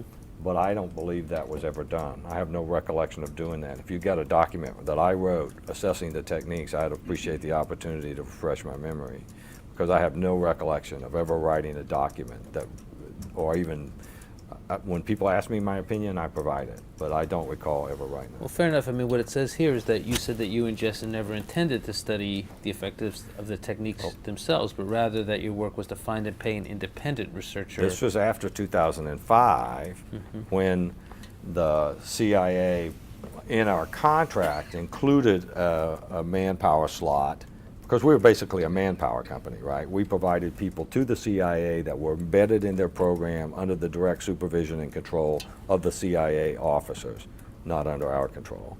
And they had said they wanted an independent researcher to look at these, to look at this program. So they created a slot in the contract for it, but they never chose to exercise that, because what they get to do is they say, we want this slot filled, and then they put money against that slot, and we fill that slot, and that person goes off and works for the CIA, but we're just a manpower place like Booz Allen or somebody else in that regard, right? So when this sentence is taken out of context and inserted in a very poorly written paragraph that doesn't reflect what actually happened. So what I said to that person was, we weren't the ones that were intended to do the independent, whatever this says here. Independent research. Never intended to study. Right. That wasn't our role in the contract. They weren't asking me and Bruce to do that. They were saying, if we choose to execute this particular manpower requirement, because you have the contract, we want you to go find a person.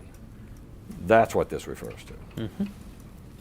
And what the person was going to do was to study the effectiveness of the techniques, though?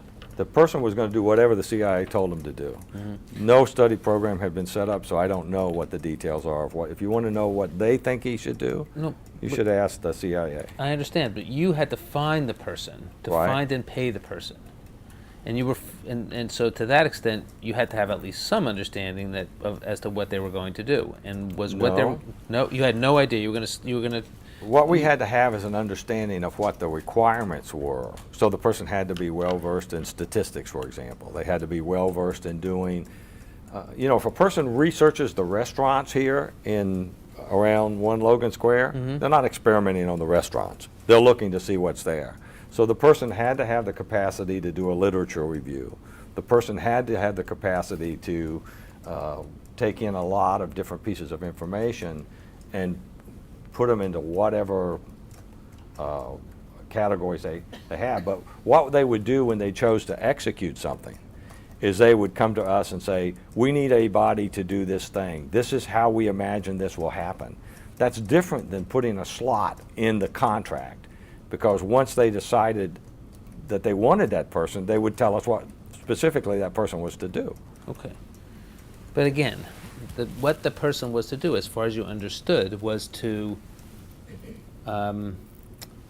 study the effectiveness of the techniques themselves, right? And so in order to do that, they had to be capable of doing a literature review. They had to be capable of doing a statistical analysis. In my mind, they also had to have access to their databases.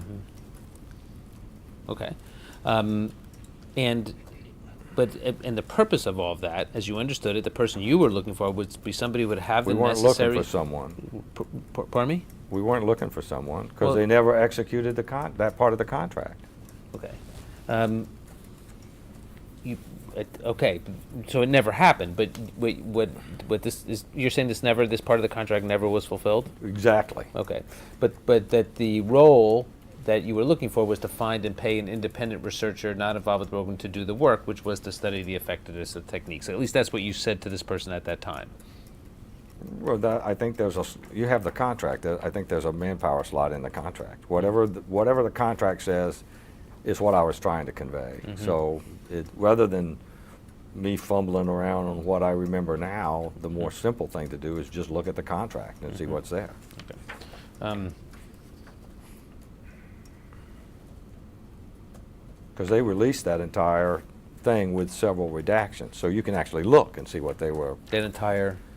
The entire, was it a statement of work? I think it might have been a statement of work Oh, I see. or a technical proposal. Or it might have been a statement of work and then the technical proposal. But there was a series of documents that they redacted and released that explained specifically what they were asking us to do. So, like I said, my recollection 9 years later, is probably not as good as the original contract. Okay. Stuff on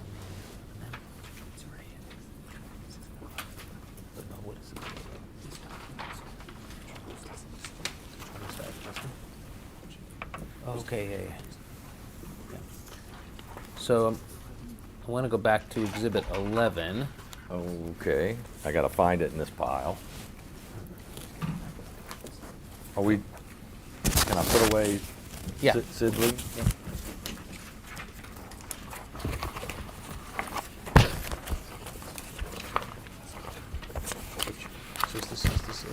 I don't know what Exhibit 11 is. Oh, wow, I can find it. Okay, do we have anybody else? Thank you. What can we get that one? What about Zoom?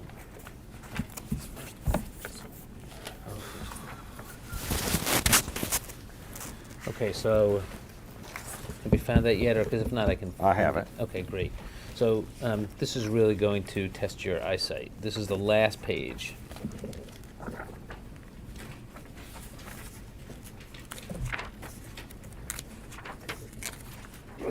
Okay, Okay, so that little chart with the X's in it.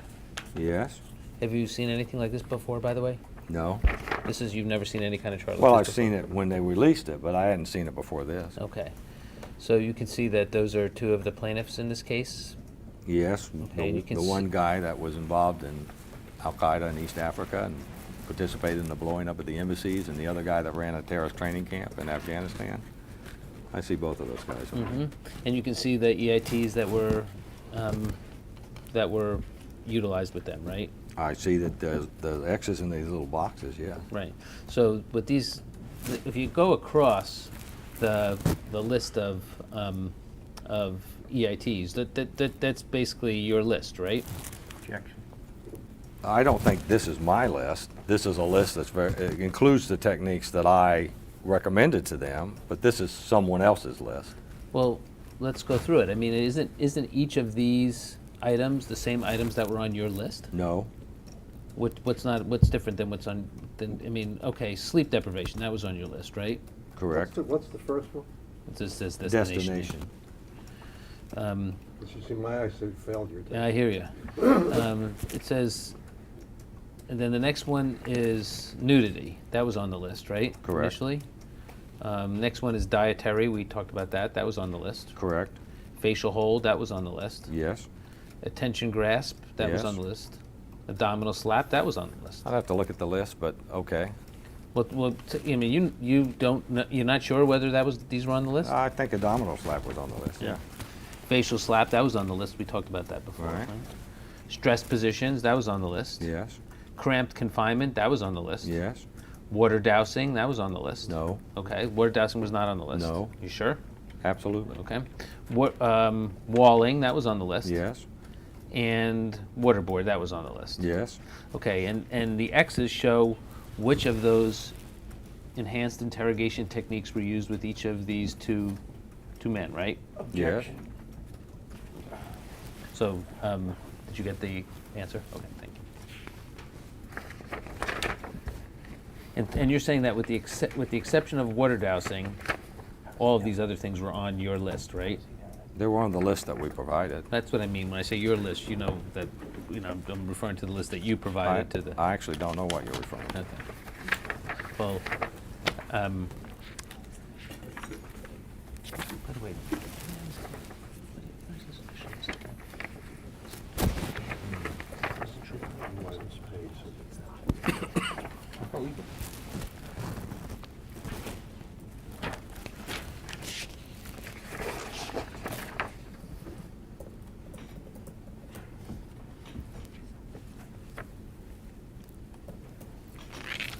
Yeah, agreed. Alrighty. Okay, I want to, just a couple other areas we want to cover, and then we'll be done.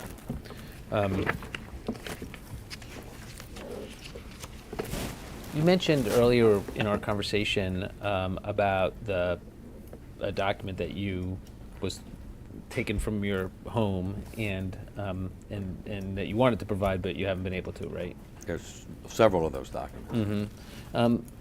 The documents, as a general matter, nothing specific because we haven't seen them. What types of documents did you have at your home? I had documents that were unclassified, if not associated with the program, but might be classified if they were. And how could you have had documents that might be classified in your home? Well, they're unclassified because I put them together from open source material. And they didn't mention the CIA. So by themselves, a non-coercive interrogation manual wouldn't be classified. But if you say this is the interrogation manual that was provided the CIA, then they get to choose whether or not it's classified. Now, when did they come and get these from your home? Months ago. It's been Maybe weeks. October? Yeah. Well, like 2 months, yeah. And did you have any concern that you had materials that might be classified in your home? No, because they weren't associated with the CIA at the time they were there. Okay. And why were they not associated with the CIA? Because they don't say CIA, and I've had a life before and after. Okay. So there's no, if I write an interrogation manual and you find it at my house, if it isn't associated, and I use open source material, then. Let's just talk about some of the companies that we talked about before. Sure. So let's just go back. I'm not recalling what the first company was after you left. Before, so just there was Mind Science, there was What If, and there was one before. What? KnowledgeWorks. Thank you. Do you have any documents from KnowledgeWorks? No, Why not? because I'm not required to keep them, and I don't keep those things. There were documents that have been destroyed? No, I don't think they've been destroyed. I mean, that company existed in, 2001 through the time that I left North Carolina, so I probably would have got rid of those documents then around then. When the company was shut down, there was no need to keep them. What kind of documents were they that you didn't keep? Well, they're the ones you can find online if you go to North Carolina and go to the Division of Corporations or whatever they call it. The only documents I had were the organizing documents, and then I think you're annually required, or if there's a name change or whatever the documents are that set the company up. Is that the same with What If and Mind Science? Yes. So for each of those, there are no documents that you have anymore. Is that right? And all that there ever were the corporate founding documents and whatever other filings you had to do. They're my independent LLCs that I used. So yeah, there's no reason for me to hold a shareholder meeting because it's just me. Right. You What know. about big correspondence, reports, whatever the business was? There was none of that? No, I don't have any of that. Didn't have any. And it's surprising that we have not received any emails. Do you not email? You should have received a lot of emails from me. Okay, well, leaving aside stuff that's undergoing review by the government, what emails would there be that would have been responsive to our subpoenas? You guys requested emails from the publisher to me, right? You requested any emails I had, I think in and around my book, you know. Right.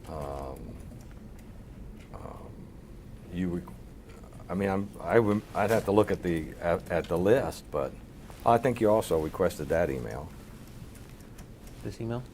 Well, from them, but I didn't have that email. Right. Because here's the way I handle emails. I keep them as long as I need them, and then I delete them, you know. Okay. The only emails we have are the ones related to the book. You're saying that there are other emails that existed, but that you've deleted Before before the lawsuit. yeah. You haven't deleted any emails since the lawsuit.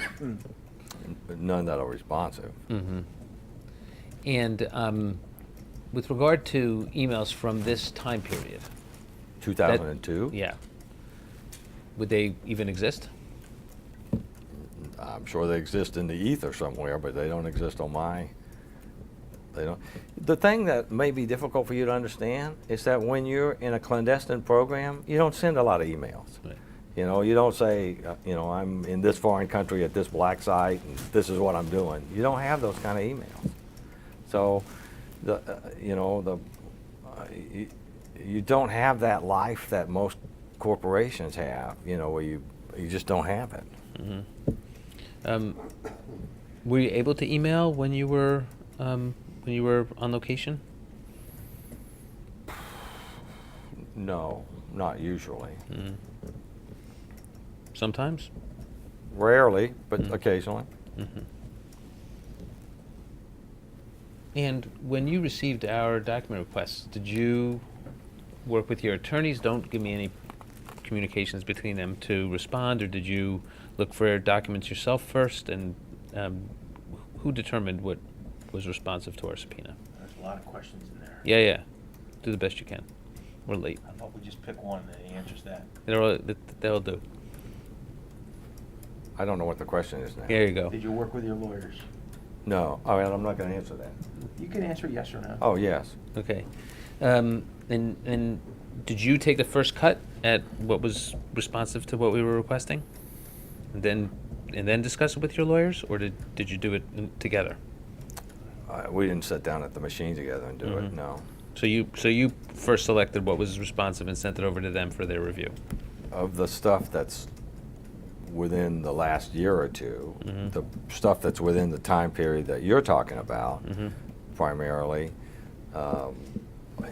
he had the information from the, I can't remember his name, the special prosecutor.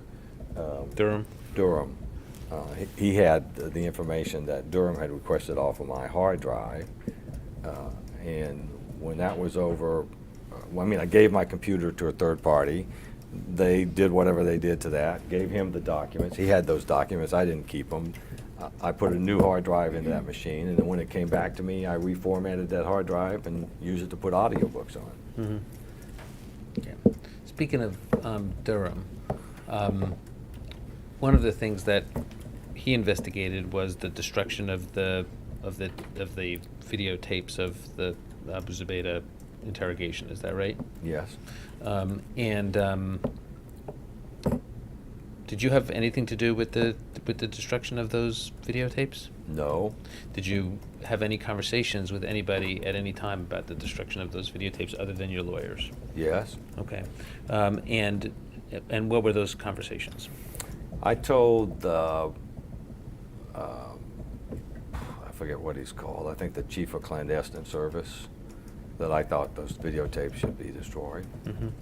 Before they were destroyed? Yes. Mm-hmm. Why did you want them destroyed? Because I thought they were ugly and they would, potentially endanger our lives by putting our pictures out so that the bad guys could see us. Mm-hmm. And what was the response to your statement that they should be destroyed? That was a CIA decision and that they were going to hold on to them because they were still potentially discoverable or something like that. Mm-hmm. And do you know how it was under those circumstances that they did get destroyed? I know what I read. I know what I read, and I know what the CIA told me. And what did the CIA tell you?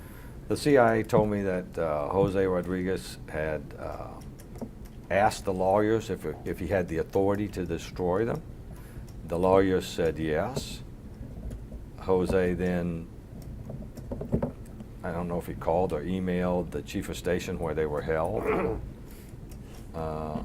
and asked that person to send them a cable requesting permission to destroy them. And then they sent that cable and they were destroyed. Mm-hmm. Did Jose discuss this with you at any point? He didn't discuss it beforehand, but after he may have. Mm-hmm. You say he may have. Do you have a recollection of a conversation? I have a vague recollection of me being in his office one time and him telling me that he thought destroying the tapes was the right thing to do and that he did it. I don't recall that you and I have spent more time talking about it than he and I spent. We can go longer too if you want. It's up to you. Mm-hmm. So you advised. I'm sorry. You just said, and I don't recall. You advised somebody that you thought that the tape should be destroyed. Is that right? I didn't advise them. I You told them. Okay, you told them that you thought. Yes. And did you provide a rationale for why you thought they should be destroyed? You just told us that that they were ugly. I told them that they were ugly. That if they got out, and they would get out, that the identities of the people on those tapes would be revealed. And that those tapes would be taken out of context and played over and over and over on the TVs. Mm-hmm. Okay, anything else that you said? I don't recall specifics of it, but Did you see any other downsides to the potentially not destroying those tapes? Other than that they might get out and be played on TV over and over and over? well, just that the tapes were ugly and that people who weren't familiar, I don't recall saying this to him, right? But in my mind, I recall thinking that looking at those tapes, without knowing specifically that the Justice Department had determined not once but several times that the things that had happened were legal, right? Then they could be taken out of context. That's what I'm not understanding. If the Justice Department had determined that they were legal, why did the tapes have to be destroyed? Why don't we have tapes of abortions? We don't have tapes of abortions because they're not pleasant to look at, even though that they're legal. And individual doctors wouldn't probably want videotapes of them aborting babies on YouTube, even though it's legal. Okay. So that was the reason that they would make a bad appearance even though it was lawful. Objection. Is that what you're saying? That's not what he said. Okay. Then he can say no. Yeah, but he's already answered the question 3 times. Okay. So this will be the last time. Now I've lost the question. So that the concern was that they would make a bad appearance even though they were lawful. Objection. That was the problem. that was, it's a sort of a shorthand version of one minuscule part of what the issue was, yeah. Well, I don't want to be a shorthand version. And I don't want to have to repeat, but, so what am I missing in that summary? I didn't like the fact that the tapes were out there. I had a visceral reaction to the tapes. I thought they were ugly. Had you seen them? Of course I saw them. Did you saw the tapes of yourself? Yes. When did you see them? When we were putting together the videotape that we played to Jose Rodriguez and the other people at the CTC, when we were asking them to discontinue waterboarding, I think we showed them a videotape, a standard videotape of one of his waterboarding sessions, and then the law enforcement expert that was with us had pieced together into a single tape a bunch of the longer pours, remember? And we showed them that because we wanted them to get a sense of what was actually happening.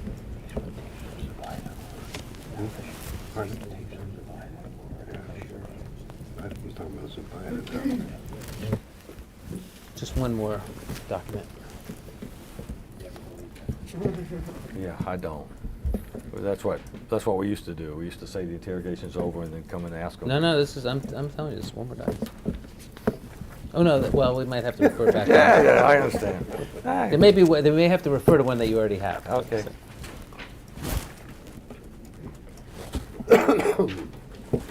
When you have it, what number is it? 25. 25 is not so bad. Just You saying. agree? I don't even know what this is. Oh, Yeah, it's take a look. mostly empty. No, take a look.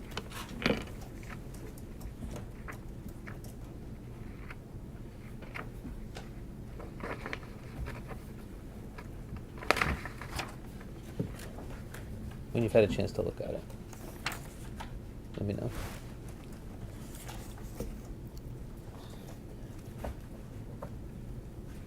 Okay, I've had a chance to look at it. Do you recall having a request made for a formal declination of prosecution that would apply to your activities with regard to Abu Zubaydah? I recall hearing some years afterwards that they had considered doing that. There had been some discussions among CTC, Office of General Counsel and CTC Legal, but I didn't know about this at the time. Okay, so at the time, your testimony under oath is that at the time this was sent, you had no idea that this letter was being sent? I never saw this until they produced it for us. Okay, so leaving aside whether you saw it, did you know that a request was being made for a You mean formal in real time? At the time it was occurring? I don't know. I don't recall knowing that. When you say you don't recall knowing that, so it may be that you did know it, but you just don't remember? I'm 99% confident that I didn't know it. I mean, When did you find out about it? it was been months, years later, probably in talking to a CTC attorney about whether or not, what, I don't know. I mean, I don't have any specific recollection. Do you have any idea why someone would have made a request for a formal declination of prosecution with regard to your activities? It was not necessarily my activities, right? And yours and others? Does it say this is for my activities? So what this says is that you can see that this addresses aggressive methods required to persuade Abu Zubaydah to provide critical information. You were involved in that, weren't you? I'm looking at I want to, okay, 07, 08, 02, so this would be July. So clearly this was in anticipation of that, just from the date. Okay. And So my question is, you had no, do you have any idea why a request would have been made for a formal statement that you would not be criminally prosecuted for those actions? I think if you want to know what the CIA thought about why they were doing this, you should ask the CIA. I'm asking- They didn't tell me their reasoning behind doing it. And at the time, I was unaware that they did it, so I don't have a thought about it. Okay, if the Senate Select Intelligence Committee says, and you can take a look at this, which is Exhibit 5? Exhibit 5, that big Exhibit 5. This is what I said, that there might be one other one that Okay. we go back to. This on page 33.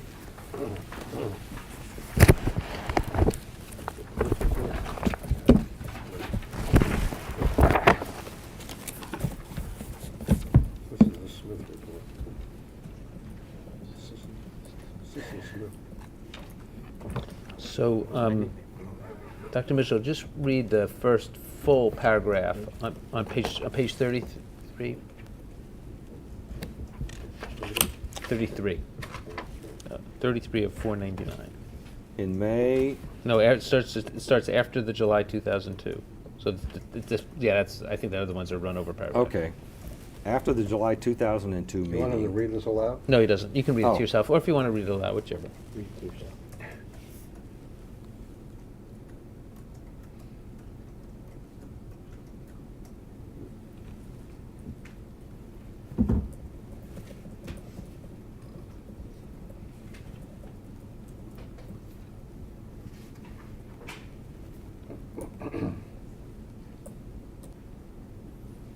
I see it. So the last sentence says, this letter was circulated internally at the CIA, including to you. I see that. Is that not true? I don't recall that. Do you think if there was a letter requesting that the declination of prosecution, you would remember it? Not necessarily. The lawyers were figuring out the lawyer part of this thing, you know. I was deployed to the site in July of 2002. So I have no recollection of seeing a letter that was circulated internally. One second.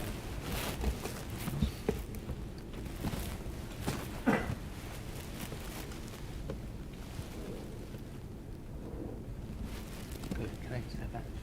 Oh, I have to. I'll let it borrow yours.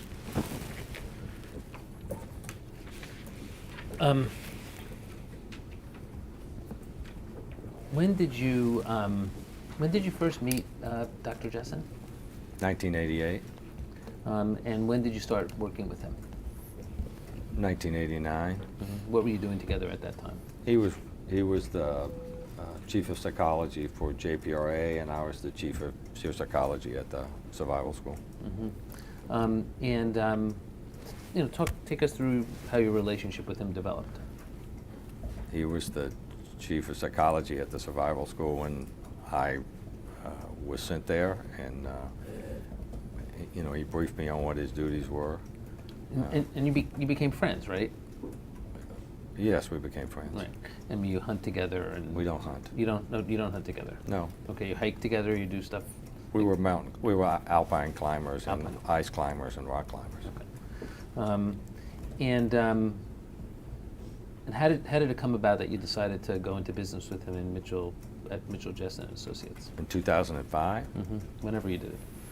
I think initially what we were intending to do was to offer continuing education credit to folks who were in a position like we had been in the military, where it was hard to get continuing education credit that actually focused on your job stuff. And so the company was initially put together, and I think we used I had by then retired and dissolved Knowledge Works, and we decided to use that company's name. I think it was organized then in Delaware, as that portion of it. Yeah. In terms of developing the list that was provided to the CAA for their consideration in terms of the EITs. Fascinated with the word developing. I listed the techniques. You did it, not Bruce? Well, I actually provided them with a verbal description of what was on that list before he was ever cut loose from the DOJ. From the DOD, from the Department of Defense. Then when he came on board, there was another meeting where we again discussed what was on that list. And then sometime around the 8th and 9th of July, whatever date it says on that thing, I actually sat at a laptop and typed up the list. Okay. I'm sorry, so did you consult with him with regard to the list? Was that something that you talked about before it was finalized and sent over? We talked about it in that big meeting with CTC. Mm-hmm. I'd given them a list, Mm-hmm. right, and described the techniques that were on the list. Mm-hmm. They brought him in. There were an additional meeting where we again discussed those things without producing a list. So he was involved in that meeting. Okay. And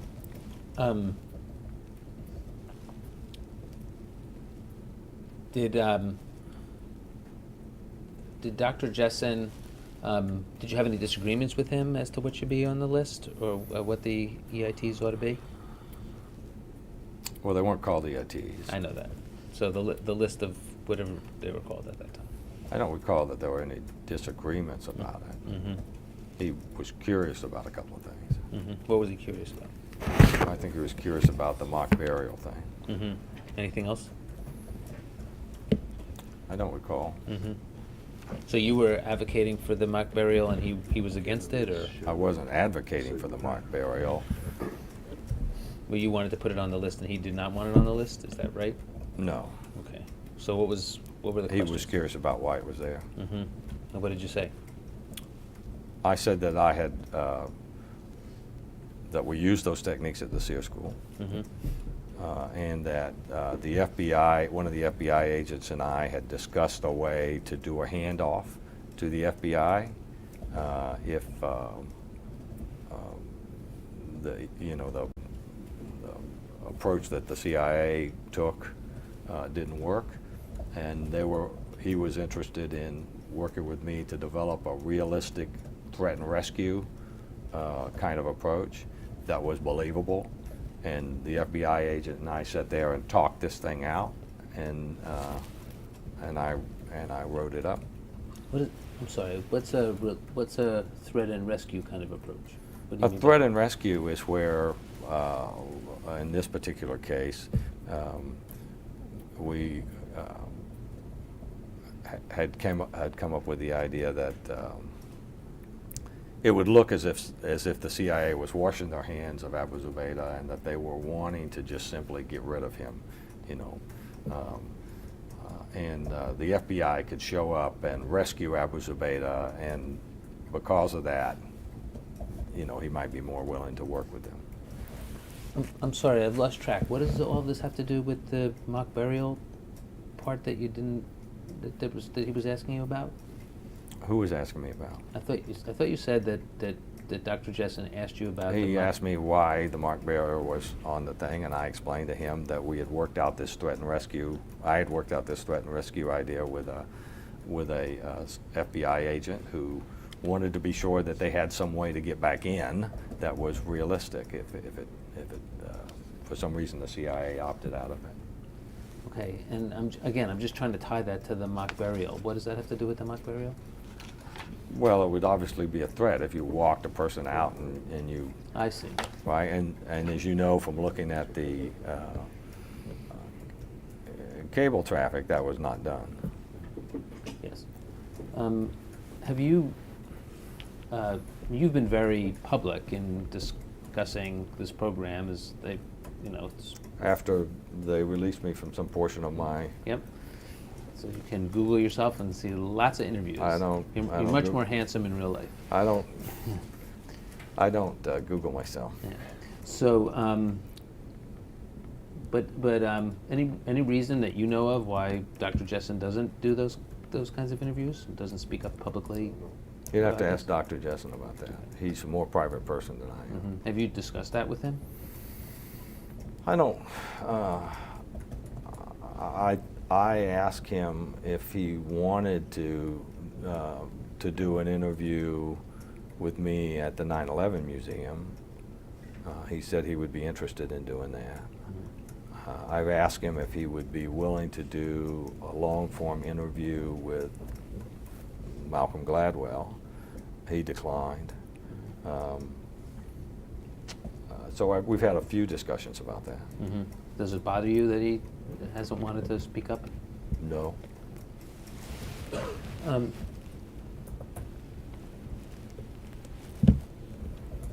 Are you, do you know,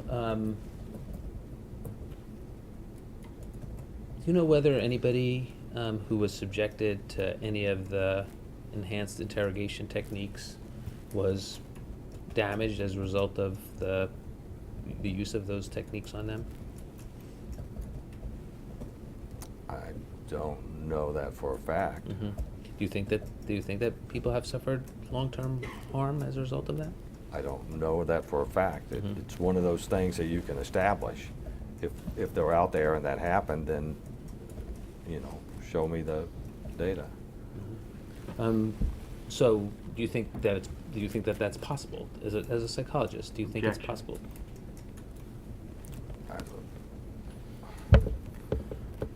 Repeat the question? Okay. You know what occurred with regard to these enhanced interrogation techniques. You know what they were. Do you think it's possible, as a psychologist, that an individual who was subjected to them suffered long-term physical or psychological harm? Objection. Not if they were applied in the way that the program recommended. So if they were subjected to those techniques in the way that the program intended, your view is that it was impossible that they would be harmed? My view is that it's so unlikely as to be impossible.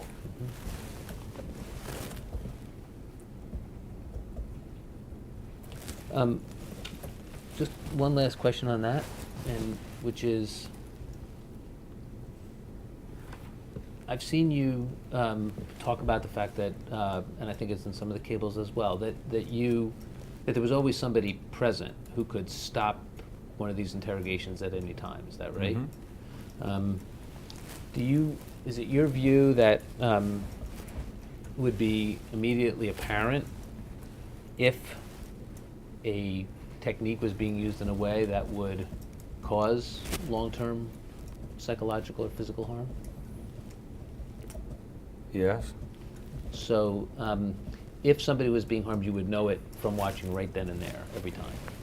Well, it's impossible to make that sort of a speculation. The most you can do is build in the safeguards to, attempt to prevent that. And so you had physicians that were there who were specifically charged with monitoring that. You had psychologists that were there out of role that were specifically charged with monitoring for that. You had the chief of base, you had other people who were there specifically charged for monitoring that. And so the safeguards were built in.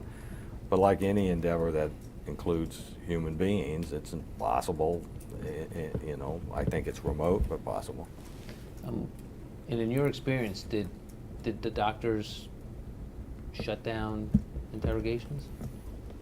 I recall an instance where that happened. One time. Uh-huh. What was that instance? Well, I can't remember which detainee it was, but one of them began to report early indications of auditory hallucinations from sleep deprivation, and they recommended that he get sleep. How about the psychologist? Did the psychologist there ever shut an Well, interrogation? keep in mind that I only did enhanced interrogation on 5 people, right? And I didn't do any after 2003. So only thing I can speak to is my own experience with those 5 people, and I don't recall any of them stepping in and stopping an interrogation.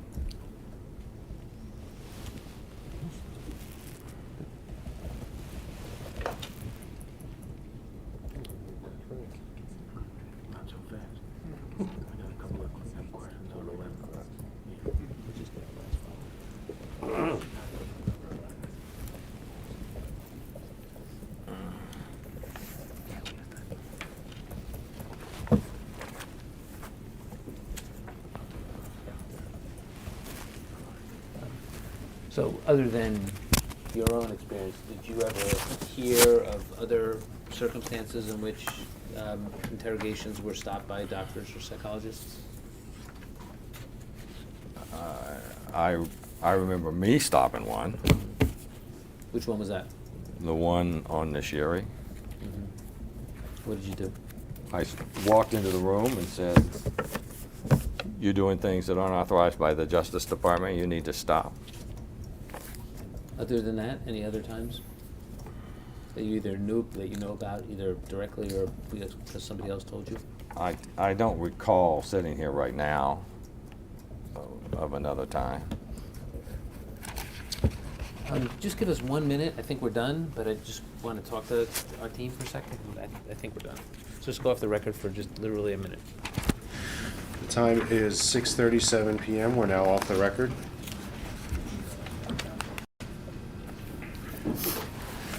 We are now back on the record. The time is 6:41 p.m.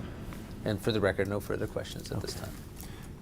Dr. Mitchell, I have just a couple of questions. Could I ask you to put Exhibit 11 before you again, please? Okay. Do you have it there? Yes. When is the first time you saw this document When it was released by the government. in connection with this case? Yes. This document was across the top of the first page, top secret. Mm-hmm. Do you know what that means? Yeah, it means it's that the release of it could the release of the information contained in the document could result in grave damage to U.S. security. I think it's grave. I think that's the right word. They would know. Who created this document? Do you know? I don't know who created it. Do you know when it was created? No. Do you know what the purpose was in creating it? No. Turn, if you would, to the last page of the document.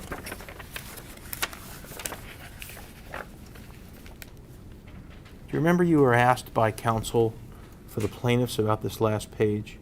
Yes. Who created this page? I don't know. Do you know when it was created? No. Do you know if any of the information on this page is accurate? No. Now, if you see, there are two names that haven't been redacted. Yes. And I think you testified that they are two of the plaintiffs in this case. Yes. Do you know anything about those plaintiffs? No. And the X marks that are placed in the boxes for the under the various techniques. I need to address an answer that I gave you. I said I don't know anything about those plaintiffs. Yes. I didn't know anything about those plaintiffs while they were in CIA custody, but because of the release of documents they had that established who they were, I now know, but I never heard of them at all until that lawsuit showed up on my doorstep. Okay. Okay, thank you for that clarification. Sure. Where the X marks appear, for example, under sleep dep, and then there's an X mark in the box for both of the plaintiffs. Do you know anything about that? I don't know whether they actually had sleep dep or not. I can look at the page and tell you there's an X in it. Okay. Do you know why that X is there? I don't know why that X is there, no. Did anyone ever consult with you from the CIA about either of these two plaintiffs at any time, about anything? No. Okay. Did you know anything about their treatment at any time that they were detained? No. All right.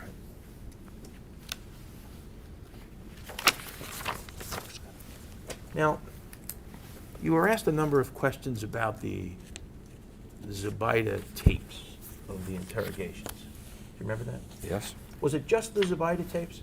There was only the Zabida tapes. Okay. And you made a recommendation that the Zabida tapes be destroyed? No. You didn't? No. Okay. Did you have a discussion about whether or not the Zabida tapes should be destroyed? Yes. Okay.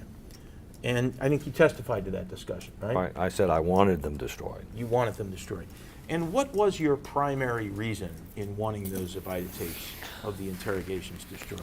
I was concerned that it was going to reveal our identities, Reveal whose identities? the identities of the people who were on the tape, who were unmasked and in plain view. Okay. And why were you concerned that your identity would be, and the others who participated, that the identities of those folks would be revealed? Abu Zubaydah had threatened to kill us several times. How many times did he threaten to kill you? about once a month, he would say, if I ever get out of here, you know, after the EITs were over, he would joke with us that he'd say, in here, we're friends. Out there, I will kill you if I see you, right? And in addition to that, I was just concerned about not having my face out there. Do you think if those tapes would have been released that your life would have been in jeopardy? Yes? Do you think the lives of the other people who were participating in this process, their lives would have been in jeopardy as well? Yes. And was that the primary reason why you said what you said about the tapes? It was the most important reason. Okay. I have no further questions of the witness. We're good. The time is 6:46 p.m. We are now off the video record. This ends disc number 4 and today's deposition.